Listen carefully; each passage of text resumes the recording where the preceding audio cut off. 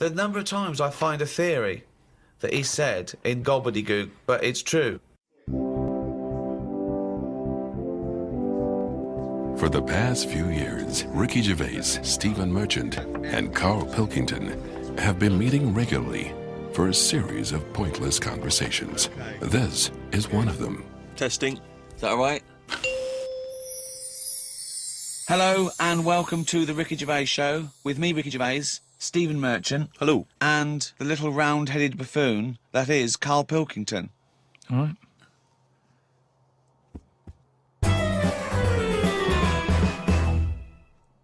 Now, everyone knows over the past sort of like few years, my big pet project, it hasn't been my own career, it's been get Karl famous. Yeah. I want people to recognise him in the street, come up to him and say, you bald-headed mank twat. Well, let me tell you now, Rick, I've been out and about, and a lot of people have come up to me and said, has Karl Pilkington got a head like a fucking orange? Well, and I've had to instantly confirm the answer to be yes. But he's had a call. He had a call recently from a film company asking him if he's got any ideas for movies. Now, how desperate, in what dire straits must the British film industry be that they're going, we need Karl Pilkington. We have hit rock bottom. And he went along for an interview. So what? And you went in and you... I went along and had a meeting. And they just said, right, you know, got any ideas? And sort of said, you know, what are you thinking?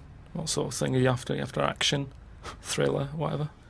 Because you can provide any of that. I love that he's playing it cool, like you've come to the right person. My time's precious, what do you need? Yeah. Yeah, I'm Karl Pilkington, the movie doctor, what do you need, Papa? So, thought of this idea sort of on the spot. Good. That whiz by 'em. No, but sometimes that's how good ideas come up, don't they? Just random. So a lot of yours have come up, yeah. No, but if you just talk, I find that your mouth comes out with stuff. Right, there's another quote. Right. There is another quote. If you talk, your mouth comes out with stuff. That to me stands along with what were those things in Gremlins called? No, but what I mean, if you sit there and try and use your brain to do it, right, it doesn't work the same. Just keep talking. Just keep your mouth talking, and eventually it will come out with something pretty good. That is exactly what Plato said. So anyway, Aristotle, he said, sit down, I've got an idea for you. Aristotle said, Plato, how do I go? Right, just keep talking and eventually your brain will come out with stuff. So what I thought, I just started off by saying like actors' names and that who I thought should be in it, because then that's giving more. It's building. Right, Okay, so who did you say? Who did you say? So I said, right, I'm seeing Clive Warren. Who the fuck's Clive Warren? Who's Clive Warren? The one who was in Closer.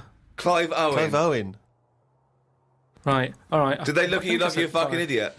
So they all started trying to figure out, who's this Clive Warren we've not heard about? He must be amazing. He's obviously... Clive Warren, get me Clive Warren on the phone. Get me Clive Warren. And I said Rebecca De Mornay, right? What? Oh, where did that come She from? hasn't been in a film for 15 years, has she? Clive Warren and Rebecca De Mornay. They thought he was a genius. They've never thought of putting Clive Warren with Rebecca De Mornay. But hang on a minute, you could have any film star. This is your fantasy casting, and you choose a bloke that doesn't exist and a woman who hasn't been on TV or in a film for 10 years. Oh, God. Why didn't you choose, someone who existed? J-Lo or someone who's a big star? Oh, God. Clive Warren. Oh, God.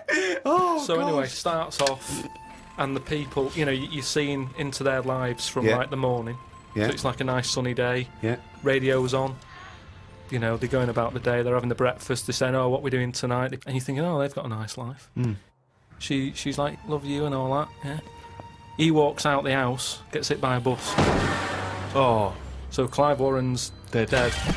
I don't know if Clive Warren would take that part because he ain't got much to do, has he? No, I don't. If I know Clive Warren, And I think you do. I think I do. Carry on. So he's hit by a bus, so he's So dead. he's hit by a bus and that.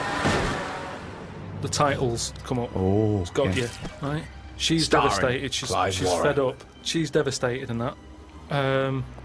Doctor says Clive's dead. Who's playing the Doctor? Jack Nicholson House. Sort of. What's that fella who was in Independence Day? Will Smythe. No, the old black fella.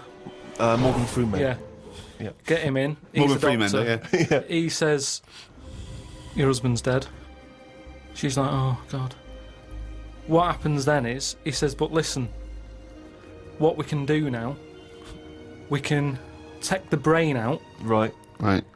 And a fact that I'd read that day before the meeting. This isn't in the film now. This is me. Right, but Right. luckily, I read a fact. thing about how the brain can run on half of it. You've actually got a full brain. Some Run it of on us have. half. So this was in my mind still. Well, half your mind, yeah. So I said, what happens is Morgan Freeman says, been working on this. You can run your life on half a brain. Right. She's sort of a bit like, what are you telling me this for now? My husband's just died like 20 minutes ago. Yeah. And he goes, yeah, but if we're going to do this, we've got to act quick. She's like, do what? He says, whilst his brain's not fully dead, because it stays awake for a bit when you've been he's killed. not dead then. Fine. No, but Wait. yeah, he is. But they found out that Right. it stays awake a little bit. No. So- No, he's gone. No, You're no. hit by a bus. Yeah, no, he's dead. If the brain's dead, you are dead. Clive Warren's dead. And if the brain's not dead, you're not dead. No, but it's like people in a coma. They're dead, aren't they? But No, the brain's no, not dead. No, they're in a coma. No, they're not in a dead. coma. No, they come out of comas, don't All right, then he's in a coma. He's been hit by the bus, but the chances are he's not going to come out of that coma, but his brain is still awake. So change that. That's easily done. Hold on though. I like this fact that he's in a coma, so they're going, look, he's definitely going to die in this coma. Take the brain out now. Pop the brain out. But why is that such a weird thing when that's what they do now? That's what they do now. What is? That's what they do. What? They do that. What? A brain transplant? No, but when, like, how I've signed that donor card, Yeah. like, if anything happens to me... No. they've There's got the no lot. such thing as a brain donor. Oh, we've explained to you before. Yeah, but they're working on it. They've said something about Einstein. They messed about with his brain for ages, trying to work out if it was full of stuff. That's what they're doing. They're working on that. There's loads of things that doctors are doing that we don't know about. I've seen some weird stuff on the internet. Yeah, I know you have. Yeah. I saw a programme on Channel 5 where a monkey brain was still alive and it was stuck on a stick. And they You were poked watching it. the Magic Roundabout. They poked it and it reacted. Right. So it's still alive. It's being kept alive. And it's only a matter of time. What's the brain linked up to? As long as you can link it up to the eyes and somehow so it can tell the arms and legs what to do, you're laughing. I love that. Imagine a team full of doctors going, well, we're going to try and do a brain transplant. Carl, as long as you can link this up to the eyes and tell the arms and legs what to do, we're laughing. Cheers, Carl. See you later. Then what happens is they say, do you want half of his brain in your head? Half of his brain in her head. She says, definitely not. I'm having you struck off. She starts screaming. She calls the police. He gets Yeah, arrested. but you'd have said that years ago when people can have, like, someone else's arm put on their body and stuff. Yeah, but he's only in a coma. Yeah. No, but he's not going to come out of that coma. Right. So it's like this or nothing. It's Right. like, look, you know, what we're going to do here? We can either turn the switch off Yeah. or we can put his head in your head. But why would But you... so why... what he does, so what they do then, they're going to take half his brain. Half of his brain, take Put out half of hers, pop it in place. Why would she do that? Because she loves him. But hold on. Well, no, wait. What would she then be? Because this is what I'm trying to tell you. Okay, sorry. What happens is, he explains all this, so I mean, this would probably cover about 20 minutes in the film, but I'm just rushing I just rushing switched it up off, now. but yeah. No, you wouldn't. This bit would have you. So what... Well, what- I'd have actually left when I wouldn't have even gone in to see a film starring Clive Warren and Rebecca De Mornay, unless it was 1985.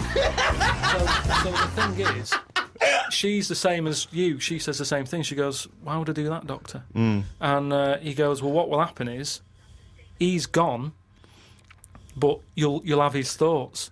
So in the morning when you say, oh, I don't know what to have, well, I have cornflakes, his bit of the brain will sort of say, Have a Weetabix. have shredded wheat or Yeah. whatever.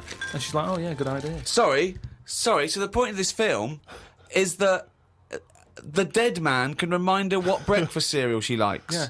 So the thought... What do you mean, yes? So that's it, is it? No, that's not the only Wait, thing. wait a minute. This is only Act 1. That's just the first bit. Everything's going well. She has it done. So who is she? Is she herself? She's Rebecca De Mornay, Yeah. but now With and again with him chipping in with a bit of voiceover. So the idea is it's all going well at the beginning, and she's... So she can't decide what dress to wear. She's had half of her brain taken out and put in a bin, okay, and Clive Warren's half has been put in there. So now she's walking round, okay. So Yeah. she's like a schizophrenic. No, like I say, the brain is alive, so it's all going well when she leaves hospital, Yeah. and she gets a first taste of it, and it's a bit weird to get hold of because she's sort of... I think when she signs herself out, he's sort of fighting, writing his name and stuff, so there's a few sort of technical things that she has to get used to. And does Clive's brain What does know he that think? he's now inside her brain? Does that matter? Well, I would say it matters because Yes.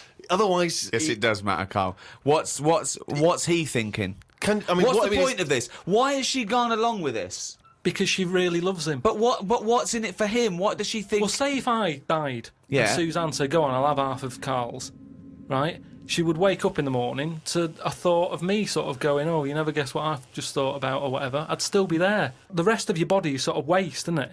But Carl, the rest of your body's sort of waste. No, it is kind of. If when someone dies, it's not that person anymore, is it? You can't have a chat with them. So if you could have someone's brain in your head when they're dead, you'd have it, wouldn't you? What are you talking about? Why would I have someone's brain in my head when they're dead? Well, what I've else? got a perfectly good brain.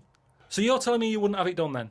Of course I fucking wouldn't. I can also categorically state I wouldn't either. Yeah, but you're saying that now, but once you're in that position that someone who, you love and that dies, if the doctor said, "Do you want it?" No! And you've I'd go, no! It's madness! I don't think you It's would. madness! All right. So, tell me a typical bit of dialogue. Well, we've done the breakfast scene. Yeah, that was okay, yeah. dynamite. Yeah. That's fucking Oscar winning. Yeah, can we do lunch?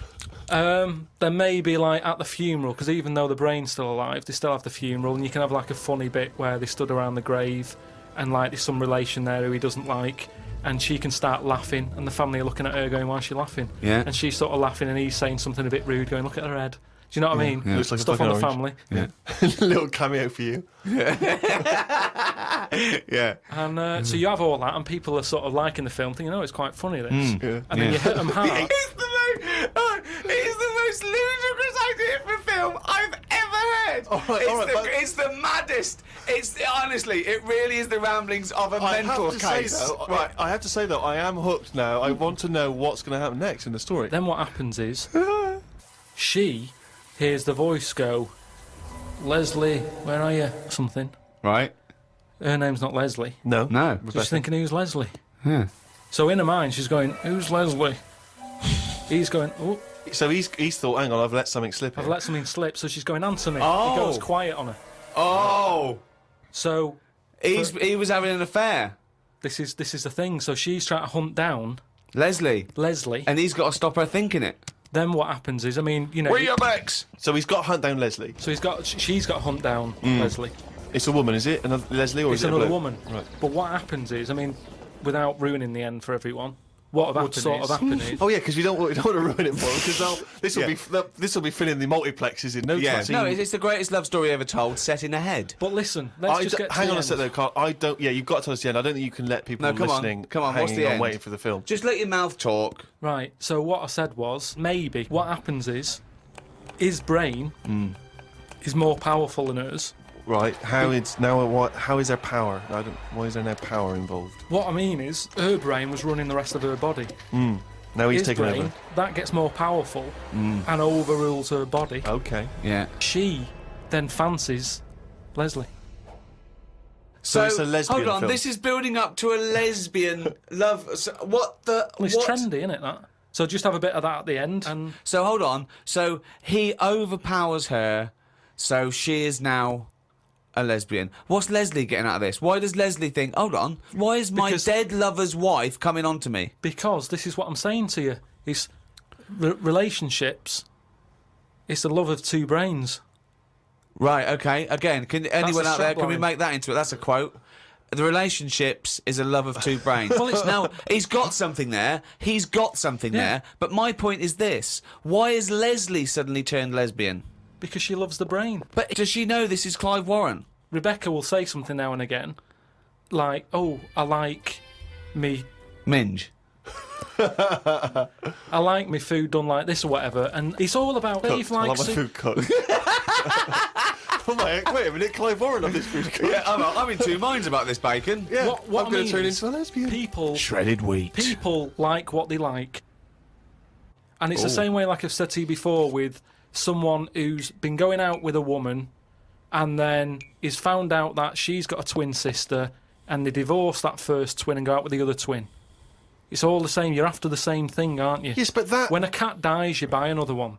It's the same thing. You want that same. Yeah, but you love don't for necessarily switch your sexual orientation. In the case of your twin scenario, they both look the same. Yeah. Has there ever been one where it's a twin boy and girl? Go, well, I was going out with her, but I mean, he looks a bit like her. Yeah, I loved boobs, now I like cock. This is your problem. You don't know anything. And this theory about if your mouth talks enough, the brain will kick in soon. It hasn't. Now, Carl, I know you're fascinated by the concept of the doppelganger, of seeing someone who looks exactly like you. Yeah. Jake has emailed in. He says, Carl, if you could spend a day with an exact replica of you, okay, so somehow they've cloned you, Carl, and you've got him for one day, what would you do with this? What would you make him do? What conversation would you have with him? What would you do? Is there anything you could, how would you utilise him for one day? Well, they'd both say, I'm not bothered. And that'd be the end of conversation. What would do me head in is, does he think the same way, look the same way, Exactly the dresses? same. Yeah. How would I know which one I was? Because you'd be you. That's amazing. No, no, no. How would I know which That's one I was? incredible. No, because- that is the most stupid thing ever said by a human being. Can we get the Guinness Book of Records on this? Has anyone anywhere in the world said anything more stupid than how would I know which one was me? But think about it. This other person's going, all right, thanks for meeting up and that. And I go, hang on a minute. No, you came to me. And then Suzanne would come home and she wouldn't know the difference. And then suddenly you'd start doubting yourself. And you go, should I be leaving? Or... So how do I know if I am that real one, if he knows what I know? But you know who you are because you're experiencing But he'd it. be saying that because he'd say, yeah, it is a bit weird. But isn't it, you how know we the meet, truth, you idiot. Because How you would I wouldn't- know which one I was? So anyway, But bear in mind, What would you do? You could pass him off as yourself. What would you do? Would you play tricks? Would you, You could be in two places at once. would you do stings? Would you do scams? no, because it would only end up getting me into trouble, won't it? Because people won't believe that there's another one like me. Otherwise, everyone would be saying that when they get caught robbing. They go, oh, it wasn't me, it was my doppelganger. It can only... I wouldn't want it, to be honest. It's a bit of a headache, isn't it? Because he could be going off, going mental, causing all sorts of trouble, and you're going, will you pack it in? And he's going, what? What are you on about? But then that wouldn't happen, would it? Because he's being me, so he'd be sat wherever I am anyway. Because he'd want to do what I want to do. So, pointless. But I still wouldn't want it. It's unbelievable. That was a conversation with himself. That was amazing. That was like experiencing what it would have been like if there was two Carls. Yeah, He's having a discussion with himself. We could have left in that time and come back, and he'd be arguing still. What does this mean? Does this mean... Does this mean, though, that I could just sit at home and not do anything and just send me out on... Yes. And when he's seen something happen, I'm seeing it. No. You're separate people. You're separate people. But then he's not a doppelganger then, Well, is he? you're identical twins then. You found out identical twins and he's got exactly the same input as you. I mean, it's not a real question, is it? It's just a little... Again... But I said to you the other week about twins and that, how I wouldn't like to have a twin. It's all right when you're a kid, but unless you're a Siamese twin, even they don't even look alike, do they? They're just stuck together. You don't go, oh, don't they look like each other? They have different haircuts. They don't carry that thing on, do they? That normal twins do. Like normal twins, the mums say have the same haircut, wear the same shirt. Siamese twins never look the same. They've just got their arse stuck together. Again, it's a dialogue in his own head. It's unbelievable. Okay, Carl. This is a logical conundrum. To a certain extent, there's a little bit of lateral thinking because, but there is only one right answer. Now, the pressure here isn't to get this right. The pressure is when I've told you the answer to then understand it. Because when I've explained this to people, I've laid out for them, they still can't quite get the concept. Okay, so there's two doors, Carl. Yeah. One leads to heaven, one leads to hell. Yeah. Okay, they're identical. You can't tell them apart. Okay, 50-50. Right. Obviously, you want to go to heaven, I assume. Right, there's two guards, identical guards, guarding each door. Okay? Right. The one guarding hell always tells a lie. The one guarding heaven always tells the truth. You have to ask one question to find out which is which, and then go through the door you want. What question do you ask? I've only got one. Yeah. And what? One to both? No, one to either of them. You don't know which one's which, though. So what question do you ask? Why can't I ask, like, both of them one? Because it's Because not the rules are you can only ask one. There aren't actually two doors labelled heaven and hell, Carl. This is a leap of imagination here. And I've definitely got to answer. I've got to ask them a question. I can't just sort of have a feel of the door to see if there's any heat or anything. They're identical. You stand a few yards away. You cannot tell from the outside of these doors which is which. What question do you ask? I can't look through the keyhole or anything. There's no Get anywhere keyhole. near them. Let's imagine there's a small rope that prevents you from getting anywhere near, rather like outside a nightclub. Yeah. So they stood there. Yeah. They both look the same. They're both smiling, Yeah. but one of them's not really smiling. Really, he's trying to make me make a mistake, isn't he? Well, he's just going to lie when you ask him a question. If you ask him. So what's the point in asking a question? Do I know one of them's going to lie? Yeah. But would they be neighbours like this? Would they be that close? Why? I mean, we're not sure if these two guys get on. It's a logical. Well, I'll tell you the answer. No, I want to see if he can get it. He's almost there. No, he's not almost there. What am I thinking? No, hang on. Right, so you go up and you Yeah. go. You Right, go, hang on. Well, look, let's imagine that. Let's imagine Ricky and I are those two guys. Okay, right? But we have to. Well, me and Steve will decide which doors we're guarding. Okay. Right. I'm. Look away, Carl. Okay. Right, then. so we've decided. Okay, one of us is guarding hell and one of us is guarding heaven. Which question you're going to ask and who you're going to ask it to? Right. I'll just say to you, Steve. I'll go. Got some post for God here. That's not a question. That's a statement. Right, you've got some posts for God here. Well, that's not a question. Yeah, but maybe the question's coming. You got some posts for God here, yeah. And it needs to be signed. It's not a question. Still not a question. No, let So him finish. Maybe is it's a question. God in? Because I need him to sign for this post. Is he in? Well, I can answer that as well if you want. Go on. He's in. He's behind my door. Do you want to answer it? Well, Yes, Do you, he's want, in. do you want to get him? Just Well, no, you've only got one question. So you're asking Steve, is God in? What's the answer? Yes. Ask me. Yes. look, lads. I'm just trying to do a job here. What am I going to do with this? Well, give it to me and I'll give it to God because he's behind my door. Steve? Yeah, give it to me and I'll take it into God because he's behind my door. You're an idiot. Let me tell you the answer. I'm guarding hell, by the way. I'm the devil. Steve's God, okay? So you asked me what Steve would say if you asked him what door he was guarding, and I'm going to lie. I know he'd say heaven because he'd tell the truth, but I'm lying, so I'd say he'd say hell. So the question is, if I was to ask the other one what door he was guarding, what would he say? And whatever the person answers is the door they're guarding. Steve, what door are you looking after? Well, Heaven. yeah. Why should I believe you? Because you don't know. No, that doesn't work. Because you asked me the same and I'd say heaven as well. Right, so who do I believe? This is where you use your gut feeling, though, isn't it? This is what life's... Well, as opposed to the pure logic that Ricky's just used. I just think because there's a lot of questions in life where you don't know the answer and you go, do you know what? I don't like the look of him. So, They're identical. yeah, but they're still identical twins. You always get a little snidey one.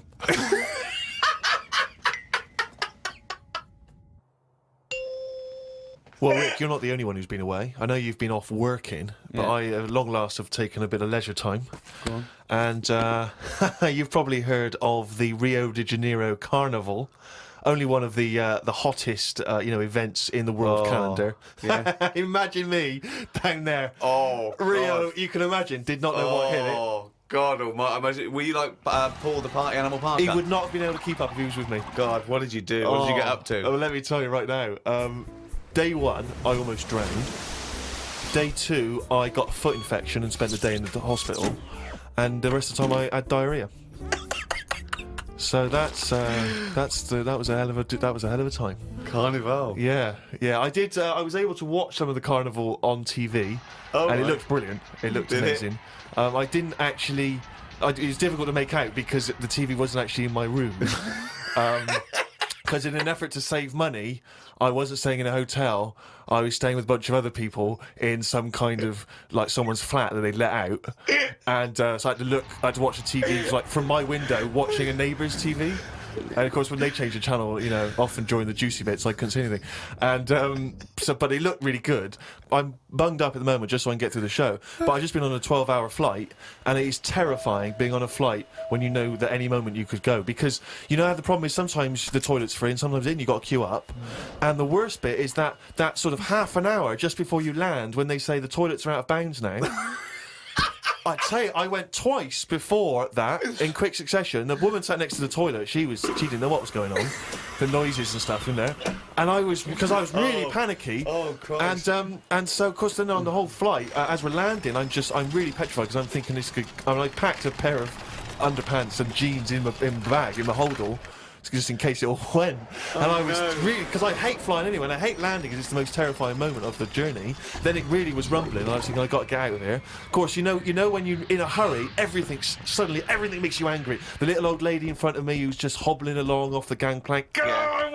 Yeah. You know, just really annoyed. With your bad hips and your bad and legs. your Zimmer frame. I know you've been through a war, but get out of my way. Yeah. And just anyone who kind of even passes you, you just. And so I managed to get there just in time, got into the and it all went off. Man alive, it was grim.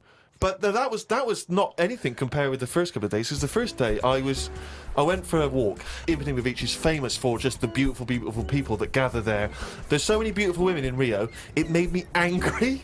I was angry that these women were so attractive and that, you know, none of them were even looking at me.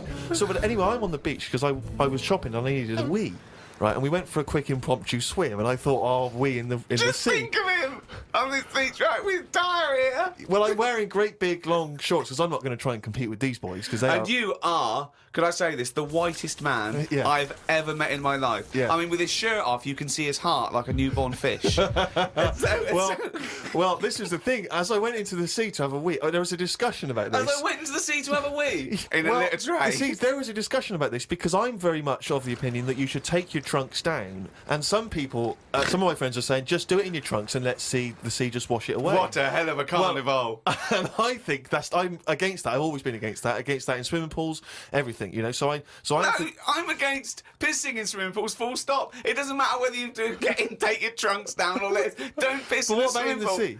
Yeah, well, fine. Yeah, Fine, okay, right. Fish do it. So anyway, I'm in the sea trying to urinate, and I kneeled because I'm obviously very tall, so it's tricky to get deep enough for the water to mask what you're up to. So I tried to kneel down in the water, right, and I got John Thomas out, but then the water swept out again and just left me on the beach. But luckily my back was to everyone, so no one saw. I can't think of a funnier sight than Steve Merchant on his knees with his little John Thomas out. I don't know how big it is. I've never seen it. But I imagine it's in proportion to the rest of it, is it? I wish. That's all I'll say is I've been a little shortchanged. But so then I got up and I waded a bit deeper in, right? And now I was trying. I got it out. But what I didn't realise is that the waves just off the beach are really just uncontrollable. You never know what's going to happen. So suddenly I see this giant wave coming towards me, crashing towards me, and I got the cock out and everything, and it grabs this wave, comes over me, and lifts me up, flips me up in the water, right? And I'm floundering around. I can't see anything because, of course, I had to take my glasses off to go in the sea because I didn't want to lose them. Oh God! So I'm floundering around, and I'm genuinely getting scared because as I try to get into shore, the wave just pulls me back again. So I'm waving to my friends on the beach. But with everything. Well, what I don't realise is that because I'm not wearing my glasses, I don't realise that I've been dragged along the beach some way, and I'm not actually waving to my friends. So there's like a bunch of these beautiful women on Ipanema Beach watching a pasty white man waving with his cock out. And what annoyed me was my friends were laughing, and that really angers me. If I'd have been there, I would have burst. But why wouldn't you have come running? Would you have come running in to help me? Oh, I couldn't have saved you with your glasses off and your knob out. If I ever save you, I want you to be fully dressed with your glasses on. So you'd have just let me go. That would have been what you'd said to my parents. He had his knob out and his glasses off. There was no way I was going to... I can't think of a funnier sight. Oh. Carl, I've got a couple of little facts for you, just to try and inflame your imagination. Go on. Sharks are immune to cancer. Are they? Yeah. So how have they found that out? Well, I don't know, but But I've never heard of any fish having cancer, though. I haven't heard of a cod being ill. So why are we focusing on that one?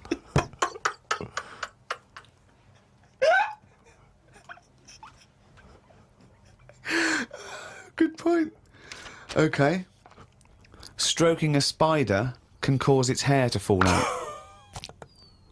What, because it doesn't like it and it gets stressed out, or is it just that some people are rubbing too hard? No, I don't think it's they're rubbing too hard. I think it's something to do with it. I mean, what sort of maniac is stroking a spider anyway?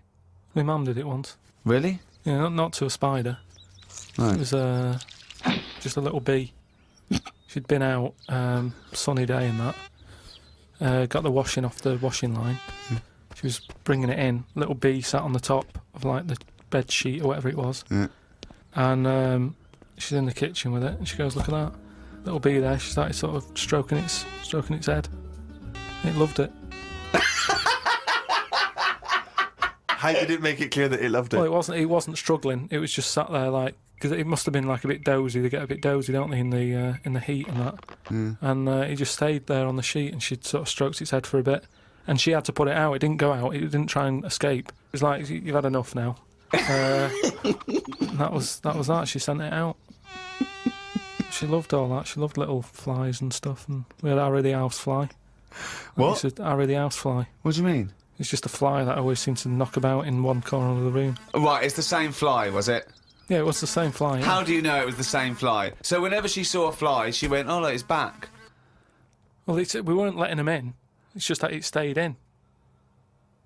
Carl, what makes you think it was a pet housefly as opposed to a different fly every day? Because it was always in the same place in the corner. But it could have been that something about that particular place that attracted flies rather than it was the same fly. Well, I'm never worried about it. It wasn't harming us. It just always hung about. But how do you know it was the same fly? How do you I don't recognise know. it? We weren't worried about it. It doesn't matter, does it? If like we're thinking another fly's getting a bit of free rent or something, just let it stay. I don't understand what. But why? No. Right, okay. You're in a house, right? There's flies, okay? Not flies, fly. Why do you think it was the same fly for all those years? Just because we haven't got loads of other flies. At no point was there a crossover period where there's two, and it's like, hang on a minute, he's trying it on here. That's what I mean. It was always just one on its own. And we just thought, leave it, it's all right. I don't know why are you suspicious? Why you always think someone's out to do you? No, I don't know why you assumed when you see a fly every now and again that it's exactly the same fly. It In just fact, was. that it's Harry. The one in our house was the same one. How do you know? Well, all right, I don't, but at no point did I feel suspicious. Speaking of flies, though, and that, they've got one, right? I was out with Ricky, right, and he was reading the paper. There was a story there about a fly that its eyesight was bad or something, and they've made it a pair of glasses, and it had a picture of a housefly wearing. Okay, this is incredible, Steve. Glasses. Can I take over? Hang here? on, let me just need to finish a couple of questions for that. So there's a small fly and they've made it a pair of glasses Yeah. so that it can see better. Yeah. And your concern is what? Well, again, it's just that thing of we're looking after everything now, aren't we? Sorry, I've got to come in here, Steve. All right. I showed you the You saw story. it, you saw It was it. a picture of a housefly Fly, with a pair of glasses glasses right? on, yeah. Right. It was about a one-sentence thing. It was about how far technology's come, Yeah, and and a we're group helping of flies scientists out. using microscopy, right, and laser tools had, as an exhibition, shown that they could make a pair of glasses smaller to fit on a hull. They put it on there and they'd taken a picture of it, and it's on display. At no point was it actually, because the fly had bad eyesight, the fly was presumably dead, it was purely an art installation or a show of technology. I thought you were going to say, Rick, that you'd drawn the glasses on there. Yeah. And he believed it like, there's a bearded lady in this paper. No. My God, Tony Blair looks like Adolf Hitler. No. What do you think of that, though? But they did it as an Open flies out. experiment. Yeah, but all things start as an But experiment. why would they make a pair of glasses for a fly? How would they know he had a bad eyesight? How would they know it was the same fly? bumping into stuff? I don't know. Bumping into stuff. It's just that thing, innit, of human nature is something's wrong with something, let's fix it. And they try and help people out all the time, don't they? When you know, we're always doing it. We're always trying to help people out instead of just going, "You've been dealt a duff card. Cope with it."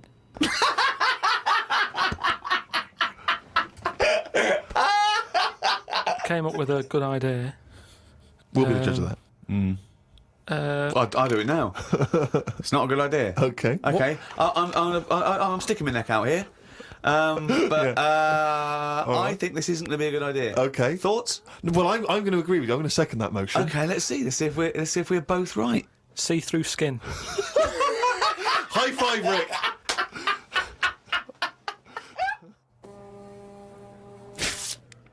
We've had a few emails about the old shows. People came into them late in the season. Did I not tell you this? We had an email from an Inuit. Really? Yeah. I thought I'd mentioned this. Have we not mentioned this before? No. No, it was an email from a guy who said, I don't think he lives in Canada, I think, or somewhere else. I apologise for if I'm getting that wrong. But I think he said he was half Inuit and he listens to the show. Half Inuit?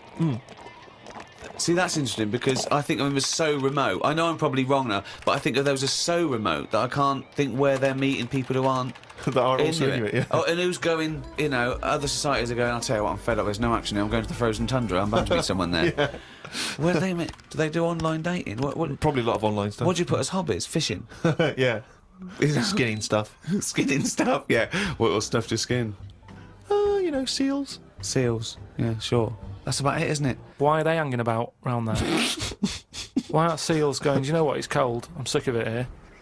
It's windy all the time, what have you, and I'm getting a club on the head. Do you know what I mean? Yeah. Because they're meant to be quite bright in terms of animals and that, aren't they? Yeah. So why are they knocking about them parts? I don't know. Say, like, if seals died out, right, would that be a problem? We've done this. We've been through this before, Carl. Everything has a knock-on effect. Even a seal, that's sort of in between something already. It's between a fish and a dog, isn't it? I knew you were going to say dog. It's not between a fish and a dog. What do you think evolution does? Fish I'll to never dog. understand it. Maybe we What shouldn't do you talk mean about it. it's between a fish and a dog? I'm just saying it's. It was a perfectly evolved mammal that re-entered the water, I imagine, and then got streamlined. And I mean, it's between a fish and a dog. But why not have one and the other? Why not have, like, you've got a dog, you've got a fish. No, it's not Anything in the between a middle. fish and a dog. It's not between a fish and a dog. I don't know what between means. I don't know what... This is it again about saving everything all the time. What is it doing? What's it doing? Everyone's feeling sorry for him all the time. Save the seal and all that. What's it doing? Why are we saving it? Let's just ask that question. What's it doing? I don't know what to say. It's between a fish and a dog. Out of all the people in the world to have a chat with, do you know, what's his face? That German doctor. Which one? The guy that displays the human body? Guns Traven or something. All right, yeah. Well, I don't. Is he a proper doctor? Because it's just that it's always. I mean, I could cut a body up. I never see him sort of put it back together. Is anyone keeping an eye on him? Sort of going, well, who is he actually? I'm sure he is a proper doctor. I mean, he doesn't answer everything. Like, he doesn't say. I don't understand why the intestines have to be that long. I don't know why it just can't go from the throat to the belly, exit straight dark line down, out the arse. You must know. Well, no, because the way he dragged it out and it was like miles long. Yeah. Pointless. No, it's not pointless. It's Just have a straight. Do you know what I mean? It's Straight. what are you talking about? Again, the evolution sort of worked this out for us. It really works. I don't think you're going to improve on it. What I mean is that's probably that long because years ago they were eating dinosaur, and that might have took a lot of indigestion or something. I don't know how chewy it was. It might have been quite fatty, dinosaur meat, and it needs to go through all that. Now we're eating like yogurt. So I mean, we don't need anything that is doing that much work anymore. All the food is mashed up. Auntie Nora, right? All her food is mashed.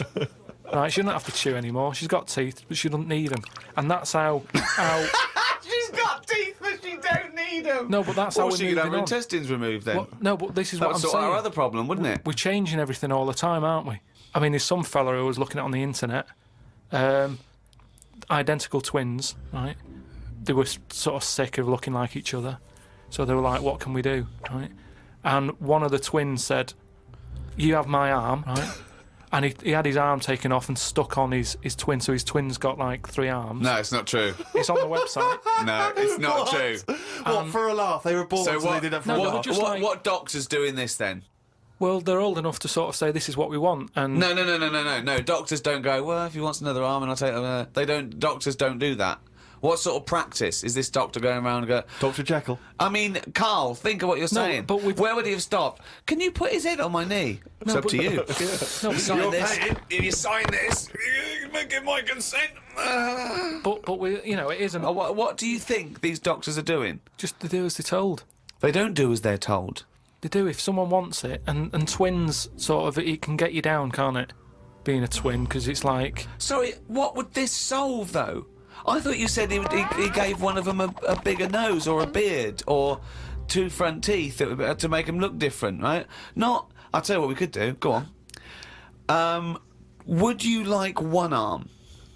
Go on. What are you thinking? Well, me 3, you 1. Therefore, not twins. Novelty.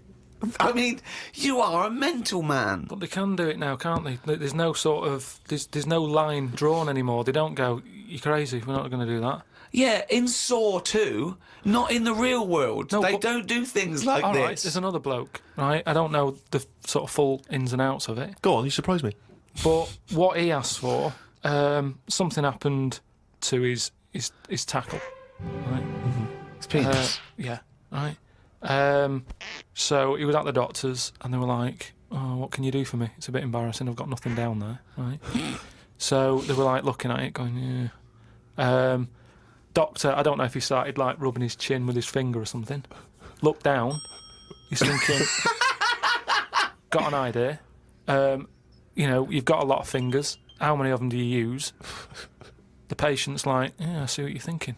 They cut off one of his fingers, sewn that on to where his tackle is. He's happy. Well, that's different, though, isn't it? Well, That's where they've really taken different. tissue. No, but I assume they fashioned it into more of a knob than a finger. If you were doing that, use a sausage. I mean, why lose a finger for? Well, I'll tell you why. Because your finger has your tissue, your blood type, and therefore would graft near your testicles. A sausage is a thing that's made by a butcher out of offal, okay, that really can't be grafted onto any part of the human Yeah, but- body. That's why they very rarely use any meat products Yeah, in surgery. surgery. I know, yeah. Well, I mean, why not use a sausage? You're a mental case. I always remember this story when I was a kid about some bloke. He had throat cancer, right? And his doctor said, "Carry on with your life, right? It's not going to be that good, but just carry on. But don't eat meat." And he was like, "Oh, I love meat." He's like, "Yeah, but just don't, have your veg, keep yourself strong, but don't be eating that." Anyway, he was fed up because he loved his meat, and his wife was feeling a bit sorry for him one day. And thought, I'm sick of him looking fed up and that. All he wants is some meat, for God's sake. Give him some meat. So she goes to the butcher's, gets him a big piece of, like, steak and what have you. He can't believe it. He's like, "Oh, brilliant, cheers for that." Anyway, he's got the meat on his plate, just about to tuck in, and the cancer comes out from his throat. What? No, it's something, I know, it sounds really weird, but it's something that I was told about years ago when I was growing up. What are you talking about? It was just some bad illness, some cancer thing, and it sort of, it was coming out waiting for the meat. It was sort of dying. Again, a lot of your medical knowledge is from... It's from the film Alien. So this guy with throat cancer, okay, as opposed to it being a disease of the cell... It was like a living. The Alien. It was Alien. So it was the animal. It was the little animal cancer. That's why What he are you wasn't allowed to talking eat about? meat. He wasn't allowed to eat meat. So it's 'cause of- sitting there. So it's actually sitting there in the throat. Why? I'll tell you what I'd have done if I'd have had some cancer in my throat. I'd go, there you go, rid of that. What are you talking about? So what happened? He choked to death on this thing, and the wife was like, "Oh, I shouldn't have given him the meat after all." Just That's listen a to your- bollock listen to story. your it's all. There's loads of weird stuff like that There that is. happens in medical stuff. Well, the terrible thing is, if you got testicular cancer and you eat meat, your bollocks come out of your trousers, and they're all over the plate, Yeah. and you have to be asked to leave the restaurant.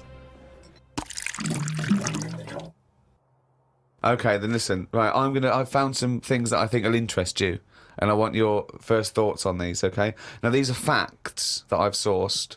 Okay. What's the actual topic? Well, you love animals, don't you? You're interested in animal Some facts. of them.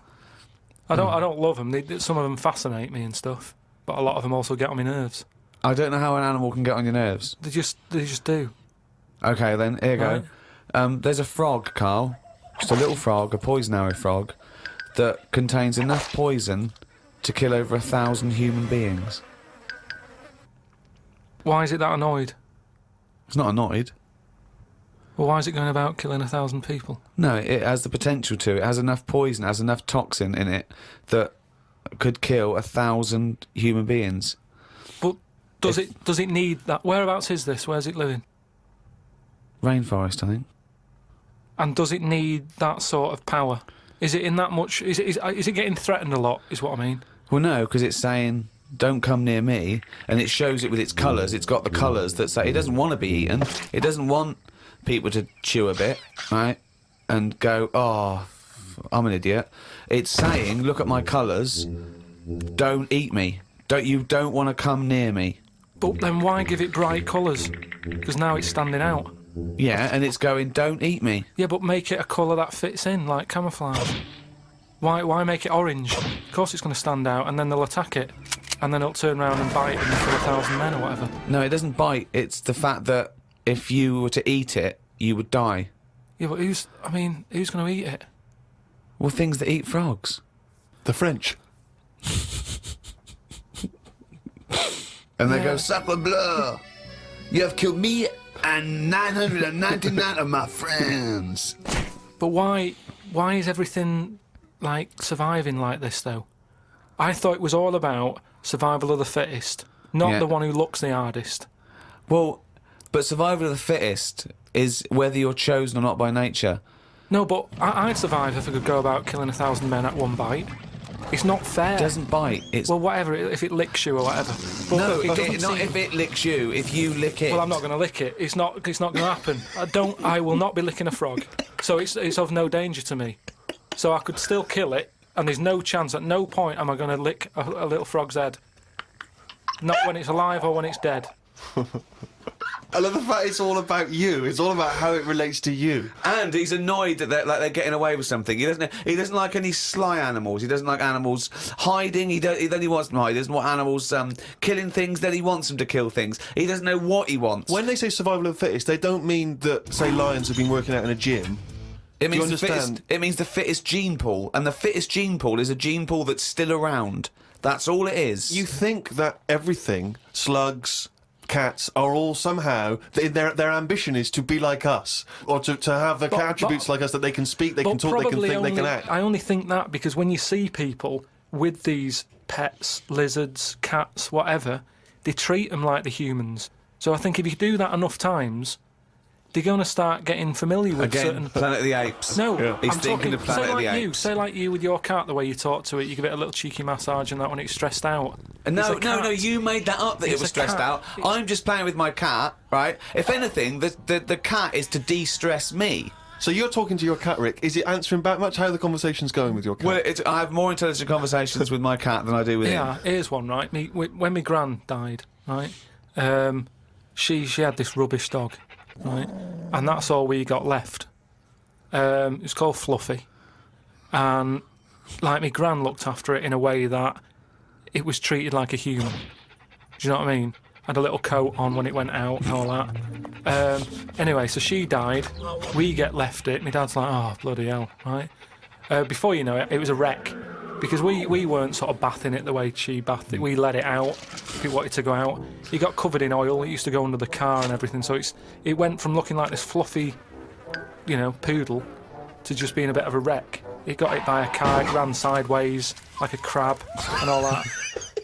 In the course of how long? A month? Probably about two months or something. Yeah. Now, so it went from being over-treated to just being treated like a dog.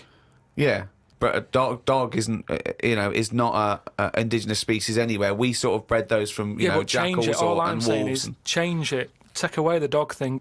I mean, that lizard thing you've got, Salamander. it's still sort of treated as part of the family, even though it Well, does it's not. nothing. How is it treated as part of the family? Just the way, it's looked after, that big area that it's got to itself. We stick it in a case and feed it a cricket now and again. How is that like one of the family? It doesn't matter because it's in your flat. It is in Carl's family.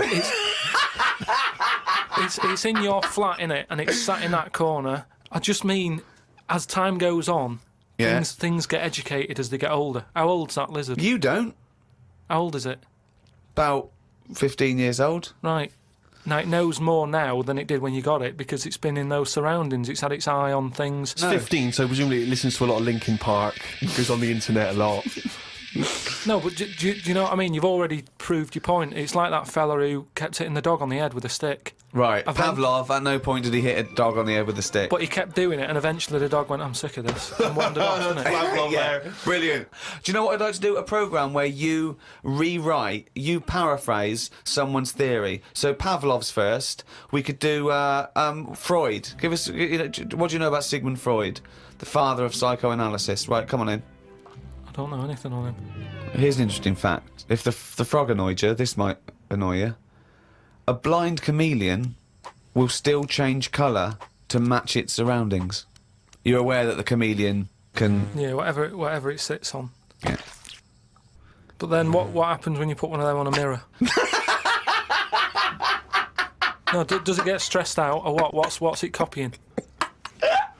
Well, it probably doesn't need to copy anything because it looks at itself and it goes, oh, look, looks like that. It's brilliant. God, that was fast. That's the fastest I've ever done that. That is brilliant. So they can go any colour, there's nothing, you can put them on anything, and they'll go to the thing. I don't want you to have a chameleon because you'd just be trying to see what it could and couldn't Try and do. catch it out. I know, yeah. Pop it on some tartan. But again, say like the frog thing, right? Pop it on the telly. Yeah. Couldn't do it fast enough. Why does the chameleon need that skill of copying a colour? Because at the end of the day, that's mainly sticking in the woods, isn't it? By trees, by grass. Right. Why can't it just stay green? That's all it needs. Those colour changes are only for camouflage, aren't they? I don't know. Some of them are for attraction, some of them to show moods, anger. No, but I just think we're encouraging them. You see, maybe this is evolution or whatever, but at the end of the day, because they can change colour, they're wandering out of their area. They can be wandering about, through a car park and everything, just because they'll go, well, I don't want to get seen, change the colour of concrete. Whereas... Or into the colour of a Fiat Punto. But they should just stay green. Stay green, right? Stay in the woods and stay safe.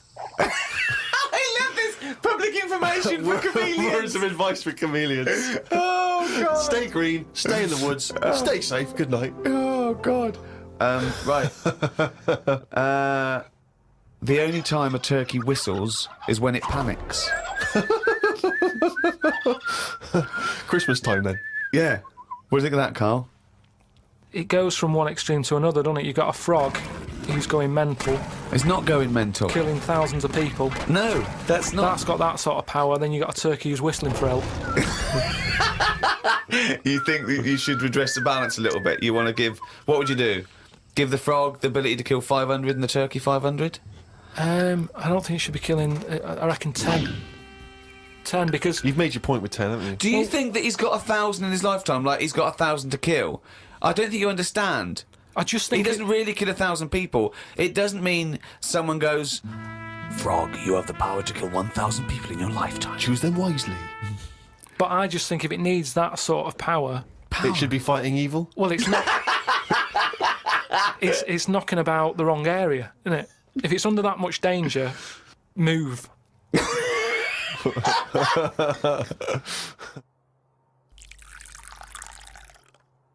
I was thinking the other day about, your body and everything, because it is amazing, isn't it?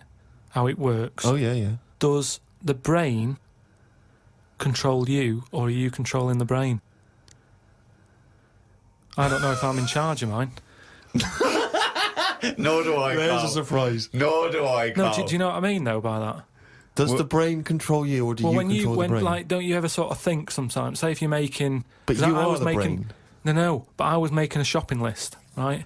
Going right, I need some rice, kidney beans, and I thought I had everything, and I sort of was rolling up the paper, and then something went, oh, an onion. Your brain did something that. went an onion. Was it Suzanne? No, well, my brain sort of went, you forgot something. Yeah. I didn't think I'd forgot. I was No, putting you that- are your brain. No, but don't you understand? My brain was I was in control of my brain when I was writing down rice and kidney beans. But you're not in charge of the onion. That's another part of the brain that's in charge of the onion. The onion sector. Yeah. No, but I put the paper away, putting my coat on, ready to go and get the rice. Yes, but your onion lobe kicked in. What? So you put the paper in your pocket, you got the coat on, then you just suddenly hear Then from it nowhere, was just like onion. Yeah, I'm not even thinking about that shopping list. It's in my pocket. I'm thinking, do I need my gloves? It's cold out. Yeah. Suddenly, onion, and it was like, oh yeah, onion. Yeah, I had to get the paper out. You So had what to I'm write that saying down. is, But who's in charge? The brain, the mind. The brain is the. What are you doing? But Who's in that's charge? just you forgot the onion, and then you remembered the onion. You must have forgotten things in the past. No, but not like that. Not where, like, it just made me think that was weird. Who reminded me of that? You did. Yeah, but I'm not. No, you are your brain. It's not like there's you, then there's a brain, then there's an extra one looking down at it. Oh, the meta brain, the thing above it. No, but your brain. How does your brain work? You give it information, don't you? Well, it takes. Do you mean you give it information? Well, It's doing it, if isn't I it? sat in a room with nothing, not feeding it anything, it wouldn't know anything. No, but there's this thing But that there's then- two yous. It's this thing that there's There's this, Carl and Carl's brain. Yeah, there's not a duality in this. If you go, come on, now think. That's the brain saying that to itself. It's not. There's not two people in there having an argument. Come on, brain. And the brain's going, oh, don't you start, I was thinking then. And the other thing's going, brain, onion. And the brain goes, Carl, onion. You are your brain. If you are anything, you are your mind, your brain, your collection of memories, your personality. You're not what you look like. Does that answer your question, Carl? What do you think then? You were thinking of a tortoise on a skateboard then when I did that last sentence, weren't you? You know, whilst you've been working on that, I've been travelling about a bit. Went to Dorset, right? Nice beach there. And you know those huts you get, like a hut on the beach, and Oh, where you get changed? you can get changed in it, but they're better than that. It's like you can put a telly in it, sofa if you want. Oh, you don't mean the Victorian changing Yeah, hut? yeah, You mean those sort like... of things. It's sort of bigger than that. Yeah. And we're walking down there, and there was a really sort of big fat family in one of them. There was about 4 of them, and you could tell that they'd never had a game of anything. Do you know what I mean? They Yeah. just sit down there, eating ice creams, looking at the sea and what have you. And the weird thing is, the little fat kid, the youngest one, who must have been, I don't know, about 8, he was really fat to the point of you couldn't see his neck. Yeah. And he sat at the front of his mum and dad and his older sister. He sat there, and he had a frisbee, and I thought, look, they don't want to play with him. I mean, that's an active game to play, isn't it? Yeah. Frisbee. As we got closer, he was just using it to eat Maltesers out of. I just thought, even again, you know, the one active thing he's got is using it to eat out of. Yeah. And Extraordinary. that just sums up what people are like now when it comes to keeping fit and activities. Oh, that's fantastic. One thing I've noticed, that because I occasionally go to the gym, and you know those guys who work out constantly to give themselves extraordinary physiques. Just they're on the trip, they're on the weights, and they're really. I notice in the summer particularly, those guys cannot wait to get their shirts off. Yeah. Everywhere you see, they're walking around. If they've got a good torso, they are walking shirts off. Even I think if you go to nightclubs, I notice there's always one guy who's thinking, well, I have put so much work into this body, I have got to get my shirt off on the dance A floor. vest, yeah. You know, and it comes straight a off. brand new tattoo. I'm not covering that up. Exactly. I've paid a lot for it. Let's see it. Yeah, yeah. But that's what we were saying about bodies. I can't remember why we were talking about it. We've got to a point in science now that you can change a head. Right? No, well, that doesn't make any sense at all. It was a program on. It was done in the 50s or 60s where they stuck a monkey's brain on a stick and had it wired up and it still worked. Right. Right. Okay. And that was in like the 60s or Right. whatever. Okay. Well, So- to say to change a head makes no sense at all. Because if you put a different head on a different body, you're changing the body. Yeah, I know. Well, that's what I'm about to say to you, though. What? That's what I'm saying. That I'd be more confident if I had someone else's body, because if anyone dissed it, I can go, no, it's bad, innit? But it's What not are you mine. talking about? What? It's like, say, As opposed to someone else's head? yeah. Well, What, it you'd wouldn't be rather- me, would it? The head is me. Well, of course it is. That's what I Yeah, mean. yeah, So the what do you head's mean? me. You'd be happier having someone else's body? What, than your own? What I mean is, say if you're wandering about, for some reason, there's an incident. You have to take your top off and that, and everyone's looking at you, right? And you're a bit sort of, you haven't got the muscles and that, you haven't got the six-pack, Right. which isn't that nice anyway. I don't know why that's become a nice thing, really, seeing the insides of you. You might as well. I mean, I know I came up with the see-through skin idea, but it's a bit weird, isn't it? You can see stuff. No, it's the muscle in front of the... No, it's not. Sometimes is. you can It's see not the- like, It's not the tubes. outline of your No, organs. you can't see tubes. You can see tubes and veins and stuff. Well, you can see veins. Yeah, well, I don't want to see that. That's why we've got skin over it. Is Well, what stop I mean. looking at naked men, then. Why No, you but keep- sometimes you can't help it because it's been hot, and like you say, there's people walking about with vests on and that. So anyway, what I'm saying is, say if some incident happened, I'm walking about with my top off. Right. Girls are laughing at me, right? Why? Dunno, they might. Yeah, go on. So they wouldn't look at your body, they'd all look at your head. So what I mean is, Yeah. rewind that, right, and imagine all that happens again, but I've got someone else's body. Right. Whose body? Just some fella who's died, and my body was injured, and they said, we've got a new body in. You can Right. have it. We'll Yeah. stick your head on it. Yes. Yeah. Now, say if... They're laughing at you. they are laughing at the body, they're laughing yeah. at the body, Yeah. but at least I'd be able to sort of go, I know it's a mess, but it's not mine. At least I don't have to claim ownership. So all of this extraordinary technology that can make put one head on another person's body, is so you can go, it's not my body. No. But And it's not your own. I'm not being funny though. So if you have a body transplant, right, and you're there, you're at home, naked, you look down, Yeah. lovely penis and a set of testicles, Yeah. right? What do you do with them? What do you mean? What am I doing with them? Well, do you like them? Well, you wouldn't mess about with them as much as if they were your own.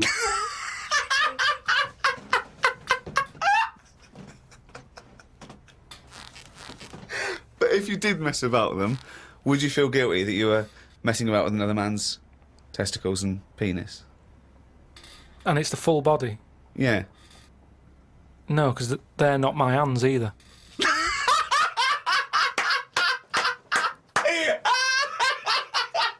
You're a genius. You're a fucking genius. So what you're doing is watching someone else wank. Yeah.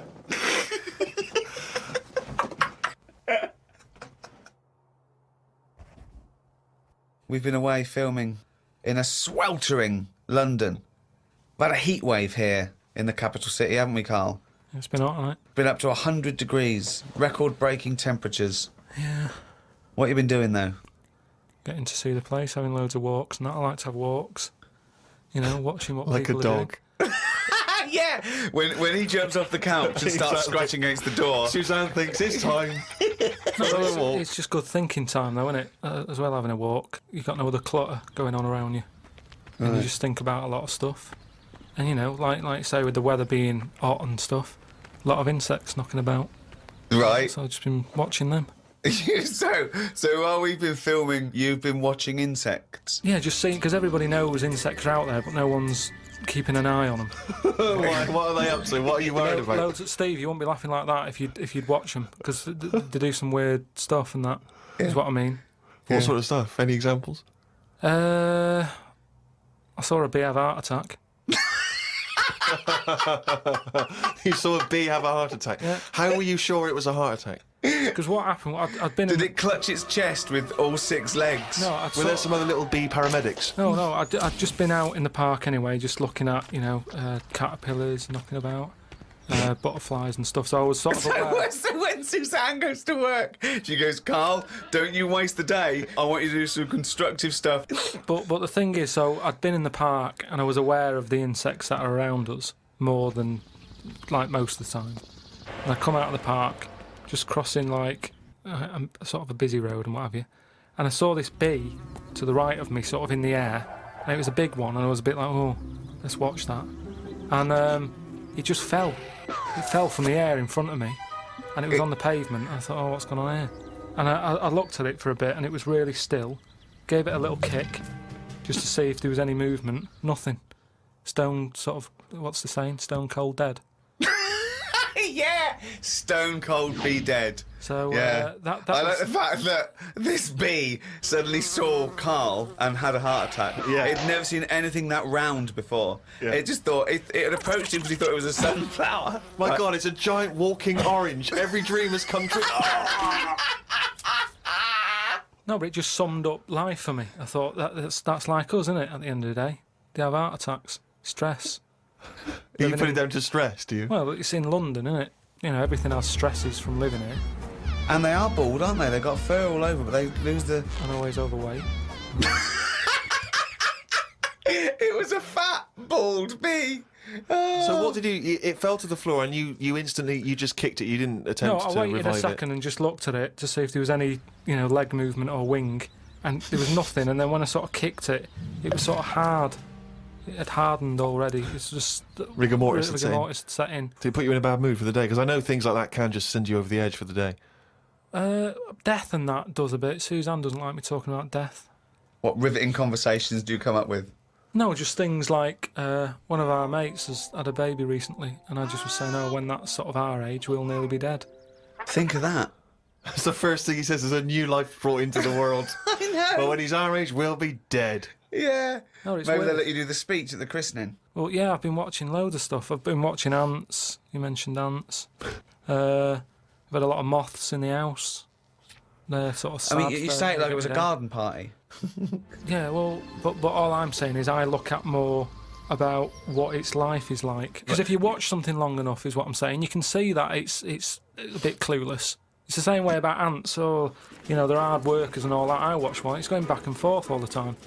They go one way and then they stop and go the other way. They try to look busy in front of the mates. But if you watch one long enough, it's back and forwards, and it's like it's done nothing there. I'm going to carry this twig back and forth until I can knock off at 4. There's a lot of that going on. Is there? Because there's not. There's none of that going on. There is. No, like I say, the moth.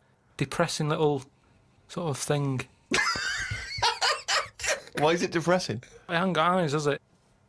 You just look at it, it doesn't know what's going on. I just don't... I think if you haven't got eyes, you shouldn't have wings.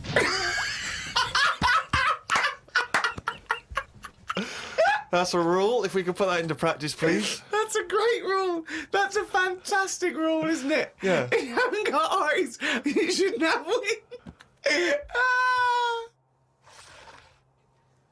I just was reading something about an octopus. That's like a killer octopus. And it annoyed me that this was knocking about now. Because I didn't know, I thought they were quite friendly.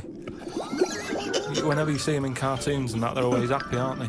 And then suddenly, like, they've sort of brought the whole sort of creature down. Do you know what I mean? No, what do you mean? Well, just you know, when you see them in films, they're running about and that, and everybody likes an octopus. But this one that's on it was your fault, really, because you told me about that frog that's going about killing people. No, I didn't say that. So I looked it up on the internet at, like, other creatures and stuff. .com. And there's some octopus that's in the sea. And what it does, you don't even have to, like, threaten it. It just spits in the water. And if that stuff gets on you, does you in. Again, So in a way, it's good knowledge because, I mean, I don't go in the sea anyway because it's full of stuff like that.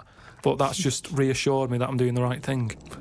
If they're knocking about, just gozzing everywhere, you don't even have to be near one. You don't even know if it's been spitting and stuff. It can kill you. It just seems unfair. I haven't harmed it. I haven't gone near it. Why is it getting annoyed with me?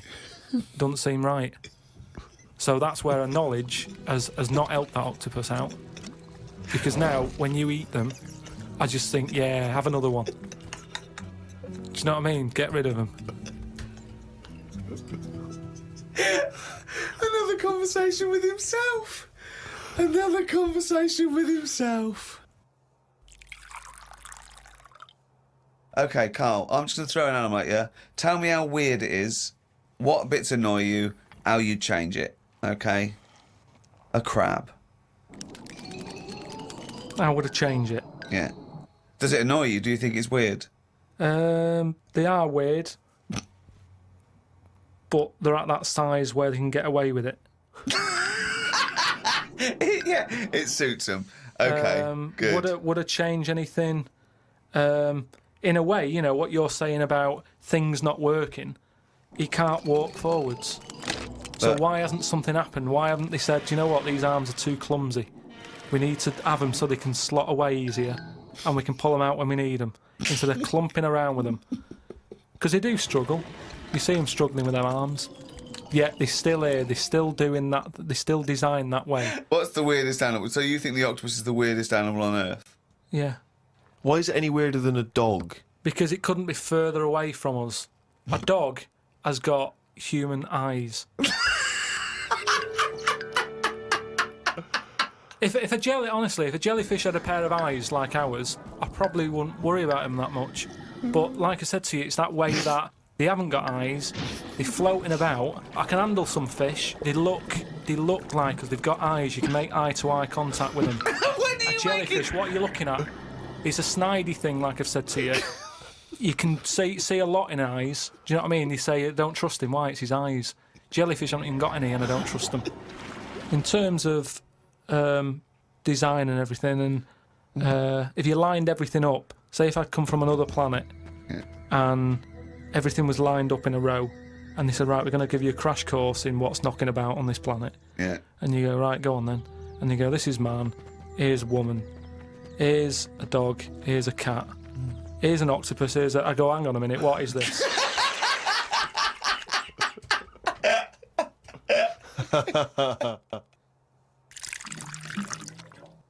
Say if everything was at the same size as us, what would be the best thing to be? Say like a tarantula Yeah. and a tiger. What would happen there? A 15-stone tiger versus a 15-stone tarantula. Yeah. Well, I'd imagine a 15-stone tarantula. Right, so it's just weird that, innit? It's a good job that they're small. Yet things are getting bigger because we're messing with the world. But it's a ridiculous thing to say, isn't it? Because what would it eat? 15 stone. The biggest you'll find is like a foot-long beetle or something weird like Big that. though, isn't it? Yeah, and that's about as big as they get. He's So I going to wouldn't kill worry that. about it. Again, based on nothing, he queries It's not- you. But it's That like restriction. fish, innit? How they say about a goldfish. Yeah. That thing about a woman who went on holiday and stuck it in a bath. She came back, it was 7 foot. Right, that didn't happen. No, that's a well-known thing about No, it's not a goldfish. well-known When's thing. the what? I'll tell you why. Because a fish will only grow to its surroundings anyway. So Yeah, that's what I'm saying. you have Just- to put it in a bigger tank. Yeah, in a bath. No, a 7-foot fish in a bath. It just fit the bath exactly, did it? When she got back off holiday, Don't talk shit. It's a What was it well-known- eating? What was it eating? How long was she gone for? 2 million years? yeah. She went to Mars and back. Ted, you're not going to believe this. Come up here. well, how many fish do you see that have naturally died? It's always been caught by a man or a shark's at it. You don't just see dead fish washed up, do you? Well, most things that don't die of old age. Yeah, that's weird though, isn't it? Well, no, because it's a jungle out there. No, worse than the sea. The sea is like full of... you've got an enemy round every rock. I love it. I love it. It's like a warning to crabs Exactly. and young squid. It's like the policeman that comes into your school. Yeah. Carl, have you ever seen the programme Inside the Actors Studio? No. James Lipton interviews famous actors and gets words of advice about how they work and how they act. But at the end, he always asks a series of questions, which is based on a French series of questions that a guy called Bernard Pivot used to give people when he interviewed them. So I'm going to ask you some of these questions. Just interesting to see what your response is, and answer them quickly. You don't have to think about them too much. What is your favourite curse word? I don't think I've got one. Knobhead. That sums everything up, and I think it's... But you wouldn't call your nan a knobhead, would you? What would you call a nan? Well, knobhead's all right, isn't it? Because she sort of gets it. It's one of them things that everybody understands, but it's not too offensive. Right. What a knobhead. What would you do, though, if you were swimming, right? It was a nice little thing, you're on holiday, right? And there's this octopus there, and you're going around, right? And you just see it start spitting at you, poison. What would you say to it? Well, it's too late then, isn't it? And I'd kick it. And I'd say, knobhead. I would, but what's the point? What's the point in getting annoyed now? Because it's done its stuff, hasn't it? I don't know, you'd kick it and call it a knobhead under the water. What is this octopus thinking? Oh, God. Oh, okay, you fucking eight-legged shit. I'm not bothered. I don't know what you're saying. Fucking cunt of a mollusk. I'll just spit at you again. It's not bothered. You slimy little fucking boneless wanker. This is why the face Are you is still good. talking to the octopus?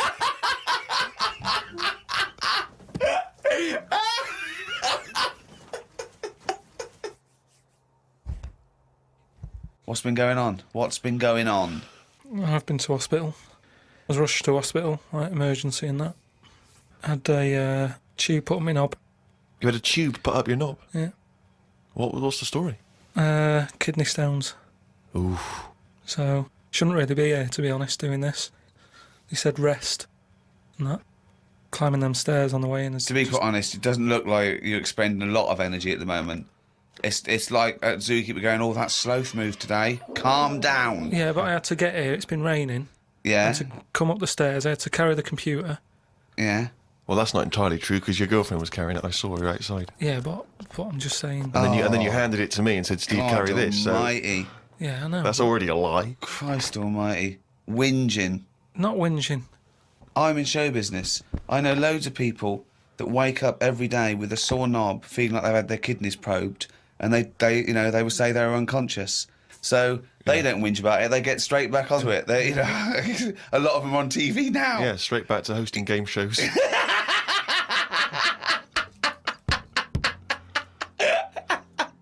So you're rushed to hospital. So take us through the events because it does sound quite dramatic. You started feeling a bit of pain, did you initially? Felt a bit of pain, and I thought, yeah, maybe I just pulled a muscle or something when I've been wrestling with Ricky and that, because you don't know what damage has been done. So I just think, it'll go in a minute, and then it didn't. It got a bit badder. It got badder, did it? So then I Got a bit thought, badder. I was crippled. I was lying on the floor in agony, looking on the internet, looking for sort of Still looking at solutions. Monkey News. I just put in like bellyache and stuff, and they were saying me loads of different things.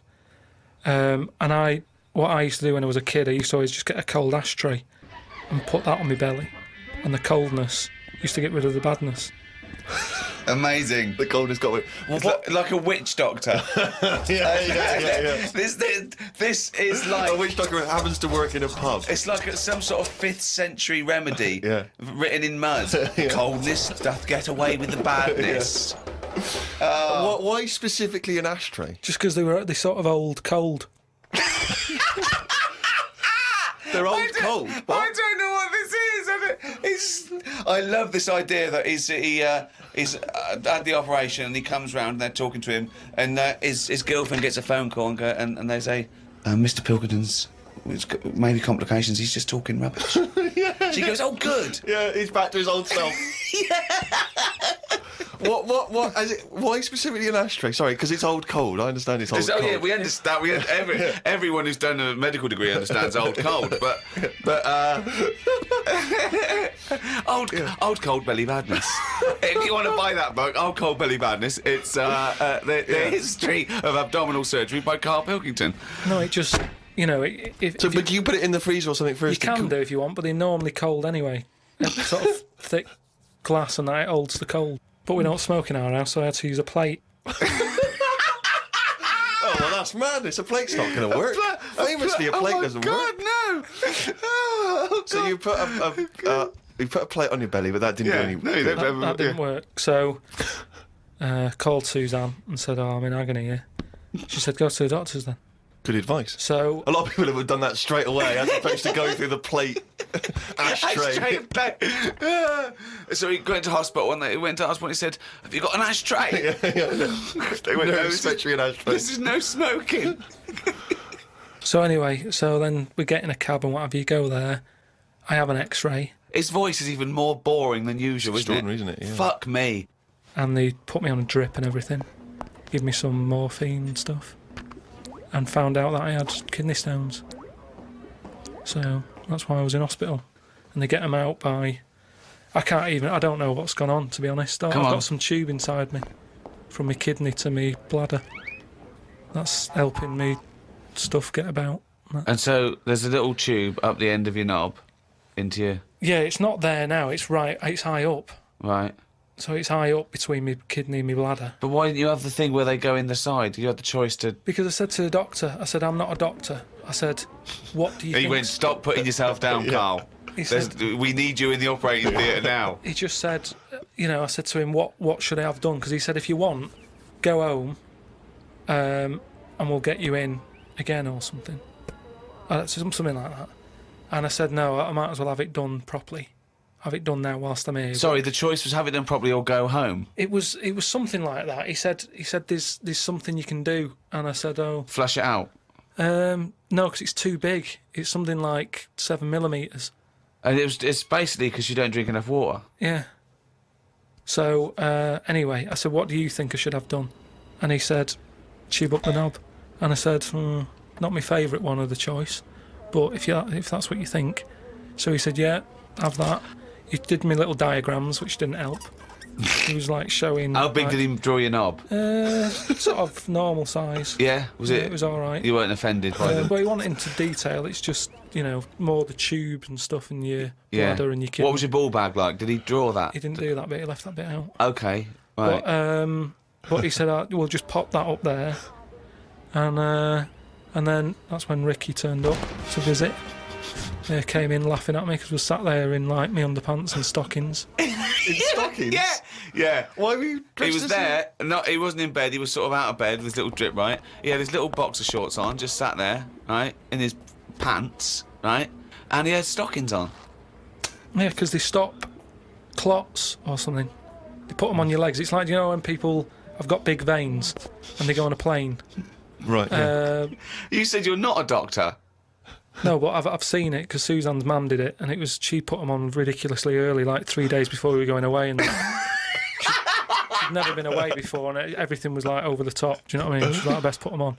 And so I put them on, and they I don't know what it is. It's something when you're under, your blood doesn't move about the same, Right. and it can clot up in your leg. So you wear these tight tights. And I came in to cheer him up, didn't I? Yeah. Was that a nice cheery experience, him coming in? I had a headache at the time. I think I was a bit stressed out. Well, he's just a man you want at that point. Yeah. Well, it's weird how it suddenly all happened quick. And I woke up and there was an Irish woman over me going, are you all right? You all right? And I said, oh, it's stinging a bit. She said, I'll give you some more morphine. And I sort of put my head up to have a look at my tackle because I wanted to see... If it was still there? What was attached to it. Do you know what I mean? Because they said something about they might leave some string hanging out of it so they can pull the tube out. It makes you talk. So, I had a look for that. Couldn't see any of that. Yeah. But as she put the morphine in, all the muscles in your body go funny. My head just collapsed. But I'm in agony now, and Are you in agony right now as we speak? yeah, certain. But it does make you think now. Do you know what I mean? Like life and everything. I mean, it's weird how it's all happened in the last month. From seeing that bee sort of die. No, Well, not really. No. This is not a near-death experience. It is You a had a little bit. routine operation to remove kidney stones because you don't drink enough water. No, I know, but This is not a shark attack. yeah, but it's all life-threatening. Otherwise, you wouldn't have to fill out forms, would you? Saying if everything goes wrong, Suzanne can have the house or whatever. They keep taking your heartbeats and stuff, and your blood pressure. I don't like knowing about that. I just leave it. It's happening. Don't be messing with it. Stop measuring it. Stop measuring it. No, do you know what I mean? That's the same with the knob. It's that thing of like they put that thing. That's what on. the anaesthetist was doing when you were under, wasn't it? Yeah. He was comparing the diagram to the actual thing. Oh, God.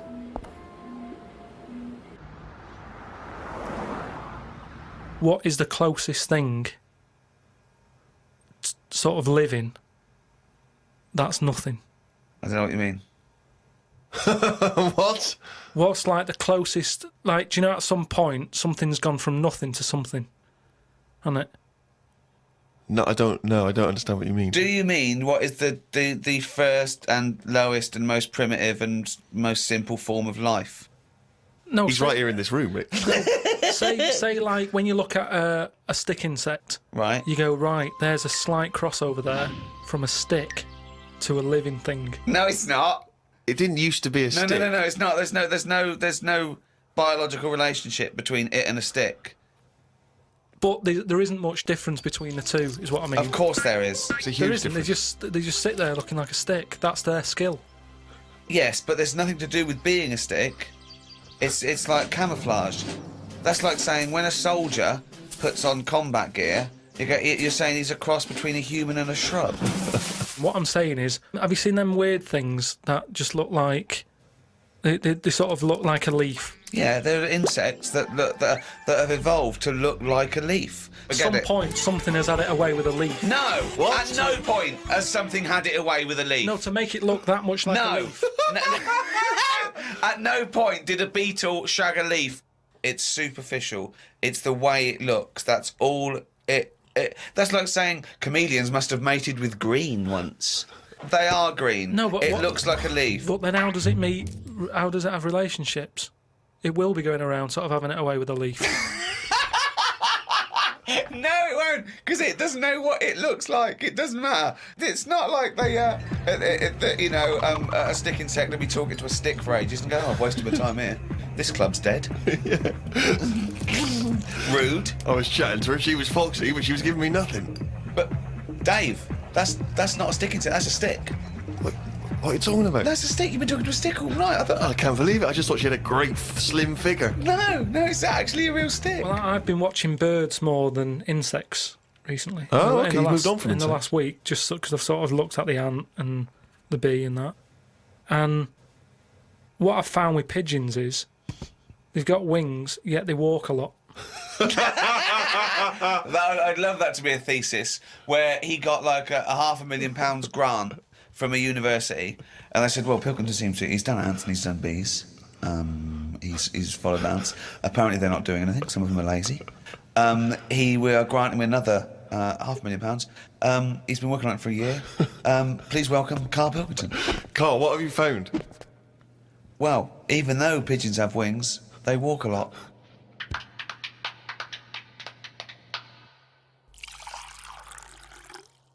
Well, I heard, and you told me this, so I know it's true. What? Do you know when I talked about replacing blood with coconut?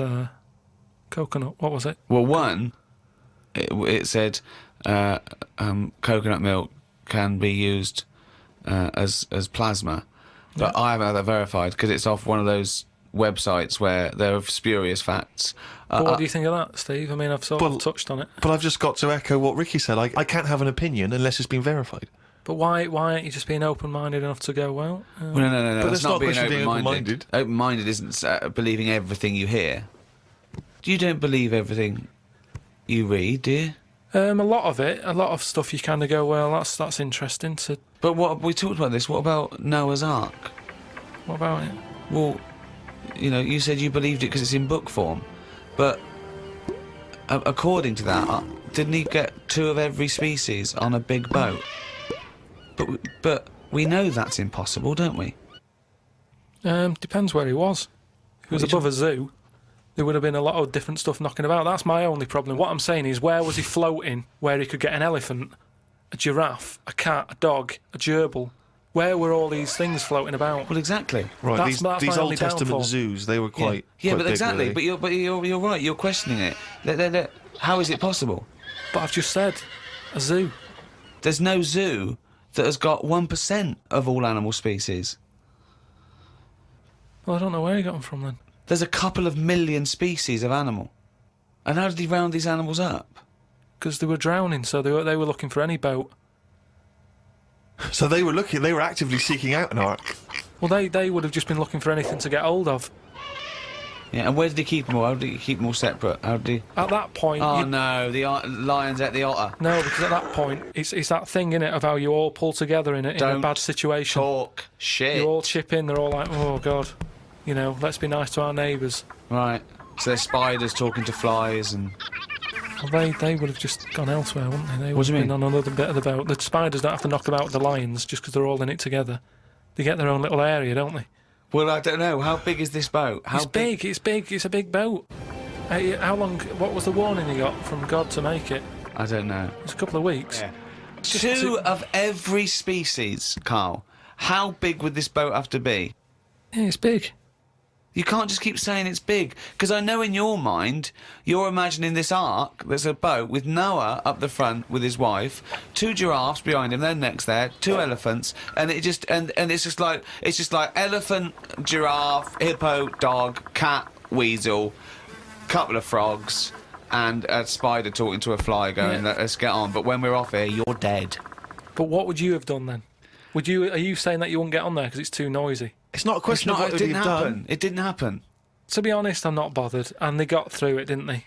They got through it. They're here now. We're not short of them. If anything, like I said, he didn't do us a favour because he saved too much. You can't move out there for stuff.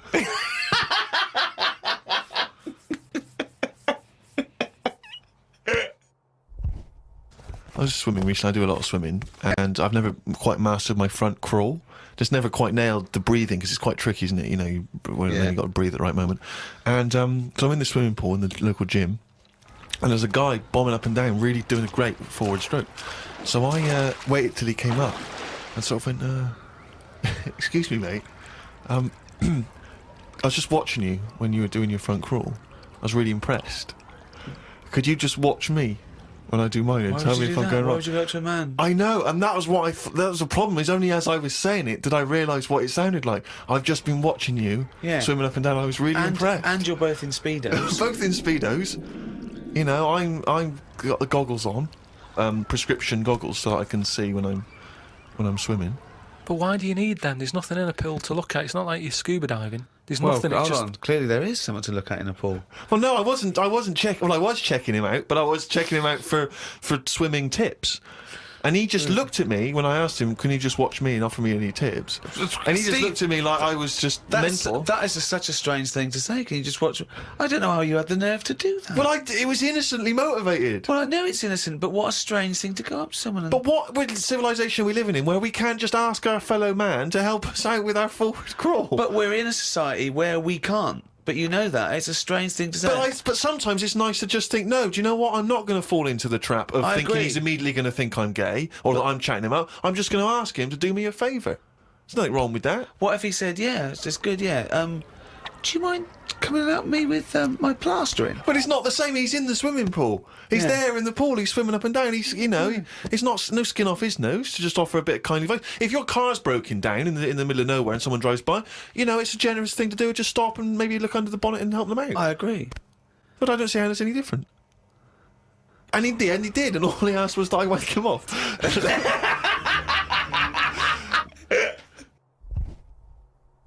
Carl, as you're aware, you've obviously got many celebrity fans, and you've also got a new fan, Warwick Davis, who is the short actor that many people will see in films like Return of the Jedi. He also is in Harry Potter. He's 3'6", and Ricky and I worked with him recently.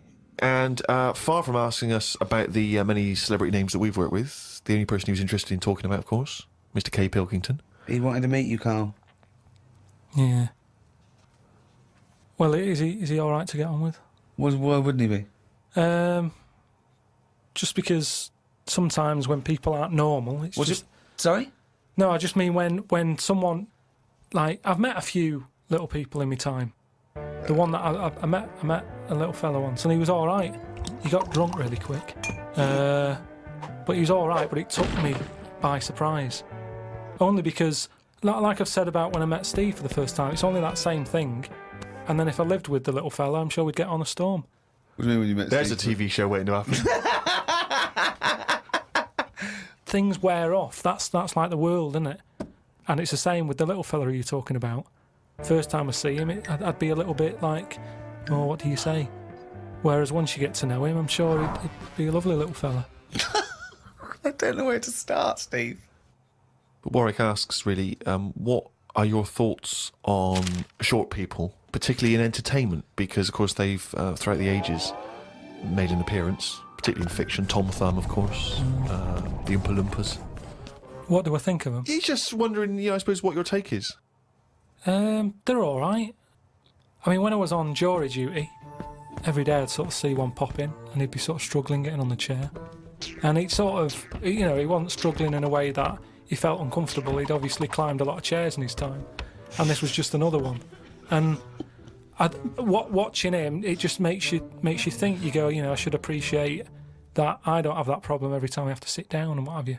But I don't think it's that bad. If I had to pick being really tall or really small, I'd go for the really small one because, the world's a more interesting place for him, isn't it? Everything's bigger. Do you know what I mean? We go to New York and go, wow, look at this, and they go and they go, oh, yeah.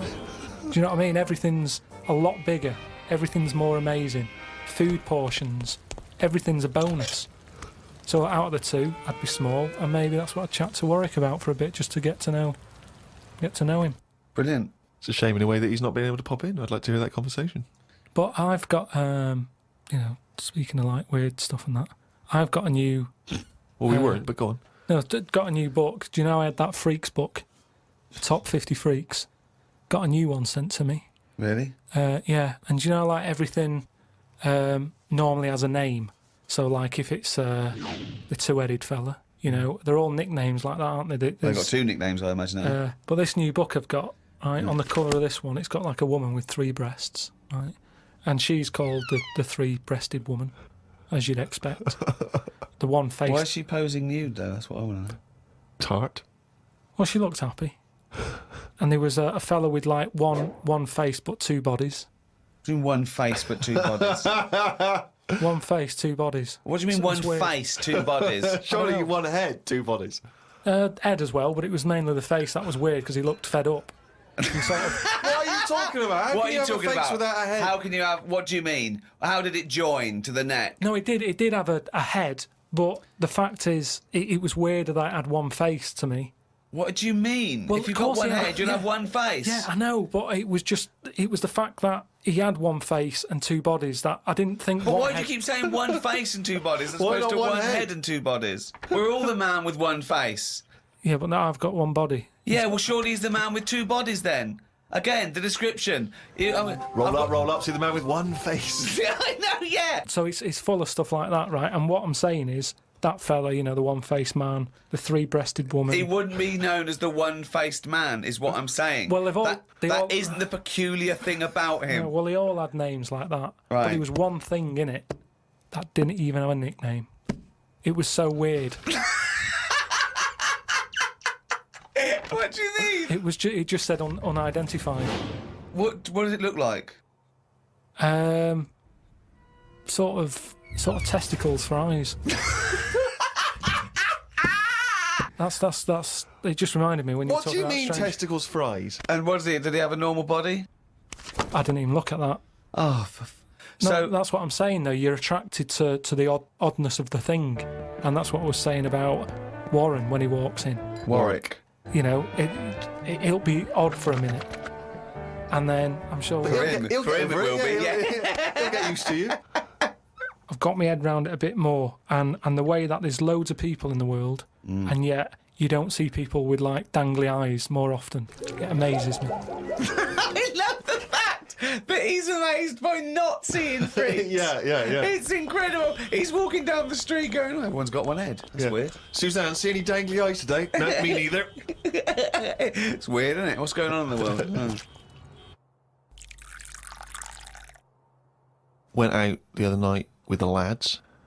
There's a few of us, young, free and single. Must look like the Swingers. Oh, it was pretty. It looked like a boy band had gone out. It looked like, Really? It looked like NSYNC had hit the streets. right. Yeah. Excellent. A friend of mine said, let's go to a club. Right, I haven't been to a nightclub for a long time. Actually, I haven't been. Is that because your glasses steam up when you walk in out of the cold?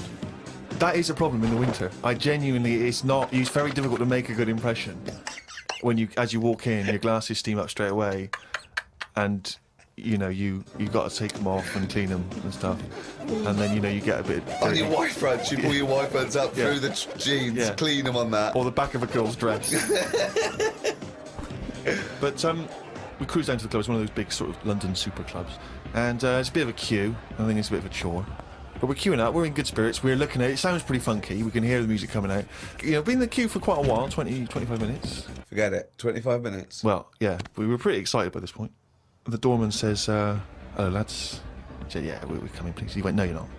I, Really? What? He said, you're not coming in. And he just immediately lifted the little rope and sent us away from the queue, right? And we were slightly perplexed. We were dumbfounded. We didn't know what to do. It was like this couldn't be happening. It didn't make sense. We just queued up what was going on. And so my friend said, well, we got to find out why he's not going to let us in. So he goes back over. I thought you wanted to do. You wanted to tie him up with logic. That'll show a bouncer. Exactly. Yeah, show him how educated you are and how you can win an argument and make him look stupid. You'll be in that club in no time. That's what they appreciate. They love that. Because what they respect is being made to look like a fool. Yeah, exactly. So we went over and... They really look up to intellectuals. Exactly, yeah. So one of our mates goes over and he says, why didn't you let us in? And he went, because you didn't have any girls with you. Now, I'll tell you this. That's kicking you when you're down. Because when you're out on a Saturday night trying to get into a club to meet women, and the reason you're not allowed to go in a club to meet women is because you haven't got any women with you, that's just salt in the wound. It's so humiliating. So, a friend of mine says that there's a VIP entrance over there. There was like a woman with a clipboard, the guest list. Separate entrance. She said, you've got a little bit of profile, Steve. Why don't we try and use your... You ran home, got your Golden Globe in your Emmy. Yeah, exactly. Well, I always carry, some of my cuttings with me. Yeah. And I felt a bit self-conscious about it. I was thinking, I'm not into this, it's a bit awkward. But he said, look, don't worry, you just stand here. Just stand here, just like you're having a conversation. I'll go over, I'll point him out, I'll go, oh, there's Steve Merchant over there, the office. Or whatever. Oh, God, Steve! So I thought, well, the thing is, we were out, and I was a bit frustrated, and I thought, we may as well try everything. So I stand there, and my friend goes over, and he has a word, and he comes back, and he says, it's fine. She can't let us in the VIP entrance because she's not allowed, but what she can do is walk us to the front of the queue, right? You can walk to the front of the queue and explain. So I think, okay, fine. Oh, God. So we walk past everyone else, right, to the front of the queue, right? She goes up to the guy, she says, this is Steve Merchant office. The guy goes, I know he is, we're not letting him in. Oh, God! Oh, God! By now, of course, some people have recognised me, so they're trying to have my photo taken. So there's people inside the line that's being allowed in the club. I've got to lean across the rope to have my photo taken with them, even though I'm not allowed in the club. So they go, oh, all right, this is Steve, they're having the photos taken, right, camera phones and that. They're going into the club where the music, the party's kicking off. I'm outside waiting for the next chump who wants to have his photo taken. I mean, it was mental. So, That's unbelievable. I was furious. And then one guy, I remember he was chatting, and he goes, oh, yeah, brilliant, I love the podcast and all that stuff. Is Carl with you? I said, oh, Carl's not out here. And his girlfriend, she went, who's that? And he went, oh, it's just Steve Merchant, he does the office, he does the thing. And she went, who cares? Who are you, Bruce Forsyth? And it's that thing when suddenly I'm being humiliated and embarrassed by someone's girlfriend. I never asked for that. I never asked for her opinion on me. I'm sorry if I don't impress you, if I'm not sufficiently famous for you, but it's not my fault. It's your girlfriend who brought it up. It was like I'd gone over to her and tried to show off, and she was annoyed. So by now I was just furious. Oh, so God. I thought, forget this. Well, I was walking down the street, and there's a group of builders sitting down having a cup of tea. One of them goes, all right, Rick? I went, all right, mate. The other one went, not as fat as on telly. I went, oh, thanks. Not as fat as on telly. So he went with, well, you are fat, but you look even fatter on telly. He didn't say, oh, God, you don't look fat at all, or, oh, you look big on telly, but you don't look fat. Just went with, not as fat as on telly. And there's nothing I could say, but cheers, mate. Now, when you said cheers, mate, did you say that because you were... Because I'd say cheers, mate, because I'd be a little bit scared of them. No, I'd be it was worried about the like repercussions. sarcasm, and I laughed after. Yeah. So you can get away with sarcasm with working class blokes. I'm a little bit more secure with a working class male than you, aren't I? I'm terrified of them. I feel like they're going to turn on me at any minute. You don't feel confident sort of backing in a lorry driver? Terrified. Oh, right. Because if I did, he'd probably lean out and just go and get your dad, mate. Yeah, not you. Fuck off, I'm not interested. Not you. Yeah. One prediction for the future, Karl, is from an academic study, what the world will be like in about 75 years from now. And a big prediction they're sort of sure of is that androgyny will rule. But soon you won't even need a female or a man in your life. You'll just need the egg or sperm. And you'll be able to have any coupling you want or not. Thoughts, Karl? That isn't what I've heard. What were you heard? I heard that. So you read an academic study, Rick, but Yeah. let's find out what Carl's been reading. I heard we're all going to go ugly. Different point, though, isn't it? It's a That's a completely different different point. That not listening to a word Ricky said. But No, go it's on. just if we all sort of go ugly, that will sort the population He gets an problem out. extra syllable in the word ugly. Ugly. Ugly. Ugly. Yeah. So that just sorts the population out because people aren't sort of having it away left, right, and centre. Well, no. Well, then that doesn't sort of... What do you mean? Sorry, Rick. I don't understand what the hell he said there. Are you saying because everyone's ugly, everyone won't want to have it away more with the ugly person? Yeah. Okay, I still don't. You seem to understand what he's talking about, Rick. I'm still But confused. what he thinks is that if we're all ugly, then we still have this strange paradigm of beauty that won't exist, so we won't fancy anyone as much. No, they'll still sort of fancy, because at the end of the day, we're animals, aren't we? Yeah. So we'll still have it away, but Yeah. not as much as they'd like to do now because it's all based on looks. Sorry. So, but what's this got to do What's with what this Ricky world said? like? Describe because Ricky's- a typical town or country It's set to me. exactly right. Imagine London, you've still got the gherkin, you've still got the big wheel. That's Right. It's just everyone's ugly. Right, and they're doing all the same jobs, are they? They Everyone's just... still, the So world's got to carry What on. do they look like? What's ugly? Just imagine, like, have you ever seen anyone when you've just gone, look at that? Yeah. Right, well, like that. Yeah, but hold on. Because it's not No, like because a we have strict... got better looking, haven't we? If I look back now Yeah, at a school photo, yeah. you look at my class and you go, what was going on then? You can't tell the difference between some of the girls and the blokes. When he said we've got better looking, I thought he was going to talk about cavemen, not his school photo. I mean, what happened there? There's been no evolution in that time. What are you talking about, Carl? We've got better looking now, haven't we? But we will change. Yeah, we'll Probably not change in these little 75 things. years. I mentioned before about your little finger. There'll come a time when that'll go. I've watched it. I've kept an eye on what my little finger's doing. Sometimes it does nothing. It never helps out.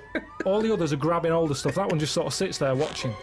So you could get rid of that, and I think that will go in evolution. Think of the books he could have read when he was doing that, when he was monitoring his little finger. I've been watching my little finger. But again, if you shaved a caveman, he's basically us. He's basically us. Well, it's basically Carl. Yeah, yeah. I think what's more interesting about the future, Carl, is the fact that technology integrated with humans will be fascinating. So, for instance, they're talking, about the fact that in the future we may even be able to have chips in our head that allow us to access the internet or an equivalent of it directly, mentally. So imagine that. To say, not French fries. But hang on though, at what point are we us then? Yeah, this is good. Go on. Go on. No, because if I can go on the internet at any time, then that's going to know more than me. What does that mean? Okay. When I don't know an answer to something now, which is a lot of stuff, Really? Go on. you Yeah. watch University Challenge, Yeah. and the stuff them kids on that know. I just think, where have they stored that? For me, if something doesn't get used within a time period, that's it. But again, It's forgotten about. Basically, you've got about the same hardware I as haven't. those people. Honest to God, I haven't. I know I haven't. So what I'm saying is, if I want to know the answer to something, I go on the internet. Yeah. Right. Now, if I've got a chip in my head with Google on it, Yeah. I'm never going to use my head. I'll just be forever on Google. I'm never going to use my head. Well, I'm not, But because what do you what's think the your point? head is, though? Because I'm going to get it wrong. The chances are I'll get it wrong, so divert that.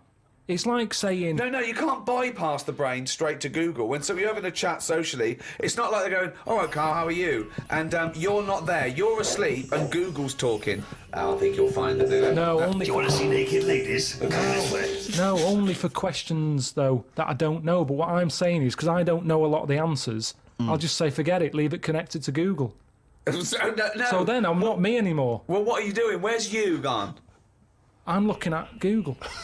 So it is you. No, but what Steve just said is, we'll have a chip in our head Right. that can access the internet. Right. So why bother But using my you're own still knowledge? the go-between. You, Carl, are the go-between between the internet and whatever your But you mouth can't says. beat the internet.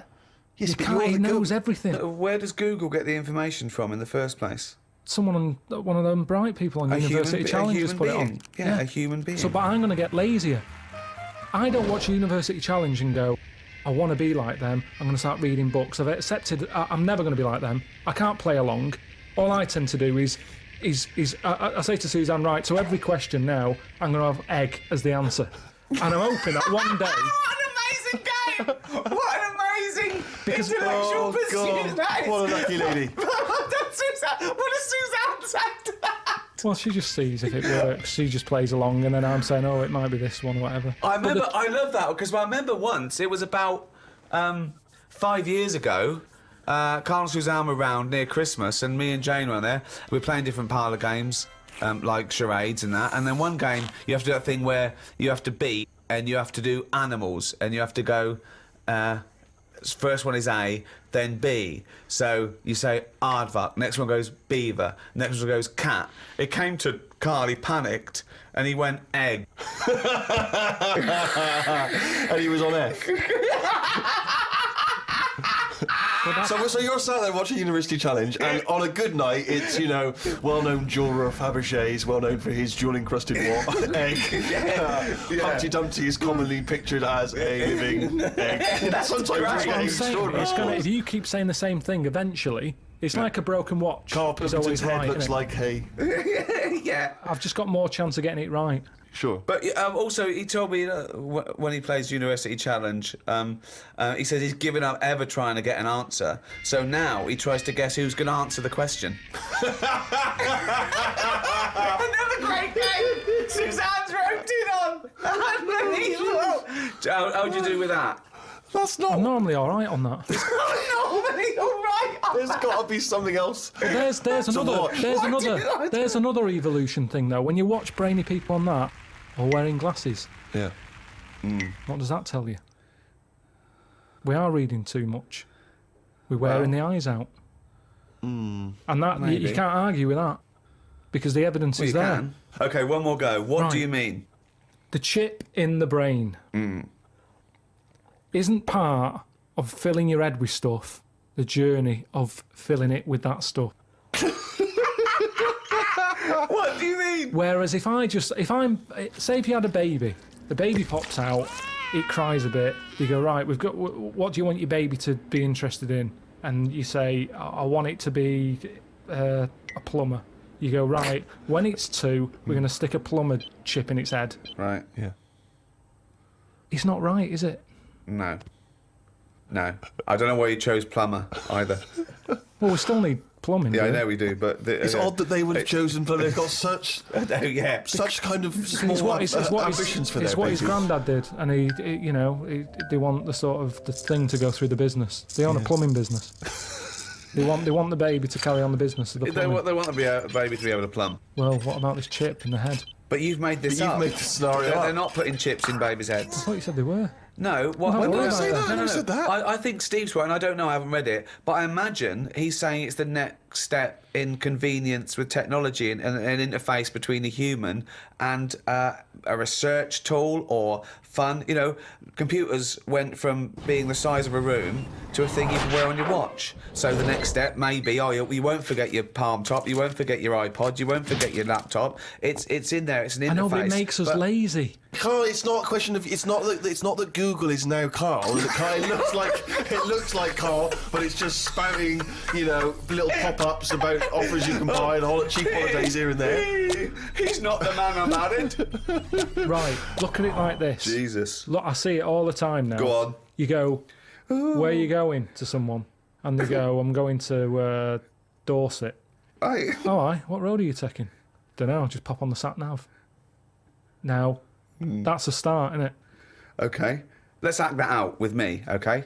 I'm going away for the weekend, Carl. Are you? Yeah. Where are you going? Dorset. Oh, yeah. Are you getting there? Car. Oh, right. Yeah. Well, which way are you going? Don't know. Why do you want to know? Oh, just making a friendly chat. Just, I'm interested in geography. Which way are you going? Well, I don't know really. I've got a sat nav in my car, and I'm getting there. And what do you mean? What? Bit lazy, isn't it? Well, I'm not a pigeon. I don't. I mean, you got an A to Z. Well, yeah, but it's on a computer. The A to Z. What's the difference between looking at an A to Z and? It's a bit lazy, though. Not really. No. Why? Why is it any different that I've got it computerised so I can go along? A to Z's a bit dangerous, isn't it? It's a bit. Don't go to A to Z when you're driving along. Clive, who are you talking to? Because we need to hit the road. We need to get going. Well, it's this fucking idiot who wants to know what road I'm taking, which is a fucking boring thing to ask anyway. Sorry, who is this twat? Because we really got to get going. He's a fucking dickhead. I think he's an A to Z salesman by the door. I mean, just tell him we're using the sat nav because it's the quickest, most efficient way of doing it. It's the quickest, most efficient way of doing it. No, but look what's happened. Who the fuck are you? Would Columbus found America if he'd had a sat nav? Yes. No, he wouldn't. He'd have put in America and he would have taken him to He wouldn't. America. He only found it because he got lost. Now, if everybody just goes... Hold on. How would an undiscovered country be on a sat-nav? No. Go on. But I just What's mean... the difference between the sat-nav and the map in that regard? Because I've found some lovely little cafes on roads I've never been on. And I've instantly gone from finding a continent to a little cafe. I love that. Little greasy spoon. I am off to discover the unknown world. Where are you going? Well, I don't know yet. It's the unknown world. What are you taking? Just a boat like all lazy swim, you cunt. I love the fact that he's so Luddite now, he's annoyed at the sat-nav. I mean, you'd have probably given Columbus a hard time. Oh, got a compass. Don't you know where north is, you twat? I just think there's something in being lost. I never feel lost. I just think, I've had a diversion. Because you find new things. I'm forever going Meanwhile, down... Suzanne's asking the French peasant where the... I just think, Columbus... All right, what's the most interesting thing you found when lost? Like I say, they normally... I found a shop that was like a fancy dress shop. Amazing. Do you need fancy dress stuff? Dressed You up never as got Columbus, it. You went never and bought a got sat-nav, went to Dorset for the weekend. it. You never got it. Why do you need a fancy dress shop? That sounds like the one thing you would hate is fancy dress. Yeah, but I like looking at the... they have like a space helmet in there. Right, so you found a fancy dress shop. Where are you supposed to be going that you had time to get sidetracked and go in a... I think I was going to a meeting. Just cut... Amazing, that's the last time. So why do you want to get lost? You don't want to get lost, do No, because I you? always give myself loads of time because I get lost a lot. I always give myself... Get a sat-nav. No, I'm just saying that's how you find little treats along the way. And next time you pass it, or next time someone says, "Do you know where the fancy dress shop is?" You go, "Yeah, I do." You have no idea because I was lost. I didn't know where it was. No, but normally I well, learn. I'm not going to tell you, lazy cunt. Have you got an A to Z? Oh, that's harsh. Yeah, find it yourself, you lazy twat. So, What have you learned? You keep going on about all this learning. What have you learned? What have you learned? Okay, sum When? up mankind's foray into the future. I want this. This will be the introduction to a book about the future. It will then be read in 100 years' time and go, Karl Pilkington was the most prophetic genius that's ever walked the earth. These are his words from 2010. Just some predictions Just, that you think. no, just things sum it up. Just sum it up. I believe. Start off with, I, Karl Pilkington, believe that mankind in the future will. Okay, start off and with that then what? sentence. Just have like a top 5. Well, no, or just Or maybe just predictions. Just yeah, predicting time. okay, in yeah, the future. okay, yeah. So and just- then a little thing to remember. And remember ye this. So I, Karl Pilkington, predict that in the future mankind will. Start off with that. Start off with that sentence. I've given you that one. All right, I'm Carl, and the future. He's already gone off road. It's a scary place, but the future's going to happen. Mm-hmm. Right? There's no getting away from that. Yep. Okay, your predictions are. Well, we're all. It's not a soundbite. Keep going. Hang on a Give him minute. space. Give him This space. is Give this him is in a time. book. I've got to think about. I don't Okay. want to get it Think. wrong. Okay. Think first. Think, and then say it. Okay. Starting from now, these words of wisdom will be inscribed on a wall of a museum one day. Proceed. I think trousers are going to be stopped being made. Just because Right. you see kids now, they've got pants around their ankles. They're going further and further down. So I think that's evolution, just getting rid of the trouser. Right. It's just dropping naturally. That's the evolution of the trouser because it's dropping incrementally Well, you see now, down you can the see arse. kids' underpants, so they're just dropping. Yeah. I think they'll get to a point when they just don't bother wearing them anymore. Right. Prediction 1.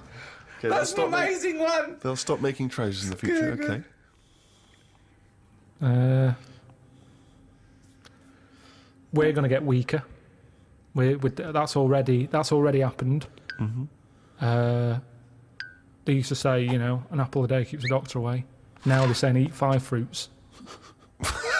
Right. So we've definitely, that's evidence. You can't argue with that. I'd probably put that first because the guy's right. What's number 2? So swap that round. Okay, that's number Give 1. him the pants second. Yep. I'm gonna die. I'm gonna die. Okay, They number used 3. to say, an apple a day keeps the doctor away. They used to say, pull your trousers up. No, they say, put them down, you can. I've never had such fucking dribble in my life. Number 3. Right, number 3. Oh, the scholars are now waiting with bated breath when they find this old scroll, and they go, ooh, what can number 3 be?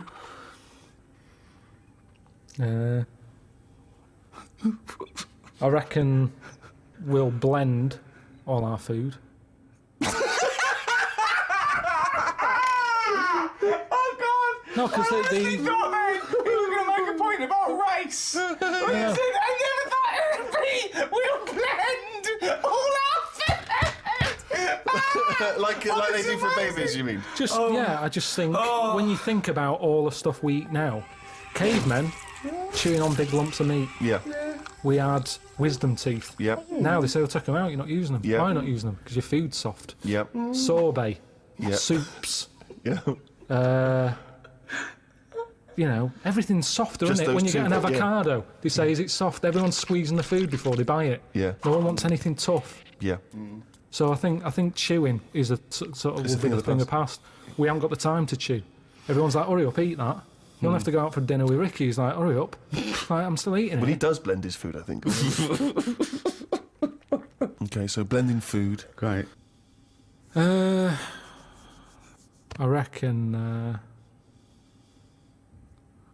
What else do we do now? So I've done teeth. Done trousers. I've come up with this idea. It's sort of like glasses, but you can live wherever you want to live. What do you mean? Everything that's real, you're not looking at that anymore. This is really the future. I'd put this at number 10. This is like... We're only doing 5. Fuck me. So what you mean is that you look through the glasses and instead of seeing what the real world, you see a tropical what you want to paradise. see. So if you're a young kid and you like the idea of living in the urban ghetto with all graffiti on the walls and that, you can see that. Yeah, but hold on. Are you walking round? Because you'll be bumping into stuff, won't you? No. Why not? No, what you mean is that the stuff that's there in the real world is being digitally reimagined in your glasses. So what was a nice country lane is suddenly now an It's urban got loads ghetto. of graffiti on it. Sure. Absolutely mental, pointless, will But- never work. Absolutely But one all of the the- maddest things you've ever said. Really weird, that one. Yeah, It could be done. I reckon it could be easily Why done. would it be? Okay, Because- that last one, that's number 4. That's a load of bollocks. So what's number 5? There'll be more letters in the alphabet. Why? Why? Because we're running out of words now, aren't we?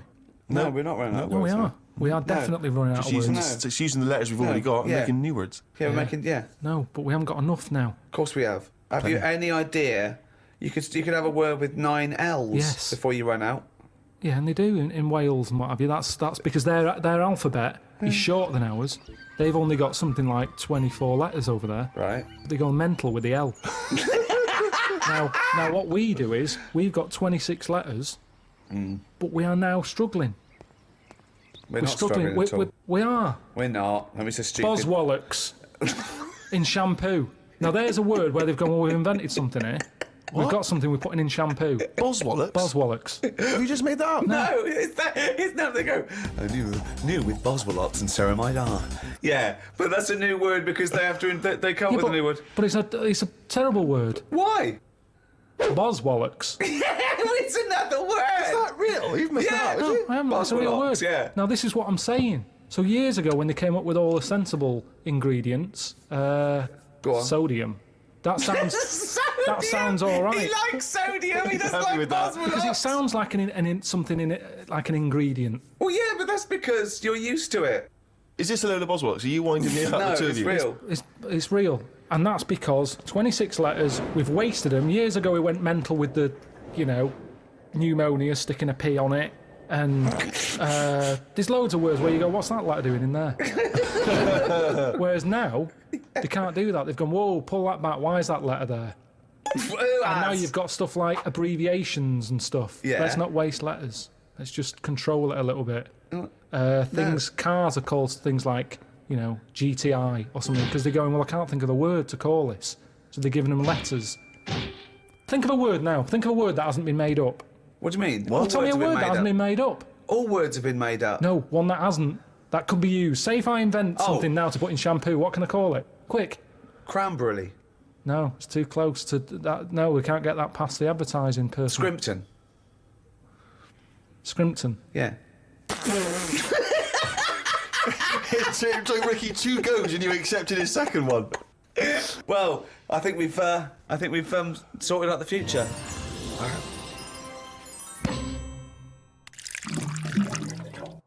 Since, obviously, the days of Nostradamus, there's been many people who've tried to foresee the future.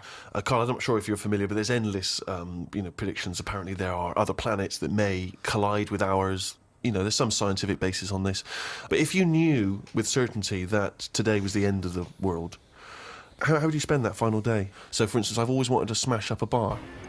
Do you know what I mean? It's strange, but I've always wanted the exhilaration of just smashing all those bottles, like you see in a film. But would you enjoy it as much, knowing that you're going to die in 8 hours? I don't know, I suppose it's the sense of abandon, maybe I'd murder a person.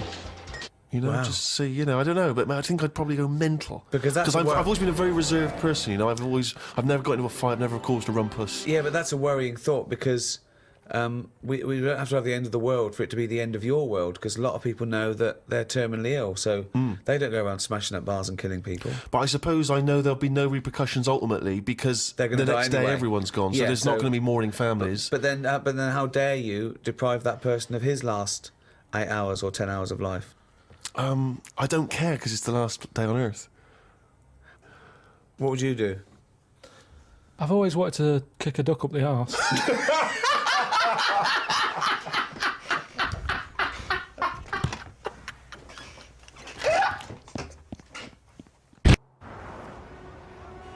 I should start by just saying, Karl, that the natural world is so diverse that we don't even know how many species there are. With plants and animals, there could be up to 10 million species. There are 37,000 different species of spider alone. What do you think of that? It's a lot. It is, isn't it? A lot. But if there's loads of stuff out there that we don't know about, and we don't know what it's doing, is it that important? Is it worth finding them now? Well, yeah. Why? Well, it may give us the key to unlock other mysteries. A spider won't. Well, it might do. A spider won't be unlocking any mysteries. Well, that's what I mean is the police know about the gangsters, but Right. they go, right, we're aware of them, let them get on with it. We'll keep our eye on them. And it's the same in the jungle. These spiders, the deadly ones you're aware of, the ones that are just pottering about, you go, don't even worry about them, don't even give them a name. They're not doing anything. But what if there's another poisonous spider they haven't identified yet, that lurking in the undergrowth? I'd be very surprised. So you'd be very surprised. I'd be surprised if there was something... It sounds like laziness on your part. But they're No, discovering it's new not. species all the time. We know about all the dangerous stuff now, because we have to. We live in No, a we world don't. now. We do. We know about a lot of the dangerous stuff. Whenever they find something new now, it's like a new look- butterfly or... Well, no, look at AIDS. When I was a kid, no one had ever heard of AIDS. Yeah, but that's not a natural thing, is it? That's not like a spider or What do you mean it's like not a natural ladybird. thing? It's not a natural thing. It's not something that's... AIDS hasn't been, like, living under the soil for millions of years, going, I'll wait till the 1980s and I'll come out and kill a load of people. No, but it is a natural It's a new thing. It's new. Yeah, but loads of animals are new, aren't they? Evolutionary terms. There's new animals in evolution. I'm sure there's new stuff deep down that's just like, almost like bacteria, sat under the soil, it'll never come to the top, right?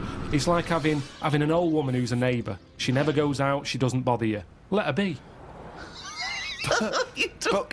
But what if that old neighbour could unlock the secrets to... I don't think she can. Just even to us understanding the complexities of the universe, of the way things have developed and grown. Because we know about it.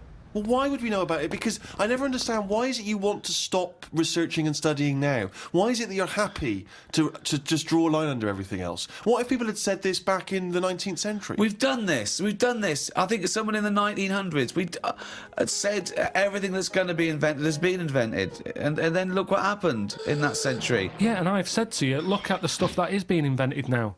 The frisbee and stuff like that. It's all stuff that, Right. that you kind of go, it's all right, it's a good idea, but we don't need Yeah, it. but the frisbee wasn't being worked on by the top brains of our generation. That was some novelty toy that some manufacturer made. Yeah, but it's like, look at the fuss we made over that fella who came up with a Dyson vac. Everyone was like, he's up there with Einstein. Well, he's not. It's a good vac. It cleans up floors well and everything. Who but said he's up there with Einstein? in His one of- PR people In one of did. those programmes where they did, like, great inventions of our time, it was easy early on. You go, Einstein, you know, Newton did this, Archimedes, Dyson. And they started to run out because it is harder to come up with something new now. Because everything that's needed, remember, the things we've invented are things that we sort of go, we could do with that. Inventors don't sit there going, what can I make? Oh, I need a toaster. They've sat there, they've burnt the toast under the grill, and they've gone, I need some sort of device here. Well, that I can somebody- put yeah, bread yeah, in. yeah. And what can it do? I'll shake it like Necessity that is the and mother of invention. Yeah. However, there are people who sit around going, "Where's a loophole in the market? Where's a Well, niche?" here's something. About a year ago, I came up with a see-through toaster, so that you can see how much the toast is cooked. Right. I found it about 2 months after that. Someone had done it. So I'd just been beaten to the post.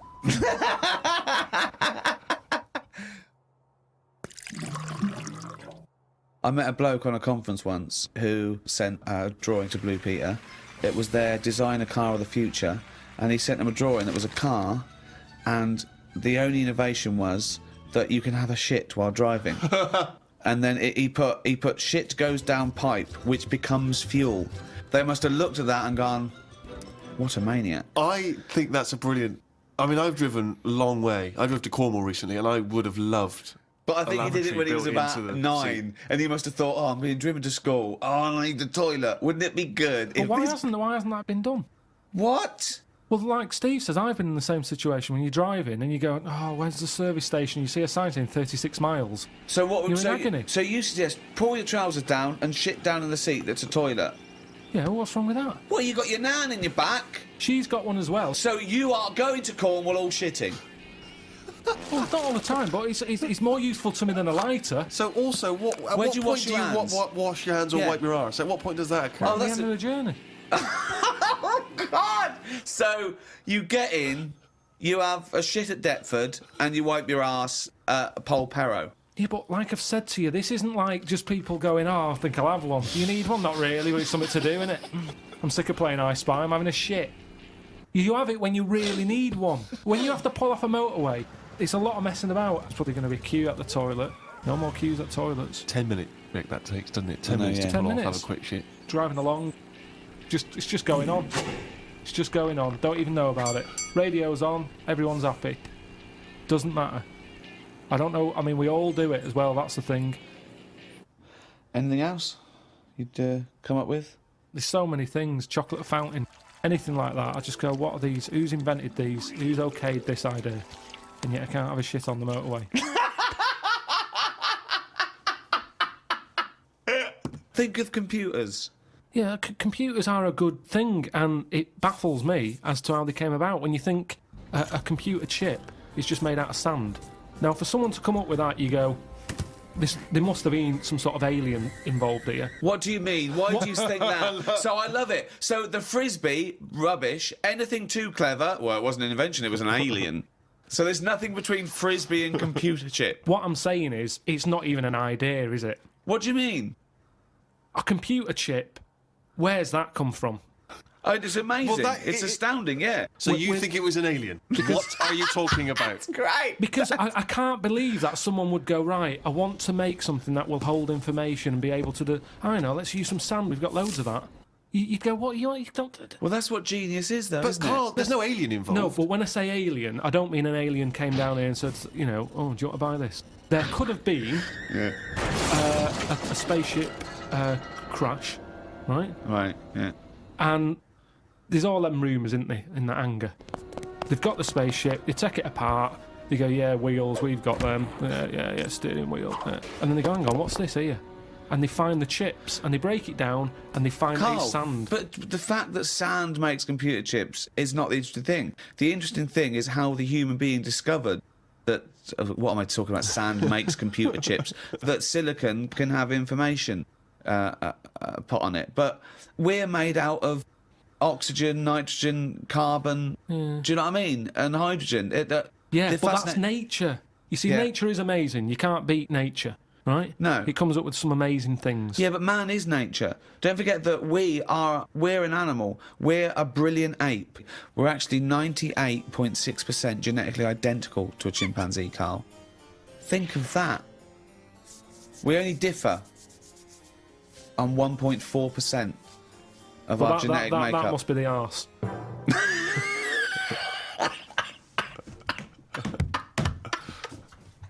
Because that's a lot different.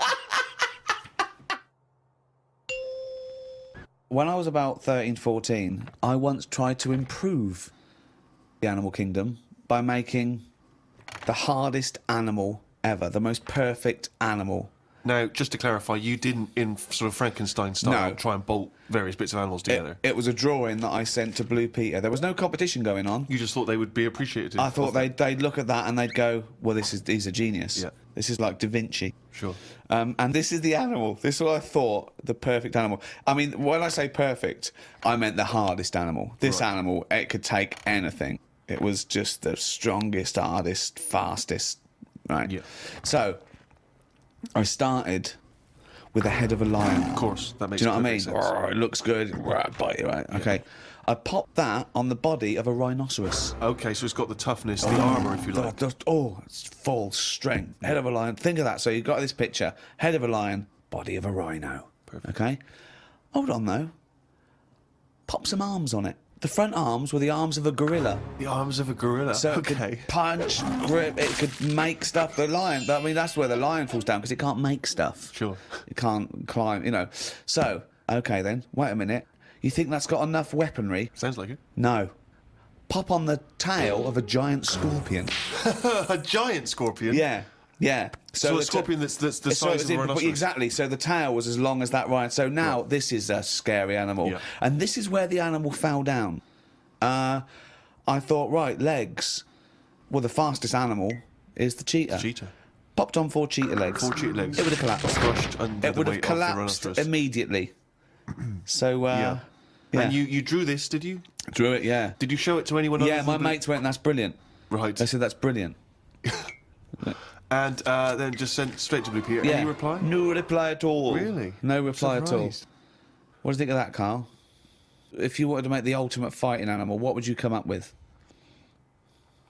If you had the power, like that fella in Arabian Nights, size of a chimpanzee, you could change into anything, but you could change into, you know, like that. I don't think I'd go for strength and that. I'd go for survival. What would you do? Cockroach. No, I'd have like an armadillo's body. Right. Okay. I'd have head of an owl. Right. The head of an owl? Yeah. Why? What does that bring to the table? The head's there to sort of make it look friendly to the make it look human friendly. race. So Okay. because if you look half decent to the human race, they'll look after you. Right. That's the way it works. Yeah, With a okay. cat and a dog and all that. So the owl makes it look nice. Right. I'd have. I wouldn't have legs. I'd go for like the slug juice. What do you mean? So now you're a really slow-moving, legless armadillo with the head of an owl. Slithering along. How Yeah. is that going to be friendly? They'll see the beautiful face, but then they'll be terrified by the sludge. No, because the head's that nice that they'll forgo the sludge. But hold on though. But wait a minute. So it's got this thing that's stuck, right, going at 0.1 miles an hour, with a going whoo, right? You come over, you kick the head off. How is this No, a because the survival? head can go into the thing like a tortoise. Can it? Yeah, of course it can. Into the armadillo body. Well, no, an armadillo doesn't do that. It just curls up into a No, ball. this isn't an armadillo, is it? So it's go Why on has then. it got the sludge? Why Because is that so what attractive? I'm thinking is an armadillo. They're good when they're on their feet. Flip them, they get stuck like a tortoise. Right. Slug stuff keeps it down. So if anything attacks it, it's like a limpet or one of them things that can. Why lock not have a to stuff. limpet then? But it can't get any. How it can barely move. It can Just hardly get go anywhere. and kick it. What do you mean it can't get Well, how anywhere? can it escape from danger? It's going to move very rubbish. slowly. No, 'cause What? That's the it'll worst lock itself animal. in. It'll lock itself in. Yeah, and then I just scoop it up on the You sand. can't scoop it up. It locks itself in if it's in danger. I'd give it peacock feathers. This is the worst animal Why has it got peacock feathers? Again, it's just It's just the worst animal I've ever heard. Why has it got peacock feathers? threatening. It looks more threatening. It That's does, what what? peacock That's the feathers do. least threatening thing, peacock feathers. It's like Danny LaRue coming at you. There's Yeah. nothing remotely scary about peacock Yeah, feathers. to humans, Yeah. but the humans won't be harming it because they like the owl head. People will like to have these things in the garden. They eat lettuce. They eat lettuce. Why has it got a beak? They eat lettuce. He's telling them what it's going to eat now. The owl's going, fuck that, I want a mouse. I love the fact that he's based what it eats on the fact that how it moves a bit like a slug. Yes, Let it eat yeah. lettuce. It moves that and let it eat lettuce. Like I said, it's not that weird if that existed. If that was normal, that when you went out to empty your bin, he was one of them sliding up the wall. You wouldn't even double take. You'd just be like, oh, there's the owl head peacock feathered thing. I don't know why it's climbing walls in an effort to find lettuce. Yeah, why is it climbing up that wall? Because that's the only way it can see properly. Because its head's coming out like that. So even though you've designed this animal, now you're even explaining got its limitations. Well, Now it's got mainly problem. made as to be on walls. Because what else is living on walls? Oh, God. Oh, fucking hell. What a useless animal that is. Carl, I mean. But nature chucks up odd things, doesn't it? Don't. Why are we starting on this again? No, I'm just saying that is nature. Now and again, you'll get stuff that. Oh, was he looking at you? Yeah. Was he really? Look at his fucking head. Look at his stupid round fucking orangey head and oh. Why aren't you a freak? You've got a little bald head. We're not meant to be bald. Well, I was. I think that's the thing. That's what nature's done. You see, I didn't do anything with my hair when I had hair. I didn't style it. I didn't do anything with it, and it probably thought, "What am I doing here?" Whereas people who love their hair and they comb it and have different styles and look after it, they have hair for ages. Nonsense. No, nonsense. Gobbledygook. Absolute Well, nonsense. well, you're saying that. Absolute Well, nonsense. it's a little bit weird, then, isn't it?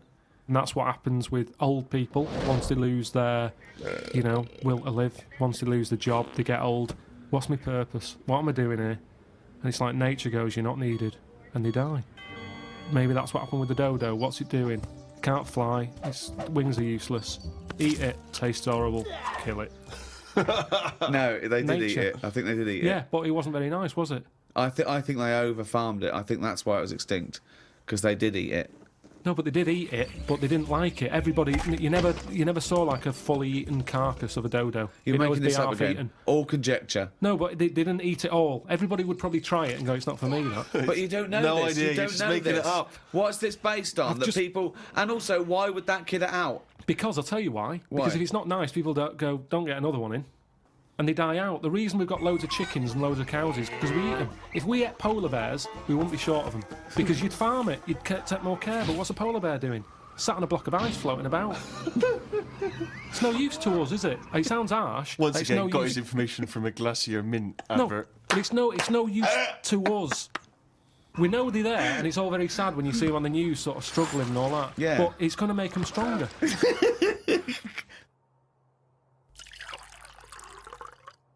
I saw this trailer for this documentary that said the man who's having a baby. And I turned on, and it's a woman going through a sex change, and she's pregnant. That's not a man having a baby.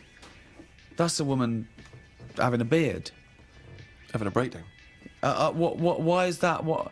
That's a con. That is pure sense. It's a man having a baby. Look, world's first. No, it's a woman. It's a woman. What do you think of that? What would you do for your doctor? And I came to you and went, Carl, listen, I'm having a bit of a rethink of these. The penis, I hate it. I hate this cock. But what do you mean you ate it? I hate it. I don't want it there. It doesn't look right.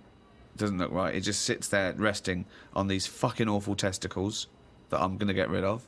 I want this thrown away. Yeah, well, it's, they're not a great look. I know that. Everyone knows that. It's just the way they are. I mean, if we're all being honest, they're an odd design. I don't think anyone likes their own, do they?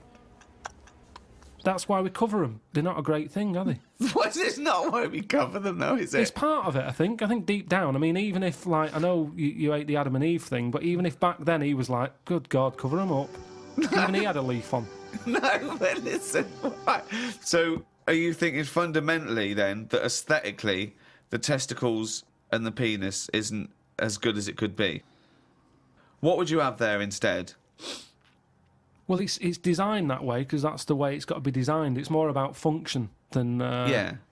And that's the thing, isn't it? With modern technology... You need, the thing is the testicles have to be outside because they have to be a few degrees below body temperature. Yeah. Otherwise, the Sertoli cells die, which sort of feed the semen and all that. So, to be functioning and sort of like fertile, they have to be outside, which is annoying because I'd put a little rib cage around them, like that. I'd pop a rib cage round those, protect them, wear a cricket box, have that built in, so you cannot get a swift kick in the bollocks that makes you feel sick. But it'd be better if they could sort of reverse up in a way that they were hidden away. Right. So Yeah. that they were just, then you dropped them, it's like, right, we need to cool them down, be at it in about half an hour. Yeah. Drop them down. Yeah, like the gear on an aeroplane, landing gear. Yeah, and landing gear down, and the bollocks and the cooling down. Or you could just pop them in the fridge for 10 minutes. It's Well, like they could detach and you could pop them in the fridge. You cool them down. Can you make me some breasts? Easy. Okay. Go on, you say easy. What are you going to do? What's your plan? Just, how do you do that? It's tablets, isn't it? No, but... Testosterone, isn't it? Testosterone. Toblerone. I want some Toblerone. Just that sort of pointy tits, like Madonna.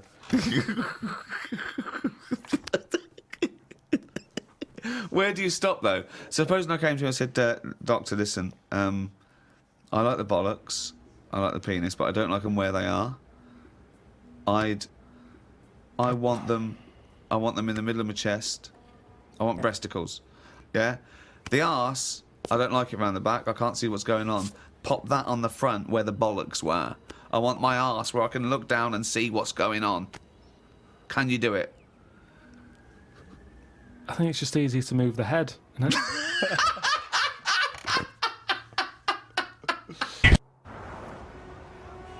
Carl, when was the last time you reminisced?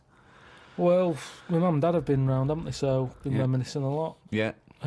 What were you thinking about? We're just chatting about Tic Tacs. One of the great memories, yeah. The happy memories. Now, I used to love them Yeah. when I was younger. Yeah. My dad got a load of them. What, this year? No, Just recently? years Oh, ago. years ago, Like right. years ago when I loved them. I said, I love Tic Tacs, me. Yeah. He met one of his mates. You didn't nick him from the sweet shop? No, that's what he you knew do, some yeah. mate who could get his hand on a load. Right. And he Thief, must have he was a got thief. about 30 crates of Tic Tacs. 30 crates of Tic Tacs. Honestly, with like about 24 on each crate. We got them, stuck them in a cupboard under the just in the kitchen in the corner. Yeah. Now, I worked my way through about 6 crates. I was quite happy. In how long? I don't know, in about 2 weeks, 3 weeks or something. Right. And then after that, I'm getting sick of these. Right. Yeah. You were minty fresh, but you were sick. lovely fresh breath. Yeah. Yeah. But I mean, I haven't got that much more to tell you about it. It's just... What do you- I So just this, sorry, remember- whoa. Bear in mind, this was something he was recently reminiscing with his parents about. They were sat around, and we've already learned up to an hour could go by reminiscing. Sat around for an hour, talking about the great I've already Tic run Tac out of saga. responses. I've got Yeah. nothing to say about No that. opinion. I mean, It was- I was nearly going to say, what do you do with the empty little flicky Tic Tac boxes? Yeah. And then you realise that that's utterly dull and boring. Well, and not I of any interest. was struggling. I don't know what this anecdote is, other than a bloke. Other than you said your dad, I like Tic Tacs, mate. He went, all right, I talked to Albert. Albert, you got Tic Tacs? I've got 30 crates, if that'll do, yeah? Yeah, I'll bring him round. Put him under cupboard. He's got through 12 crates. What's his breast like? Fucking lovely, but he's been sick all over the cunting place. Oh, do you want some more? No, of course we fucking don't. You'll talk about that in a few years' time. Of course we will, for about a fucking hour. No. And then we bring it up in an audio book. But I think that's how we got onto it, because even though I tried to get rid of a load, I used to give them to mates, take them to school, say, have some Tic Tacs. You can have them for free. We used a load in the cat litter tray. No, we you did. didn't. We did. It No, was you just didn't. ways of getting rid of them. Jesus Christ. Sort of freshy smell, isn't it? It's the same amazing. sort of condensity in that, isn't it? Condensity. It is the same condensity. Condensity. Yeah, so I got rid of them like that. And then the weird thing was, even though I'd got shut of them all, you'd be backing up and you'd always hear one ting its way up the tube. It's tinging its way up the tube. It's tinging its way up the tube. It's tinging its way up the tube. Ding tong, ping pong. It's tinging its way up the tube. That sounds like something from Willy Wonka. Oh No, god. it's just I'm just demonstrating that because that's how many of them there were around the house. You'd drop them, they'd go in every corner and that, like Pac-Man or something. They'd be everywhere. You'd be backing amazing. up, tinging it up. Sheila's getting married. Hannah gets confetti. Don't buy any confetti. Go to cupboard under stairs. So yeah, that's a little memory there, isn't it? It That is a just little cropped up. memory. Now It's a really little memory. The strange Tic Tac house in Salford, where everything is made of Tic Tacs. Wow, that must have been a hell That's of a time you had with your parents there. The old Tic Tac No, but it's reminiscence. better. You see, you're saying, "Oh, what a boring story that is." But when I my see mum you've and dad, re-gravelled the drive. Yeah, smell it. Suck the drive if you want.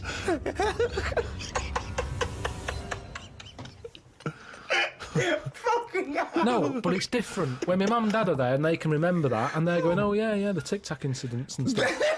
What's known as the Tic Tac incident. The Tic Tac Let us incident. never speak of the Tic Tac incident. Yeah, I just imagine the clock ticking. There, it's Christmas Day. I go, what are you smiling at? Oh, remember it used to ting up the tube.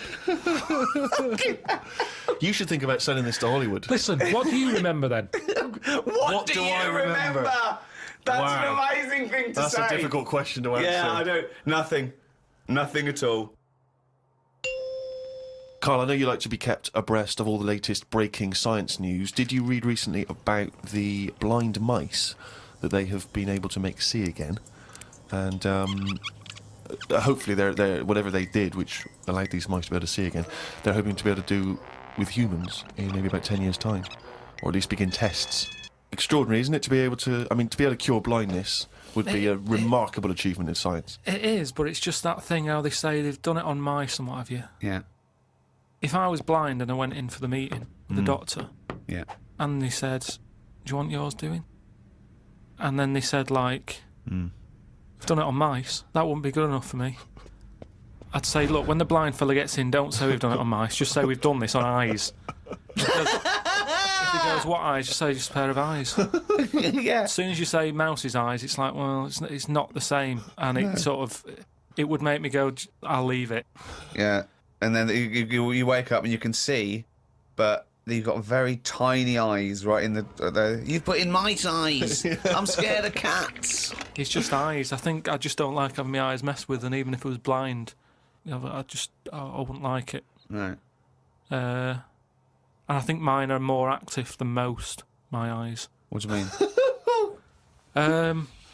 Well, I went for a what's her name, Steve. You don't know. I've had problems with my legs. Oh, Christ Almighty! He's the same. What are you? 33. He's a And you talk hypochondriac. like you're a 70-year-old honestly, the slightest thing. He's got time off work for this. We went to the dentist 3 times in 1 week. He goes, now his legs rubbed 2 times a week for No, some I don't. reason. I don't. In and out of the kidney hospital, and they're going, there's no kidney stone, Mr. Pilkington. He's going, oh, right. Christ Almighty, do some fucking work. No, the thing is, I've been in the last 30 odd years. I've been working hard, and I've let my body get run down a bit. How have you? You're 30. What are you? 33. Right, 33. Sorry to start off with such a hard question, but how have you been working for 30 years? Well, I just have. I I got on with it. At 3. At 3. No, I'm Well, you just didn't saying. get on with anything at school, did you? Because you were just titting about. Yeah. You weren't working Yeah. out there. What was the first job you got? How old were you? I was 15. Right, okay, so you've been working for 15 years then. Okay, good. Yeah, but right. I had my paper round when I was 10, didn't I? And that was hard graft. That's why I'm bald and that. Getting up at 4:30. It all adds up, doesn't it? All adds up. So anyway, I kicked my height when I was a kid.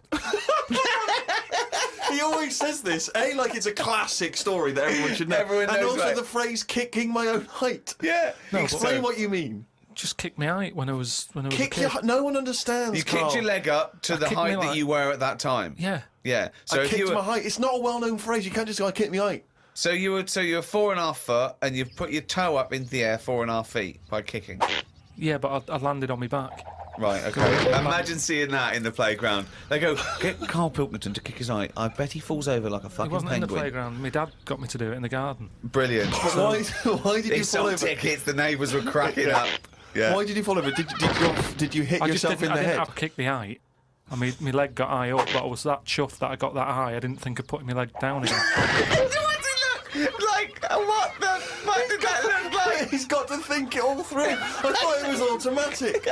No, In like, no. It stayed there. you sort of stay balanced. Christ But you didn't almighty. think, well, I'm loving this. This is brilliant, but what should I do now? I got my leg up. I'll just keep it up. Whoa!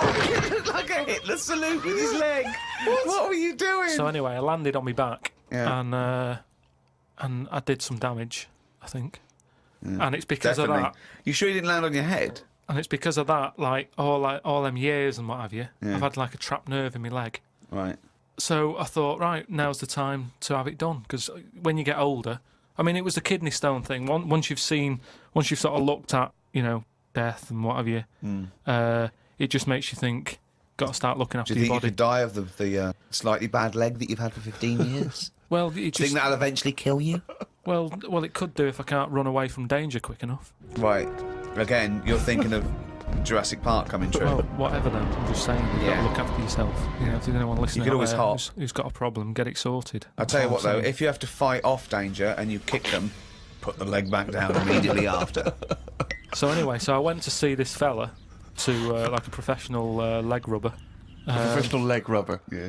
And he sort of said a few things that were quite interesting. Remember that time when we had a chat on the last lot of like podcasts? I said, am I in charge of my brain, or is my brain in charge of me? Yeah, do you remember what I said? That's the most stupid thing you've ever said. Yeah, well listen to this then. So I go and see this leg rubber, Professional leg rubber, yeah. right? And he is professional. Yeah. Right, so Remember, leg rubber. You haven't said doctor at any Yeah. point in this conversation. leg rubber. So this whatever, however profound this is, it came from a man who is self-confessed professionally leg rubbing. Not just legs. Does he do back, left and right? Or? back rubbing as well. He does it all. Right. Right. So I'm in Professional there, rubber. and I didn't mention about how I thought my brain was in charge of me and stuff. I'm lying there. He's bending me about and what have you. The first problem he came across is that my nerves aren't long enough for my Right. body. I don't know. My nerves aren't long enough for your body. He was lifting my legs up, and I was going, right, whoa, stop that a minute. That's certain that. He's like, what do you mean? He said, I've only got them like just about. Well, that's your tendons. No, but your nerves are in your legs as well, and your tendons don't hurt. It's your nerves that kick in. It's your nerves that make you Well, go. yeah, that but they hurts." hurt because your tendons are being overstretched. Well, I'm just telling you what he said. Right, so he lifted the leg up, and I went, right, Was stop this doing above a that. laundrette, this surgery? No, it's a proper place. He had like towels and all that on Oh, okay. Oh, he's got towels Oh, there. okay, yeah. Yeah. So Definitely a laundrette. so I'm lying there. Other people's towels. He's got towels, Halfway through, underpants, yeah, bras. halfway through he said, you haven't got 20p, have you, for the dryer? Okay. So I'm lying there, and he lifts the leg up, Yeah. and I'm like, oh, that hurts a lot. So he said, oh yeah, short nerves. And I said, what do you mean? He said, your outside of the body is longer than your inside. Right, he doesn't sound like a doctor. He does not sound like a The doctor. outside of your body's Yeah. longer than the inside. So he had me lying on my front and what have you, and he was sort of crushing me back. Right. And he was going, does that hurt? I said, yeah. It was like 48 quid this as well. Putting me through all this pain and what have you. Well, you got some good advice, though. He said, you're pretty stressed. And I said, yeah. So it's, I've quite a bit of stress in my life. And I explained to him about the kidney stones and that. I said, oh, that's that. He went, oh, shut the fuck up. He probably said that. He said that's where you were probly got a lot of tenseness. And A lot of tenseness. Is that the phrase he used as a trained professional rubber? Or? He's a doctor. He's definitely a doctor. So anyway, he said, do you relax much? You haven't got any Lenore, have you? I want these sheets to come out nice and soft. He said, do you, you should learn to meditate or something. He said, because you're all tensed up. We're living in a stressful world, as I tell me about it. So when I was telling him that I have problems relaxing, he said, that you're obviously the sort of person Who's gullible enough to spend 46 quid for this hokum?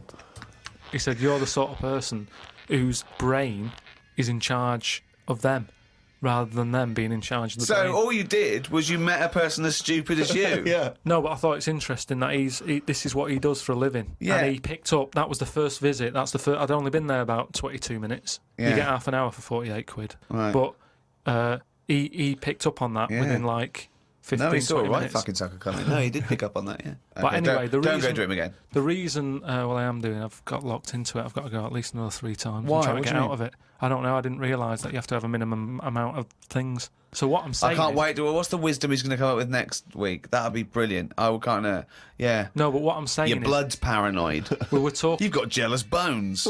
You're the sort of person whose stomach's hungrier than you. What absolute fucking nonsense. Do you know, like how we were talking about eyes, weren't we? He said the thing is, you've got to be able to relax, and the way to do it is to focus. Right? He said, I said, what do you mean? He said, when you go to sleep. You're the sort of person whose eyes can see further than you can. He said, when you go to sleep. Close your eyes and see. Instead of just leaving them open, staring at the ceiling. Carl, keep breathing. Yeah, keep breathing. Close your eyes. You're not dead. It may seem like it, but you're not. You're just asleep. So he said. Oh, fuck me. He said, what you've got to do when you go to sleep, focus on your toe. Right? Okay. He said, and just think about nothing else. I said, He's a witch.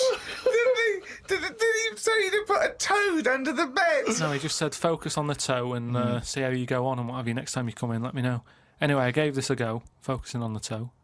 So what does this mean? You mean you sat in bed staring at your toes? No, this is it. He said, like, lie down, Visualising shut it. your eyes and sort of look at it, sort of thing. So I was lying there, and it just wasn't working because Oh, Carl, this isn't medicine. I was, You even were though my thinking of a eyes, finger. well, no, He found out he was thinking of someone else's toe.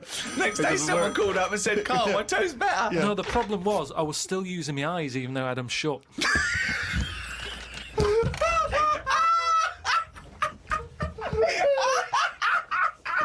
Oh, God! Oh, God! Just when I think he could never come up with something stupid, he pulls that one out of the bag. Right. So what does that mean? Oh, God! You were still. What does that mean? I was straining them. I had them shut, but I was sort of looking down at my foot. You were trying to see through your eyelids at your toe. Well, I was looking down, so I'm thinking that's where the foot is. Because of that, I was straining them and they were stinging, so I had to pack it in. I'm gonna die! I am going to die! Why, out of interest though, and this will sound naive, why don't we remember the very early moments of our lives? Why is it? Is it because it would be too harrowing to remember the point at which we sort of born? Because I don't really remember anything from those first few years. Why is it? Is it just because the brain's not fully formed at that moment? I don't know. The memory's not sufficiently developed? I honestly... It's got to be trauma, hasn't it? It's the things... Again, we were talking about me being younger, and the youngest I could remember back to was 1978. How old were you then? Uh, When were you born? 72. And it What, was you summer holidays. you couldn't remember earlier than 6? You Uh, can remember back to about 2 or 3, most people. What, you... no way. No way. My mum and dad don't even remember me then. Because you're not doing anything. This is what I'm saying. Mum and Dad don't even remember me then! That's amazing! Because they pinpoint They remember things. all the Tic Tacs they've ever yeah, eaten. yeah. Do you remember when Carl was 6? Of course I do. 5? Yeah. 4? Yeah. 3? No. 2? No. Because you're not doing anything, are you? My mum and Dad don't even remember So, me then. and it's weird. I remember, must have been about 2, sitting on a potty surrounded by Lego. I remember that. Very strong image I have of that.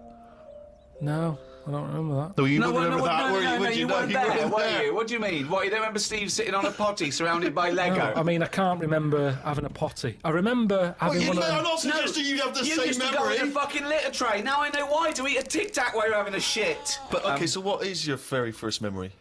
The one that cropped up the other day was having my eyes sort of glued together by... Gangsters. Where's the fucking Tic Tacs?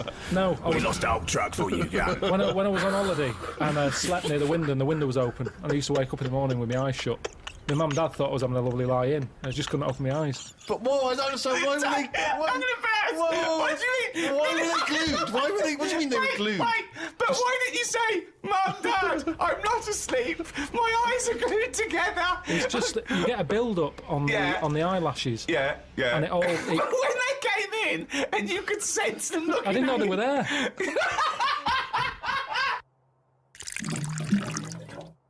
I went to, what's her name? Harley Street. I went for a checkup. And like a medical. Posh, you know Harley Street, it's like it's the top doctors, isn't it? I've never been before. Yeah. All posh buildings and that. Went up to the counter. I said, I see the doctor. They said, name, yeah. Give us 10 minutes, go and wait in the waiting room. Dead posh waiting room. Dead fancy. Big leather furniture and that. Yep. Loads of magazines. I mean, like a newsagent's. Yep. In the middle of the room on a table. Loads of them. So I'm looking through, and there's the top quality ones. Your Esquire, GQ, Classy, Yacht Weekly, all that. Country Life. Boys. Boys. There's one there, yeah. Boys. What's that? Right, lifted up like the one on top of it, and it's like Boys with a Z. Two fellas stood there, looking sort of Italian looking. Yeah. Right. Dungarees on. No shirt though. No shirt, just dungarees sort of unbuttoned, hanging down a little bit. Sure. So no one else is about. I'm never going to buy a magazine like that. You're going to tell us you looked through a gay magazine? I had a little look just because I thought, like I say, it's one You're always chance. looking to learn, aren't you? You're always looking to learn. Yeah. Always open. There might have been something in there that I go, right, I get it now. I understand why they like doing that or whatever. Yeah. Right. So she said I was going to, 10-minute wait. I can have a quick flick through. Picked it up, had a look. Still none the wiser. Why? Well, what did you see when you opened it up? Just loads of. Like I've said to you before about, I don't know why you like looking at knobs when they've got one of their own. Right. There's no surprises there. You're not going to go. Oh, that's Sure. that's Yeah. nice. Some had like car oil on the face. Knob out. Yeah. There was someone sat on like one of them square things of hay. Oh, yeah. Sat there, like sort of sat on it, straddling it. Yeah. That must have been uncomfortable. Again, knob out. Yeah, just looking like it's normal. That's Sort of crazy. like No that. farmer walks around like that. What was the other one? There was motorbike. They always like them. Yeah. No, I'm going through and then like the content is all puns. Right. Everything was to do with knob. Right. That's the only bit they're interested in the male body. Look at this bloke It's straddling not- this huge throbbing thing. The bike's not bad either. Yeah, Yeah, all that, yeah. loads of them. It was just cock, just 100%. Like let's just talk about the knob. That's a good name for a gay magazine. 100% cock. 100% cock. Did it not at any moment sort of maybe slightly unnerve you that the doctor might come in and see you reading Boys? No, because I wasn't. What about if I walked through? Because I remember once when you were in hospital about to have a tube going down your knob and you were sitting in your pants with stockings on and I walked through and you were horrified. So what if I'd have walked in then and went, Yeah, Carl, what are you I doing? would have just said, look at this. Look at this, it's free. And I said, why did you bring that with you? No, I would have just said, look, does it look like I brought it with me? Look Yeah, at this. yes, it does. Well, Because what- I've never, what? So you because look I at, would never see, you would never see a gay magazine in a doctor's waiting room. So I think you bought that and pretended that it was there. that's the thing. I was amazed by that because there was no there was no Mayfair or anything. They just catered for like if you wanted a bit of knob action. It was really, I could have complained. So if you're going to have this, where's a bit of the other? Yeah. Yeah, you had a bit of this, where's a bit of the other? I know one of the things that they had, and I thought they're really struggling with like ideas. They had a Sukoko. As in Sudoku. Yeah. Sukoko. Surely Sadico is better. No, because it was like Sukoko. Yeah, but it's Dick as well. Sukdiko. Yeah. What? And it was still a Sudoku style puzzle, but it just had that name. Yeah. It's just So everything. It was just Sudoku, but called Coco. That's amazing. That is amazing. Now, That- if I was gay, do you know like Let's you have a say? game of Lubo. Let's have a game of Knobopoly. Noberation. Operation. Let's have a game of chess. Cock.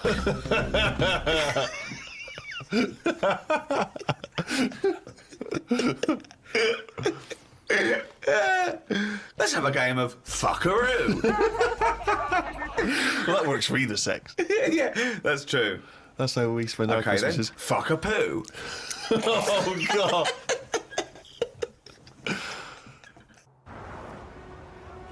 The number of times I find a theory that he said in gobbledygook, but it's true. I think that I think he's been dealt a bad hand in the brain department. Do you know what I mean? Yeah. Thoughts, Carl? Well, your brain's in two bits, isn't it? Yeah. And I wonder if one half is really good, the other half's messing it up. Yeah. That's That how I could be feel the case. That sometimes. could be the case. Yeah. Well, it is split into two. Yeah, and they are responsible for different things. Yeah. It's like these sort of families where there's a kind of really bright kid and then a sort of wayward child who just gets into drugs and stuff. Sort of like that up there Yeah. in your head. Because you have quite sort of out there nebulous thoughts, and you've got a lot of common sense, haven't you? And just having that other sense of like, this is dodgy. What spider sense? Just that sense where you just go, I don't know why, but something's telling me we shouldn't be here. When you go, all right, let's go. And you move from it, and you don't know what that is. Yeah. You don't know what's decided that. You know, it's like when you're lost. A part of my brain's got me lost, but then there's another bit that I don't know what it is where they go left. And you do, and then you go, So remember that time when you called me and I said I don't know where I am, and I couldn't concentrate. think of that. I called him. I went, Carl, what are you doing? He went, I don't know where I am. What do you mean you didn't know where you were? What you? I got lost. I What, went in London wandering. you got yeah, lost? Yeah. And I went wandering, and then you know, I It's was when like, he first moved into his new place. He was walking back from his old place to his new place, and he didn't know where he was. He How tried can to you take a ever short. really get lost in London though? I'm just it's a cabbie. well, yeah, I don't want to do that because you feel bad pulling one over and then saying, where am I? Yeah, they don't appreciate that, do they? But I found my way back, didn't I? Yeah. But you told me 20 one minutes. time that you much prefer getting lost. You love wandering around and getting lost. Yeah, you said go- that's much better. go- Yeah, around it the was a cold cul-de-sac. day. It was a cold day. I just wanted to be at home. I had things to do. There's a time and place to be lost. Well, go on. Well, a place What's you the don't place? know. What's and the place to be lost? Somewhere you don't know. Right, good. Okay, And the specific. time? The time. Time when you're not in a rush. Right. But that time I was in a rush, and I was And- cold. So a typical argument in your head is what? I'm lost. I'll do one side of the brain, you do the other side of the brain, okay, in your head, okay? Carl, What? this isn't where we should be. You want to go home, didn't you? This isn't your house, because it's a field. You live in a house, don't you? Why are we standing in a field? This isn't your house. You're meant to go home, but you've walked into a field. No, but that wouldn't. I've never been that lost. Where I'm walking across a field, at the edge of the field, I'd go, hang on a minute, this isn't right. I wouldn't get in the middle. I wouldn't go that far. I'd go, right, I definitely shouldn't be here. You did once. You were in the middle of a field, and your dad had to rescue you Yeah, and carry that's you when through I was the a kid because I was reading as I was walking. That's,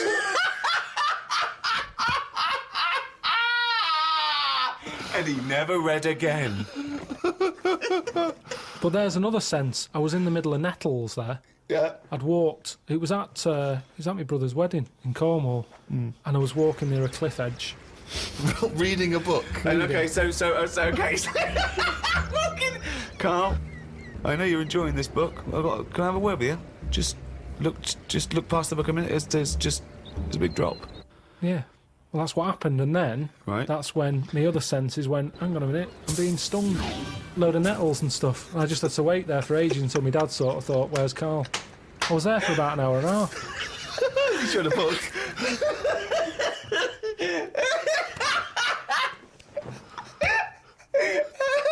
Fuck me like a cartoon. But why are you wandering off reading a book when it's your brother's wedding? No, this was like, we were in, I think it was St Ives in Cornwall. Yeah. Yeah. It was in St Ives.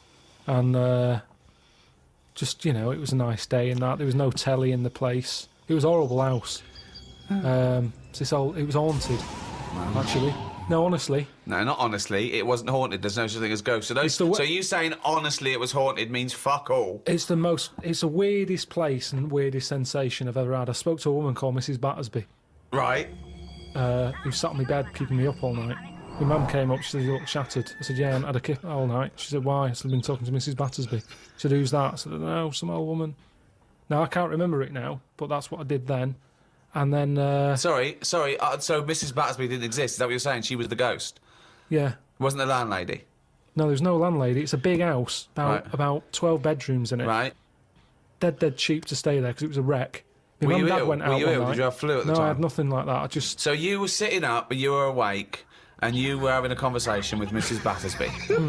What did she look like? I can't remember. I can't even remember having the chat now. Right, But so- at the time, I was like, oh, she just doesn't shut up.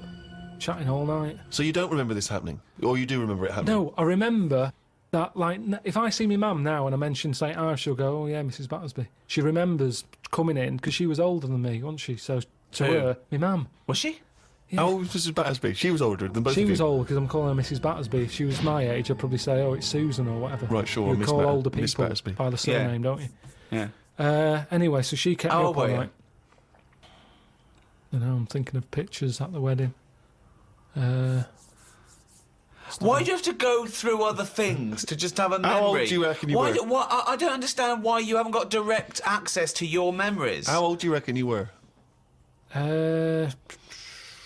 Your mum was older, though, yeah? You must have a vague idea of when this I'm event thinking was. about it now. I'm thinking. I'm Okay. picturing a picture of myself at this wedding. Okay. And how old are you? What are you doing? How tall were I'd say you? I look about. How were you? I say I look about 7 or 8. Looking at the picture.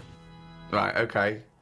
Yeah. Right, okay. So Mrs. Battersby is chatting away to you. You don't remember what she said, but you do remember having the conversation. No, he doesn't remember it I at don't all. remember the chat now. Well, then So- why are you telling us? It's You not must your remember it memory. because you're telling us about It's not it. your Because it's a memory. memory. My mum's reminded me of it. Yeah, but all it says is, oh, this is so far removed. This is hearsay that your mum said you spoke to a ghost once, and you don't even remember the ghost. Mrs. Battersby. No, Yeah, you no, but remember you the don't name, remember no, because her. your mum reminded you of In a it. court of law, if there was a ghost court, they go hearsay, thrown out of court. Right. You yeah. don't have a memory of Mrs. No, Battersby. look, I know that when I was a kid, Yeah. I ate a beetle. I ate a beetle because I thought it was licorice. Now, I can't remember that now. You can't remember that, but you know it happened because your mother told you it happened. Exactly. Right. But the fundamental thing is that we can believe we can believe you ate a beetle, right? Because that is something that could happen in real life. But- what we're questioning is that you spoke to a ghost. What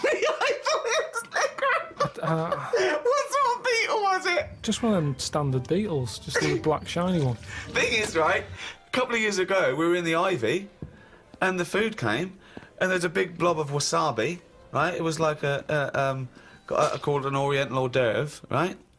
And I looked over at Carl, and he started going, drinking water. I said, what was that? He said, I heard that. I said, that was a blob of wasabi. He said, I thought it was one mushy pea. That's a classy restaurant where they're serving one mushy pea. Well, they do that, don't they? Wow. Small portions. It's all trendy, isn't it? I love the fact that it's exactly the same thing. They've swapped beetle for wasabi and licorice for pea. You see things, you see something, you It's a think... good job you remembered that anecdote, though, because he doesn't. Exactly, yeah. In years to come, we'll be going, I ate some wasabi once. Did you? Yeah. Well, according to Ricky, I did, yeah. I was in the Ivy. I thought it were mushy pea. So hang on, I just want to go back to Mrs. Battersby because What you other- confidently said it was most haunted. It was the most haunted place, Yeah.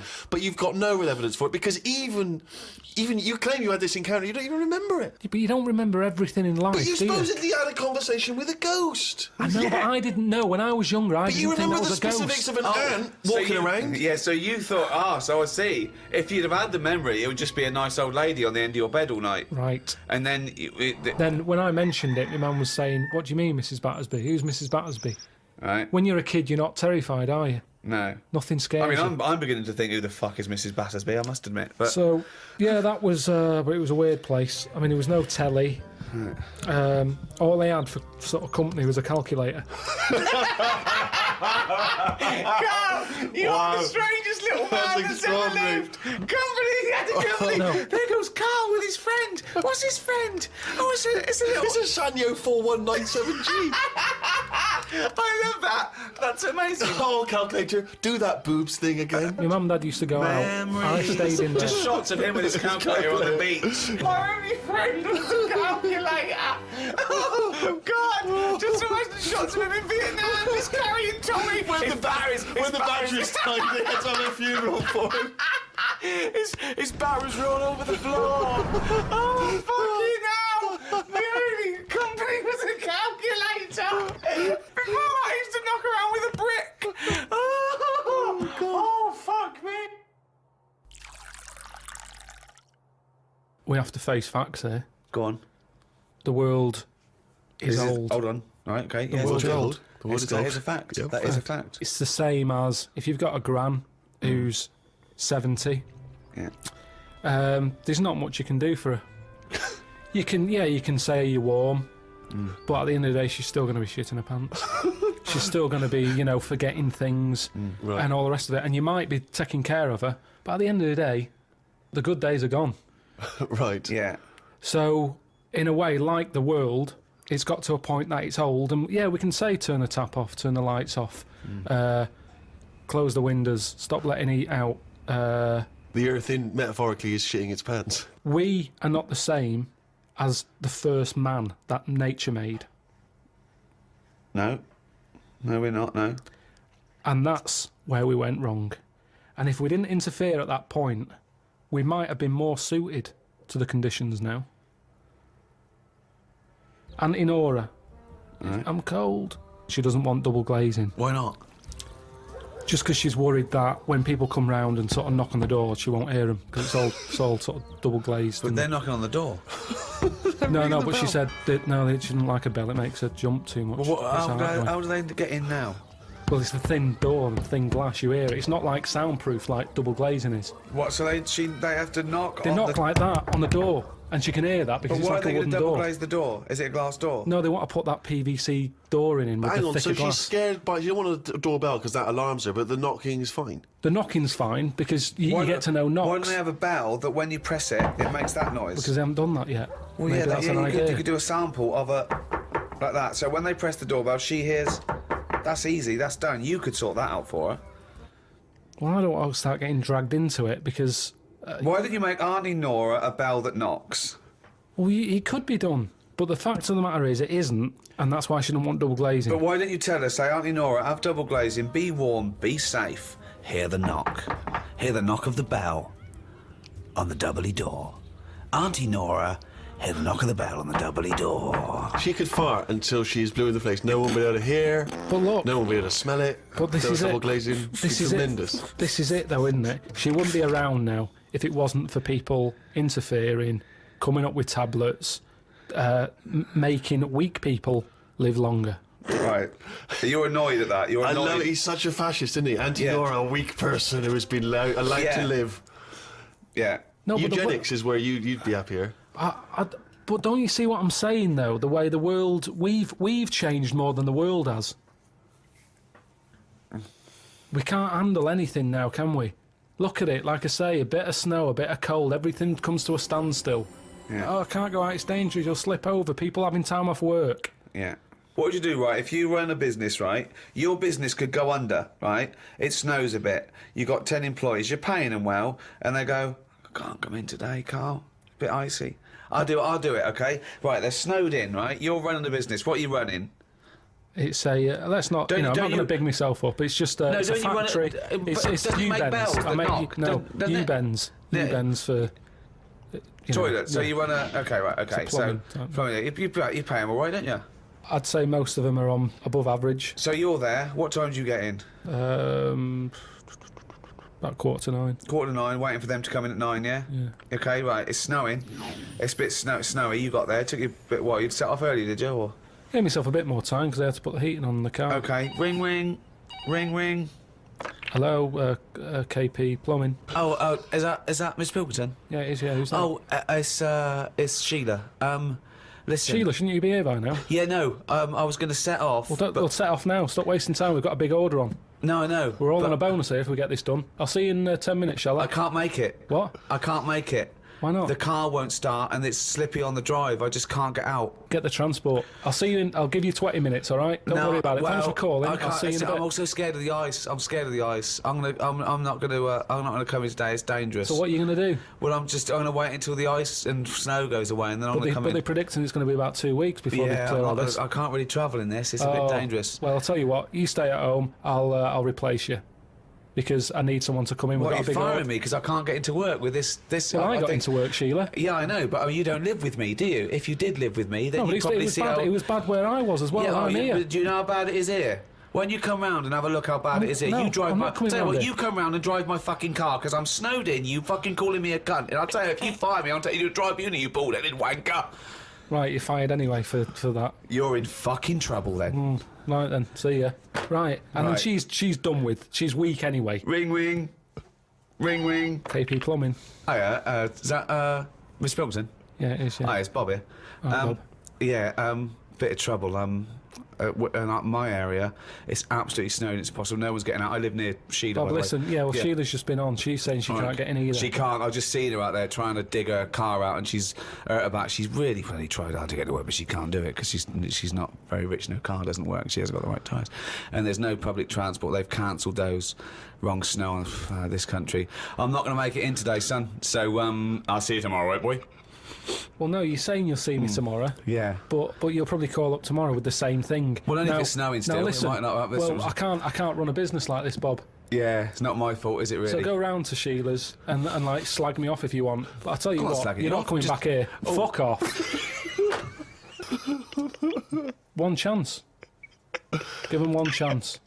Well, you didn't even give him one chance. No, because they've done it before.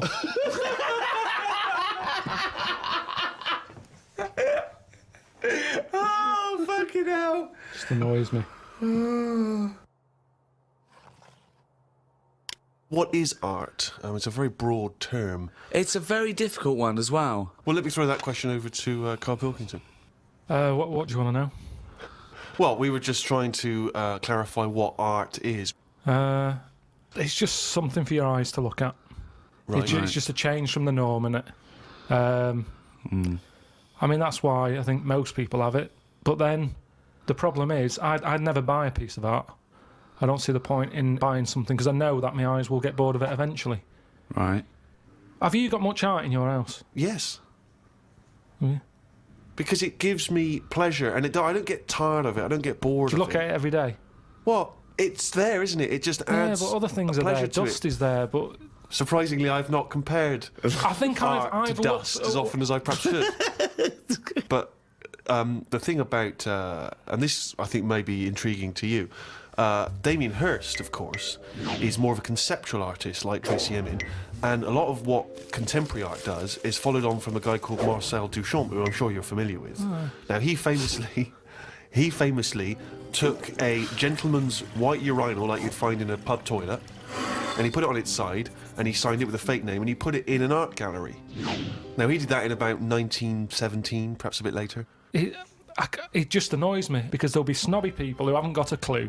And they're looking at that and they go, oh yeah, see what he's trying to say. Well, that might make them think. They might. Damien Hirst, I don't feel angry with Damien Hirst really, because he's Right. getting away with it. But why does that annoy you? Because it's people falling into the trap. Damien Hirst, before he dies, I bet he goes, what a laugh that was. I had everyone on. There's a very good point as well, because some people think that the greatest art form of the last 100 years is marketing. Yeah. Some people say that that is his art, that it's not good enough to do it. You've got to then get away with it. And if the point of art is to inflame, I don't think anything inflames people more than the discussion about whether something's art, or if someone's taking the piss, or if someone gets 50 million for something, do they deserve it? Is it worth a hospital? Well, what do you think? What do you think of the shark in the tank? I think I was blown away by it. I thought thought the I'd shark never tank seen anything was- like yeah. it before. It was sort of spectacular because it is so huge and so vast, and to have put a shark, in formaldehyde and to have hung it in an art gallery, it's very striking when you see it. Yeah, it's it a is. remarkable achievement. But what is he? Is he an artist or a fishmonger? What he's done, anyone could have done what he did. Yes, but not everyone did it. He did it. No. This is an interesting point that you raise. It's the same old point you always raise. Not anyone could have done it. That's always the same point you make. Anyone could have done it. Carl, But they didn't do it. You could say the same about Michelangelo. Is he an artist or a painter and decorator? Well, it hasn't caught on, has it? Like the crying boy photograph. No one's having them in their house. No one's gone, oh, have you seen this? Have you seen the new trend, a shark in a tank? No one's got the room. No one wants it. And that, to me, shows you what's popular. At the end of the day, if everyone wants one, he's got to be good, hasn't it? But I think if people were given a chance to appreciate more sophisticated things, then they would. And I just think that's true in all walks of life. It's an acquired taste, and the best things are an acquired taste. I mean, I haven't got pictures in our flat because of that mirrored wall I've got. Yeah. Right? So, I mean, it's tiny. You've been in it. Got windows on one wall, door to get in on the other, kitchen on the other, mirrored wall on the other. So there's No nowhere space for there. art. There's no space for art. I'm intrigued how you sit at home. Where's the sofa? At home, Yeah. facing the mirror. So you sit looking at yourself all night, Yeah. as opposed to a painting. Yeah, but at least that changes each day. No, it doesn't. It does. The picture No, it's changes. not. It's round and miserable every fucking day. No, honestly, it's good to, because you don't look at yourself otherwise. Especially me, I haven't got any hair to comb or anything, so I don't look in the mirror as much as the normal person. So, whereas now, I'm looking there every day. So you're sat at home staring at yourself? No, because the telly's in front of the mirror. But are you not distracted by yourself? Yeah, you do. When the adverts are on, you look up, and if Suzanne's sat next to me, I tend to talk to her through the mirror. What do you mean? So why don't you look at her when you talk to her? Well, you don't have to turn your neck or anything. There's no neck usage going on. I can just look forward. I look at the telly, lift the eyes up, look in the mirror, look at me, look at her. What does she do? No, Look back at you we're in the used to mirror. it. There's nothing wrong with that. It's like there's more people in the room in a way. It's like, And they're further away. there's nothing odd about that. Why wouldn't you use... It doesn't matter. Your Sorry, eyes, remember, your why eyes wouldn't are you still... talk to your girlfriend via a mirror all the time? Is that your question? Well, no, I think it's quite normal. If your head is facing a mirror where you can see everything in that room, remember, it's a small flat, I can see everything that's going on in there without moving my head. Stephen Hawking would be well happy.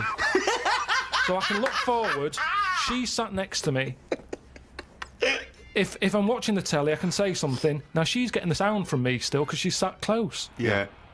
But yeah, we're further away, but things look better from a distance anyway. So that's how you managed to keep this relationship alive? Maybe. You're such an odd little man. But no, Yeah. it's not odd. You see, there was a woman on the estate who did use... Have I told you about Miss Peggy before? No. It rings a bell. Go on. I think I told you ages ago, it's this fat woman who used to be on the estate. She had a three-wheeler bike. And her Push husband... bike, pedal bike. Yeah, like a tricycle thing, but a big one. Right. She used to sit her husband in the basket in the back. Cycle about, what have you. Yeah. She was known as Miss Piggy. Anyway, Oh, is this the one that she used to beat him up so your dad pretended to be a policeman? yeah, that's it. Anyway, well, the way she used to communicate, she used to always go in quick save and nick biscuits. And if anyone went up to her to say, stop nicking the biscuits, she'd pull out like a little mirror out of a bag and she'd look in it, but talk to you via the mirror. Oh, God! Oh, man. What? This So she was place you insane. grew up, it's weird, isn't it? It's It was like- really weird. Like It used to Narnia. scare me. It's like a Salvador Dali painting. you exist in there. Yeah. It's really, really So weird. hang on. So she used to talk to people through the mirror because she was mental. I couldn't sit, watch the telly, and look at me watching the telly in the mirror all night. No, That's no, weird. that would be Why? really weird. It's really weird, Carl. I'd be very conscious of myself. No, yeah, Conscious I of the think way it I'm gives you, sat. it gives you confidence and that. And if you are Gives you sort of... confidence. Well, yeah, because you're seeing yourself more and you pick up what habits you do and stuff like that. So what have you changed through your viewing of yourself? I sort of grew a beard the other week, just something different to look at for a bit. And then you get sick of that. It's like a piece of art. Change that, have a bit of a shave. Can you see the back of the telly in the mirror? A little bit, yeah. If the flat's a mess, it's a mess twice. Oh, God. Oh. Sculptures. What do you think of sculptures? I mean, because that's something that really is getting into the 3D world there, isn't it? No longer do you have to represent something as 3D. You can make something. You know, is it... You know, the statues are amazing, aren't they? They're clever, aren't they? I mean, they always look the same. Well, that's not true, is it? Because recently there was quite a controversial one, a huge one in London, the pregnant thalidomide woman. What do you think of that? Oh, yeah, I saw that. Thoughts? I wouldn't have it in my house. Well, there wouldn't be room because it would just be you, Suzanne, and a pregnant thalidomide watching telly. I don't know what he was trying to say. It's... Maybe she was saying, OK, we've had the human form. This is an example of the human form. Yeah, but do you think she started off trying to do normal and it was like, oh, chipped a bit off?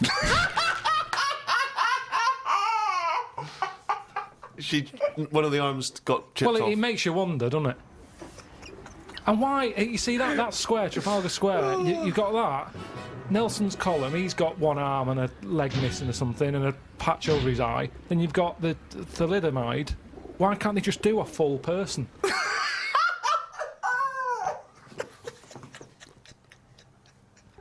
Well, that was what they saw. That was what the artist saw. It's about confronting us with certain preconceptions of what we expect of the human form, what we expect of sculpture. And it's probably a little ironic comment as well on the famous Rodin. It's been wrapped up with all kinds of ideas of maternity, of the human form, of what sculpture is. Why wouldn't you put that in a big public place? But what about the subject? Did you think, who's that subject? Who is that woman? No, not really, because thalidomides are around, and we've all seen one. It's not like a shocking image. It's one of life's little things that it chucks out. There's some out there, so it's not shocking, is it? I don't understand what you mean.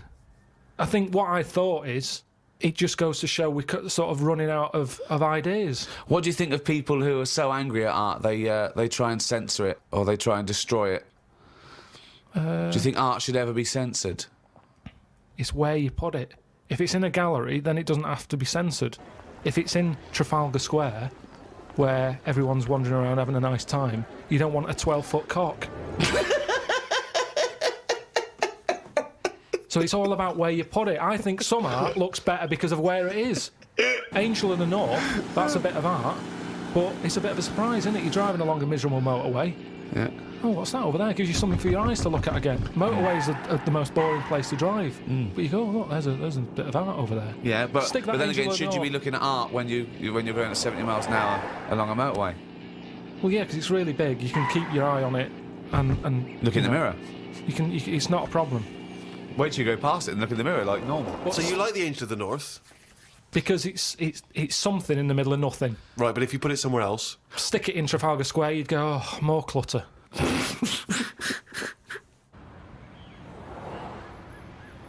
I remember we were shown the cartoon version of Animal Farm when we were about like 15, 16. We were discussing it afterwards about, Napoleon, oh yeah, great, oh yeah, communism versus, the poor proletariat and all this. And this bloke went, you lot make me sick. It was just a nice film about some animals. Brilliant. Yeah. What's your take on that, Carl? No, go on, what's your point? Because you can see the irony there, can't you? I haven't seen it. No. If you want to do a serious point, don't use animals. No? Well, I disagree with that because I think my favourite is probably Charles Dickens, and I think the greatest story ever told is A Christmas Carol, and there's only one way that could ever be improved, and that is a Muppet Christmas That's Carol. absolutely right, yeah. So, and I think that you could, and I think people could take a lesson from that and maybe do other films with the Muppets. A Muppet Schindler's List. Yeah. I mean, you could make it so moving, couldn't you? Schindler's List in space. Miss Piggy's Choice. Well, we talked about that. What? About things like that in art as well. Do you think that bringing something so serious to the masses, like films do, things like the Holocaust and like Sophie's Choice, where she has to choose which child lives and dies? Why did she have to pick? Well, because the Nazis were horrible, nasty, evil people. And which one did she pick? I don't think that's the point. I don't think that's the point. I love the idea that this is not a betting game. No, but I imagine this is like Deal No Deal. It's kind of you're down to the last two. Which one are you going to go for? God.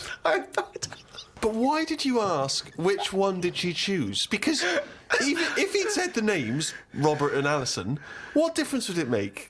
You don't know the story. Why is No, it because that then I'd ask more. I'd ask more then. If he said Alison, I'd go, what was it with Alison? What did she have over Robert? That's what films are meant to do. You question it. Whenever I watch a film with Suzanne, I always say at the end, what was going on there? That's because you're an idiot. Christ! That's because you've just watched Muppet Christmas Carol and you can't understand why a frog's able to talk. I'm all for films with a good storyline. Yeah. Brilliant. That's a perfect point. One extraordinary point. He's going to follow this up, mate. He's going to follow He's got this up. something there. He's got Come something on, here. Carl, go on then. What's your No. take on films? Films are really good. You can get lost in them. Right. And You like one with a good story? I mean, whenever anyone asks, it's always the same. It's Elephant Man. It's Kez. Mission Impossible 2. Mission Impossible 2.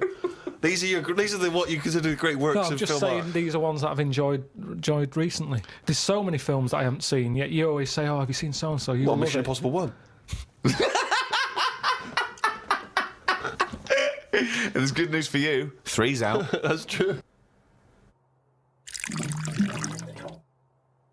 One of the most striking art exhibitions that I ever attended, Karl, was an exhibition of outsider art. Something I'm sure you're very familiar with. Outsider art, of course, is work that is made by people who are often institutionalised for mental health problems, or they are just incredibly, the people who aren't in any way part of the art establishment. Well, right up to psychopathic murderers, clinically insane mass murderers would count as outsider art. I went to an outsider art exhibition in New York. It was incredible, and I bought a painting of this guy. He's a chronic schizophrenic, and he paints in tar, like road tar, that he gets from roads, and he paints in that on wood he finds in sort of skips, and it's incredible because it's sort of like scratched in. And it's amazing. And there's this thing of Jesus being helped down off the cross. Admittedly, I was walking around there going, this is fucking mental. And James was going, you've got to stop saying that. Because, of course, some of the people are mental. There was one bloke doing a sculpture of a skull, right? And underneath, it was like a little head with his teeth. Underneath, he'd put a sign that said real teeth. Where did he get the real teeth from? What I think is interesting about that is how much therapy it provides for these often mentally unstable people, which is another important value of art, of course. People's self-expression, people being able to give a little piece of themselves through their work. Do you not see any value in that? How do you express yourself? Whistle. You whistle. Yeah, I found over Christmas I whistled a lot more than I usually do. And I think that was just freedom. What do you mean freedom? It's like freedom. Expand on this point, if you would. Well, that's what art is, isn't it? It's you being free of all the world's heaviness on your shoulders. See, that's a great quote, that. That's great, that. For art is freedom. I love that, because I think you've really hit on something there. Would you include the free of all the world's heaviness? Well, I know what you meant. I know what you meant there. Would you include that one in it? I mean, I would include the world's heaviness in my freedom. You know, some artists are attracted to the dark side, the heaviness of the world. But I just want to return to you whistling as your artistic expression of freedom. I mean, why did you find yourself whistling more? That's what was weird. So just take us through a typical day. When would the whistling begin? So this was that you spent Christmas down in Kent with Suzanne and her parents. Yeah. Yeah. Could I suggest something? Your freedom was thinking, I'm in my own place now. I'm going to annoy them. Well, it was mainly it's when we were playing Scrabble, and they were taking ages to have their go, and couldn't have the radio on because the boiler affects the radio. You've got boiler problems down in Kent as well? It works. It just gives something off. Every time it kicks in, the radio goes all staticky. Right. So I just was sort of supplying the soundtrack. And what kind of things would you be whistling? It was like I just sort of did a whistle medley. It was going from one thing to another. A Wedley. And a man was impressed. She was like, "Oh, you can whistle, can't you?" I was going, "Yeah." And then she was saying, "How loud can you go?" I was just doing all different levels. Sorry, this sounds like a scene from One Flew Over the Cuckoo's Nest. The boiler's setting off the radio. I can whistle. Oh, you're good whistling, aren't you? Oh, yeah, Scrabble. Talk about outsider art. I love the fact that Karl's life is like living in a home when you're in your 80s. Yeah. But you felt that this was your way of expressing yourself. I just found it odd because I don't whistle that much. I think just because I'm fed up most of the time when I'm in London, and you don't whistle when you're fed up. Whistling's a happy thing. You never get an angry man suddenly breaking into a Well, whistle. the people who aren't whistling are usually pissed off. But yeah, the bloke who's whistling, it's like, it's the least. He's the least annoyed person in the room when someone's whistling. Same as holding a drill.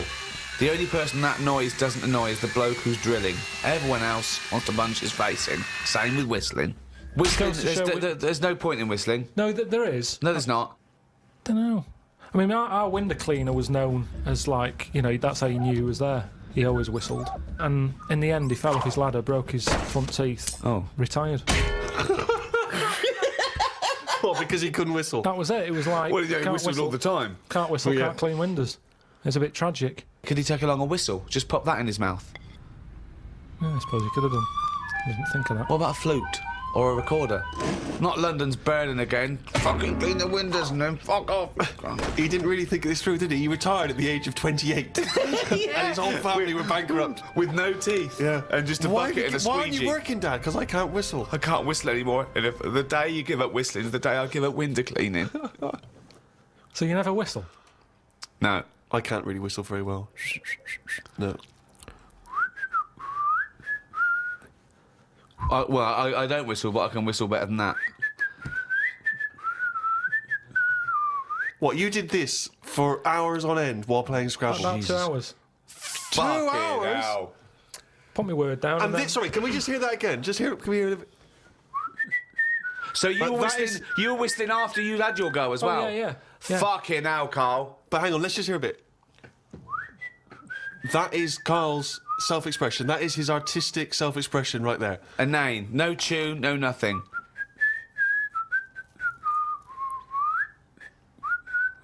There's mental patients who have smeared canvases with shit who have expressed more than you have in that. Yeah, but it's not about other people. I'm not there to please other people. You're there to annoy him. What was the best word you came up with in Scrabble? Don't knock me at Scrabble, because I do all right. What's weird is, when I play Scrabble, my brain can come up with words that I don't normally say. Okay, this isn't... No, I'm intrigued here. Your brain can come up with words you wouldn't normally say. Just words that I'd never drop into a sentence. Tree, cat. Go on. Squirm. That's using a Q. It's worth 10, that. It's not bad, is it? Now, I'd never say that. I've never heard you... I don't think I've ever heard you say squirm, no. I don't think you're right, Carl. I've never heard you say squirm. Weird, isn't it? Yeah, it is weird. And yet your brain popped that one out. And then, yeah, when it wasn't my go, just... Anyway, so that's sort of doing art for yourself as opposed for other people. I don't think you can count what you just did then as art. Hobby, maybe. Craft. Pastime. I don't think you can count that as art. I'm not being funny. I'm being a bit snobby here. But I think there's a difference between Beethoven and... Squirm. There's a Q in that.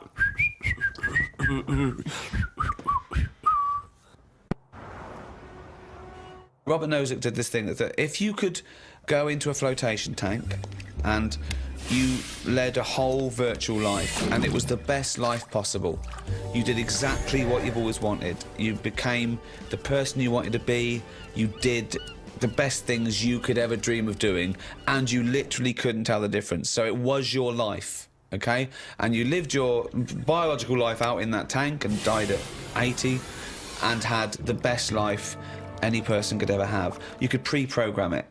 Would you get into that tank knowing what you know now, knowing that you will have the best life ever, with no heartache, no upset, no loved ones dying? So what's happening when I'm sort of having a packet of munchies? Yeah. Am I having them, or are they imaginary? They're imaginary, but you can't tell the difference. It's the best packet of munchies we've ever had. I love the fact that you went into the flotation tank and your one proviso was, are munchies as good? Yeah. No, absolutely. I'm just taking it back to basics. That is Right. basic. You've got yeah. to pre-program your life. That's where you'd start, is it? Munchies must always taste magnificent. Well, it's just if you can still enjoy the basic things in life, then that's Yeah, when you can't go wrong. You do. You enjoy them. It's the life you'd ever want to live, and Yeah, you're bit living dangerous, it. That. Bit Sorry? dangerous. Bit dangerous. Why? Go on. Why? Just, I don't know, because sometimes I think things don't happen for the best, right? Right. Sometimes you can sort of think, oh, I'll enjoy that if that happens. And then it doesn't happen, and you've had time to think about But what this would is have happened. perfect. No, this is built in, because whatever happens is for the best. So not only when you're in this flotation tank are you enjoying yourself, that things just keep getting better or staying So as you good. never have a bad day. You never have a bad day. But how long would that last for before you go, I'm fed up with this? Well, why would you get fed up with it? Because you do something else. It's the perfect life. Bear in mind, you're not aware that you're in the flotation tank. You've made that deal, but then once you're in there, you don't know. You're not aware of being in the flotation tank. You're living your life, and it's perfect. You're happy. Well, we don't know how you would be happy. You just have munchies every day, and Well, yeah, you'd get in it then. You'd get in it if you don't know you've got in this tank. If I somehow go to bed at night, someone injects me in the head, and then they go, right, stick him in the tank now, and then I wake up, packet of munchies there, sun's out, Suzanne goes, oh, it's a nice day, we'll go and do something nice. And I go, you're meant to be at work. And she goes, no, I don't have to go in today. Right. I go, all right, let's go out then. Now, what's interesting there is that within this scenario, I gave you any life, you could do anything, and you chose the exact life you've got now, except Suzanne's got a day off. Now, I both love that. Well, I was a and bit sort of- suspicious, though, that she's just taking a day off. No, willy-nilly. wait, it's not happening now. It's not happening, really happening. You could do anything you like. But I like the fact now you're even questioning it. You're not in the tank. And why has Suzanne got a day off, right? Now, I love that because that suggests to me that you're a nice, happy, satisfied, whatever you want to do it, contented person who's got the perfect life. However, it's almost like you haven't fully understood the possibilities. For example, you wake up, there's the munchies, sunny day, Suzanne's not at work. You go, why aren't you at work? Well, She goes to you, hold on though, why are you flying? And you go, I just can. But you hadn't even thought that maybe you could fly or swim or hold your breath. you just No, gonna no, have some but- munchies for but breakfast. Hang on a minute, this is day one. Oh, okay. When you go on holiday, Yeah. like I said before, you don't turn up and go, right, it's 1 o'clock, jet ski for half an hour, bungee jumping 40 minutes after that, let's Yeah. have a nice roti, Yeah. and, try a little cocktail. And what do you do? What do you do when you arrive there? Well, you get there, Yeah. the fella takes your case to the room, Right. you have that panic of, am I going to give him too much money? I don't know the currency well enough yet, I don't know how much More things information are. than we asked for. Yeah. And No. the most mundane scenario I've ever heard. No, but this is what happens in real life. Okay, you're just telling us what happens when you go on holiday. What's your point? Okay. Because you don't want fun all in one go, you want to build to it, because Mm. that's sometimes part of it. Right. Yeah. Right. Okay. So- anticipation. Yeah. Good. Yeah. Yeah, that little bit. Yeah. It's about things taking time, innit? Then looking back at the journey and going, Yeah. how did I get here? Okay, well, Right. can I ask a question? Because sorry, what I'm fascinated to know is if you decided to sign up to the float tank idea. Okay, you can design your perfect life. But I'd prefer not to Well, know I'm doing it. No, You you won't don't. You know. won't. But I You want to won't ask know. this question. Imagine Ricky and I are the doctors. Okay, we can put you in this tank. All we need to know from you now is what your perfect life is. And we're going to program it in the computer. You're going to wake up tomorrow. You won't know this conversation's happened. You'll have the perfect life. What, if you don't mind, we're going to take notes now. What is the perfect life? You're still obviously living with Suzanne. We've got but munchies. what else? We've got munchies and we've got sunshine. But what else would you like in your magical life of your ultimate life? Yeah, I don't like this idea. Suddenly Suzanne's never at work. I just think you need a bit of the badness to have the goodness. Right. right. But the difference is when I next get British Gas round, they go, "Oh, Mr. Pilkington, yes, Oh my God! The boiler so is he's like fixed. to have a virtual life, so his boiler's fixed. No, Yeah, but no, so your no, no, boiler no. still goes wrong in your dream, but, it gets fixed. But you don't Yes. even need a boiler. You could be the perfect But temperature this all the isn't time. the Earth anymore. I don't like the idea of too much change. I don't want that much of a change. But to you my life. won't realise, it won't feel like change. Yeah, but it's that old chestnut, isn't it? It's the thing of like, what's my problem then? You've got Right. the problem gene in your head. You've got to fill it with a problem. Yeah, he's not a geneticist. Got the problem hole in your head. No, it's Got not. the problem hole in your head. Shut up, Ricky. Let him say what he means to say. He's got a said problem it. hole in his head. He's got a problem hole in his head. It's called his mouth. Yes. Right, that is your problem hole. So, if someone comes up and they go, I've fixed your boiler. Sorry, could I just ask No, let him speak Let for- me ask one question, Steve. Is the problem hole different from the problem gene, or is that a new term for... You put things through the problem hole and they end up in the problem gene. You feed something in the problem hole. Is that okay, right, Carl? It goes through the problem Yes. tube into the problem gene. Okay, so it's down the problem conduit. Okay, go on. Right.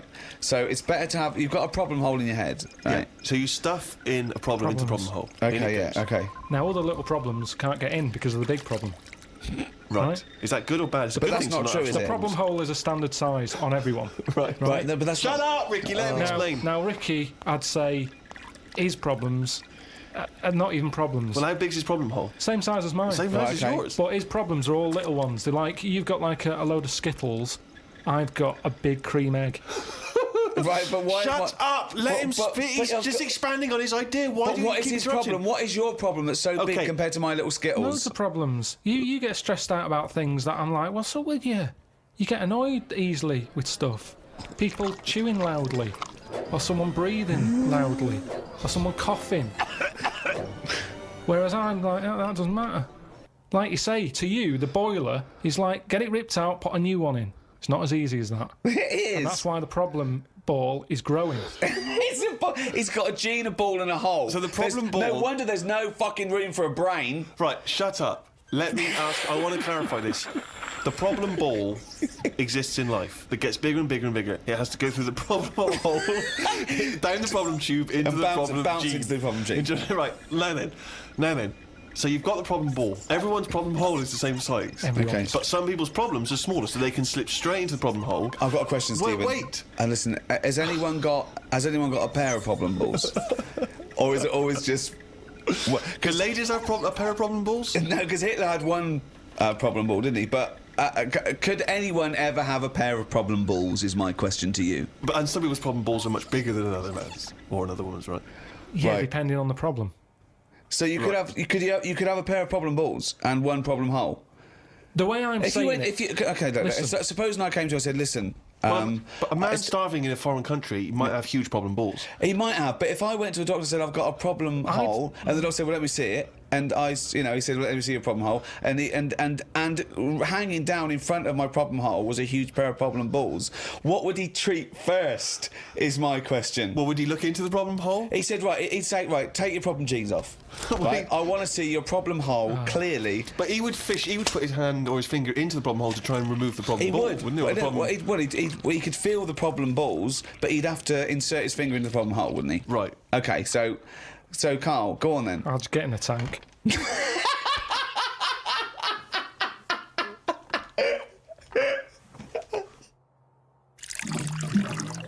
What do you do towards enjoying your life? I don't normally enjoy the thing when I'm doing it. It's after. It's like that holiday. When I What was do you on mean holiday. you don't enjoy the thing when you're doing it? It's after. What's an example of not enjoying the thing at the moment, but you do after? You didn't enjoy the holiday? Say but like you- the holiday. I've just So been you enjoyed away. coming off hang on. holiday? What? I want to hear it. You enjoyed the holiday. You didn't enjoy the When holiday. I'm there, I had fleas biting me. Yeah. I had mosquitoes biting me. Yeah. There was a funny smell of damp in the bathroom. I was worrying, getting in the sea, thinking, is the stonefish in it? Right? Now, you've got all that going on. Yeah. When you get back, you forget about the damp smell. You forget Well, about you the haven't. fleas because the bites have gone. They're not as much of a problem. Yeah. So then your brain starts going, well, hang on, what did I enjoy? And you go, I enjoyed the dorada fish I had that I've never eaten. Yeah. That's an experience. At the time, I wasn't enjoying it because I'm thinking, when I get back, I'm going to have fleas on me again. Yeah. Now, when I get a menu given to me in a restaurant, Yeah. I go, right, what am I going to do here? Yeah. Right, well, when I came here, I thought I'd have some lamb chops. They've got lamb chops, great. Wonder how much to give you, because I quite fancy this pudding they've got. Right. Now, I have the lamb chops, it comes with extra veg. I eat it, I enjoy it. The pudding I wanted, it's gone out the window, I've got no room for it now. Yeah. But you enjoyed the lamb chops. But you enjoyed that jobs. You can only get packed so much. If you're enjoying all your life all the time, there's no point in regretting anything. That's just greed. No, but I was looking forward to the pudding. Well, you shouldn't have eaten all the veg. Yeah, but I was enjoying it at that point. But then you take the pleasure that you had at that point. No, because I wanted a pudding. Yeah, but But you didn't want to put in, or you've had to put in. No, because I would have had it for the sake of having it. And then it's Yeah, ruined. but I don't know what the whinge is there. You had a lovely meal. You had some lovely lamb chops. You enjoyed the hour. Because when I read that they had like profiteroles on there, Yeah. I thought I fancy a couple of them. yeah, and then And the chance has gone. I'm probably not coming back to this restaurant now. yeah, but you 'cause haven't missed a chance. You had the chance. You didn't want to take it because you were full up with lovely lamb. It's What's not the like you problem? didn't. I had a spicy sausage in the Caribbean. Right. Now, the problem was, I was enjoying it, but I thought this is the spiciest sausage I've ever eaten. Right. Now, I could only enjoy that the next day night when I knew that it's The gone next day through my night. body, there hasn't been a problem. So I go, that was a nice sausage, I'd have one of them again. Right. That was a nice sausage. But then the next time, surely you'd be enjoying it because you wouldn't have the trauma of the next night because you'd lived through it, and now you're just enjoying But the the lovely problem- spiciness and the sausaginess of the spicy sausage. Yeah, but the problem is, once you've enjoyed something, it's very difficult to replace what you got from that spicy sausage the first time. Then why are you looking forward to having another one? Because let me tell you, Go on. Auntie Nora, I've told you she prepares all the food, right? She's got them all in bags in a freezer, Monday, Tuesday, Wednesday, Thursday, Friday. Right. Now, what she normally does, she makes a big pot of curry. Right. She goes, what I'll do, I'll pop that in the Monday bag and I'll pop it in the Thursday bag. It's the same curry. Now, she has it on the Monday. Yeah. She loves it. She thinks I got the mix just right there. The spices are good. The chicken was tasty. I'm looking forward to Thursday. I'm looking forward to Thursday. I can't wait for Thursday. Yeah. I'll call her up on the Thursday evening. I'll go, how was the curry that you had on Monday that you said you were having again on Thursday that you enjoyed? Didn't enjoy it. Why is that? Dunno. Just want the same. She was expecting too much. And that's the problem. If I had that spicy sausage again, he's never going to live up to it. So forget the spicy sausage. I've had it. I've experienced it. So you if never someone have another says, well, it depends. So do you have anything twice ever?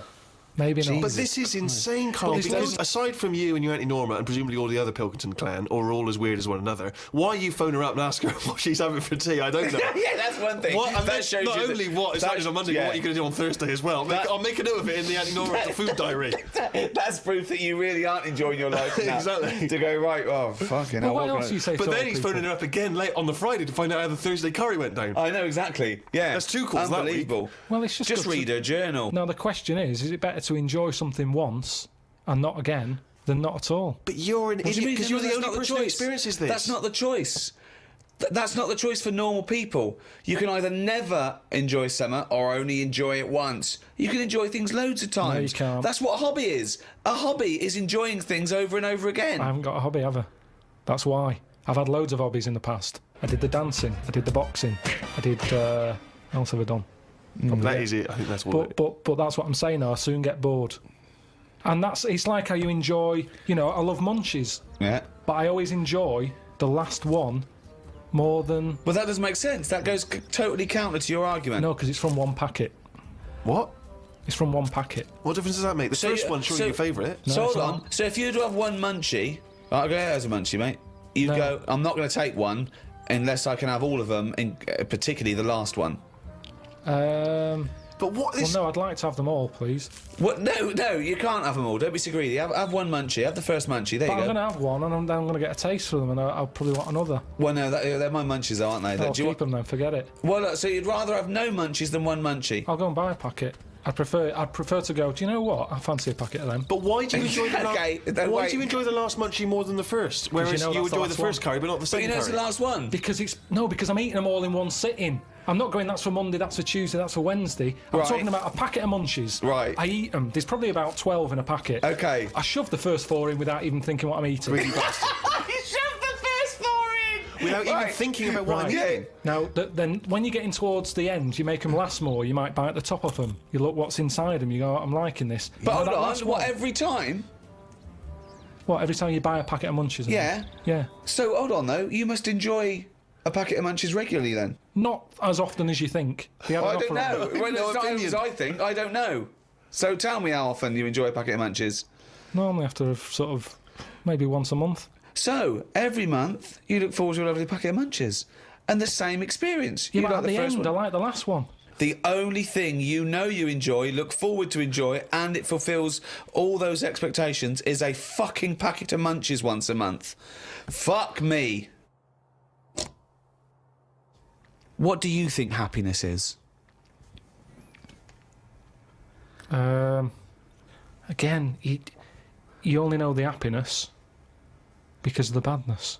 You've got to Well- have a yin and a yang. Well, I know what you mean there. I agree with you on this because it's sort of no good to be handed it on a plate. I mean, just from my own experience, working for someone does feel better because you've got a pride and a satisfaction. I genuinely think it's better to start a business, struggle, go bust, come back, than win the lottery.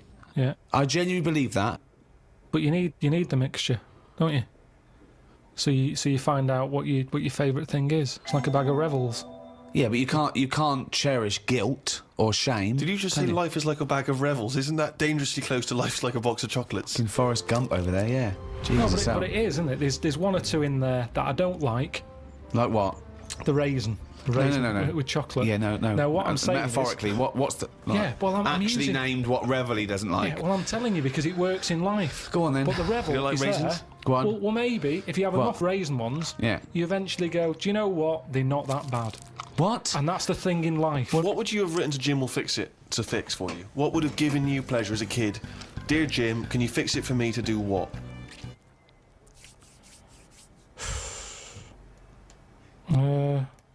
when I watched Jim Will Fix It as a kid, they never really lived up to what the kid wanted, did they? But what would you have requested? But I don't think I would, because I think I saw how disappointed most of the kids were. God, it's A kid exhausting. like whistling, they brought out This is Roger Whittaker. exhausting. Yes, because they look at it and they go, can you fix it for me to go into space? No. Can I dance with Bananarama? No problem. That's the ones they pick. Yeah, so Do you know that's what I mean? why I wouldn't write in, because whatever you ask for, you're always going to get a watered-down version. But if Jim could fix it for you to do anything, what would you have chosen? There's not many things I wanted as a kid. One though. thing. Just one thing. To choose one thing, please. That my name was Brett. Oh, fucking hell! It's not unbelievable!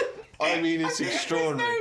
There is no predicting that. Okay, you know what? I can make that dream come true for you right now, Brett. We can just call you Brett from now on. Not a problem, Brett. Brett Pilkington. It sounds good. I love the fact that it's the Carl bit he wants to replace, not the fucking No, but Pilkington. that doesn't work either, because like then Why I not, told, Brett? because I told Okay. I told my mum and dad that that's what I wanted. They started calling me that, but then I forgot that. They went along with it. Yeah, So you said, Mum, Dad, call me Brett from now on. And they went, all right. yeah, but then I kept forgetting that I was Brett, so I wasn't answering, so they went back to Carl. It's amazing! So you've had that dream come true. Yeah, and it wasn't that good, and that's what I'm saying to you. Things never live up to what you want. Dreams, what are they? When I was on holiday recently, Yeah. I got talking to an old fella, because where I went, it's mainly for old people. I got chatting with him. You could tell he had a lot of money. Yeah. He sort of tanned. He had that sort of rouge-coloured sort of jeans, Oh, yeah. which is always sort of... Telltale sign. It's kind of like he's got money. Yeah. And, The red jeans are twice as much, sir. That's okay, I've got money. yeah, it's either that colour or yellow. But you Yeah. can carry it off when you're an old man, and especially with the tan, you think, yeah, he's got a few quid. I'm a millionaire. Do you have any yellow jeans?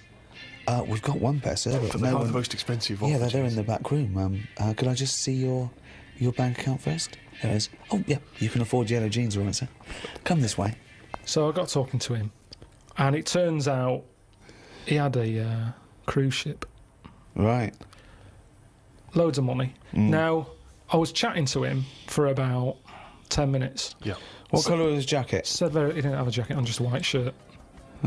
He's wearing red jeans and a white shirt. Yeah, sort of leather slip-on shoes, that I can remember. And how old is he? It's hard to tell because he was well tanned. Right. Was he an attractive man? He's a good-looking fella. So he's rich. So you saw this rich, good-looking bloke with just a shirt on. No, he had a shirt and his pink Yeah. pants. His pink pants, and he just went over. Well, You I struck don't up a understand. conversation. I with him. don't know. Why did you notice what colour the crotch area was? What? Why did you notice what You were colour looking the... very much at the arse I of the can see crotch why area. you could see if you're looking at his face, you could see a white shirt. I'll But tell why you could why. you see I'll tell you what why. colour This is what I'm the telling you. fabric around his This is what testicles I'm were? saying. You saw a good-looking old man sat at the bar. You went out and bought him a drink. Yeah, you I saw, was you waiting noticed for the it, barbecue to open. right? Okay, and I you got noticed a there man's. early. So you noticed So a it was man's 9 in the trousers. No. Yeah, no. I was annoyed. I Right. don't like late nights on holiday. Right, With okay. jet lag. Suzanne said, let's go down there early tonight. Right. I get there, I find out the barbecue's not for another 40-odd minutes. What time was The it? holiday rep. Well, I don't know. It starts at 8. You're so I had to noticing wait for people. 40 You're minutes. noticing old men's genital coverings, but you don't know what fucking time it is. Yeah, but what get I'm your story saying, What I'm straight. saying to you is the Right. reason I noticed his pants is because what he was talking about, Right. there was no reference points. I didn't have a clue what he was going on about. Right. What was he talking about for your eyes to wander down to his penis, is what I'm trying to say. What made you look at his penis? Because I got bored.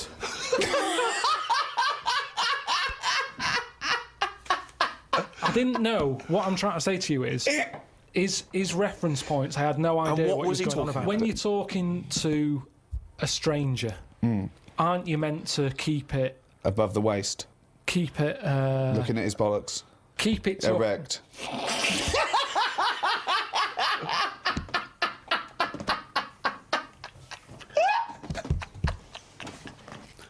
I made Carl laugh.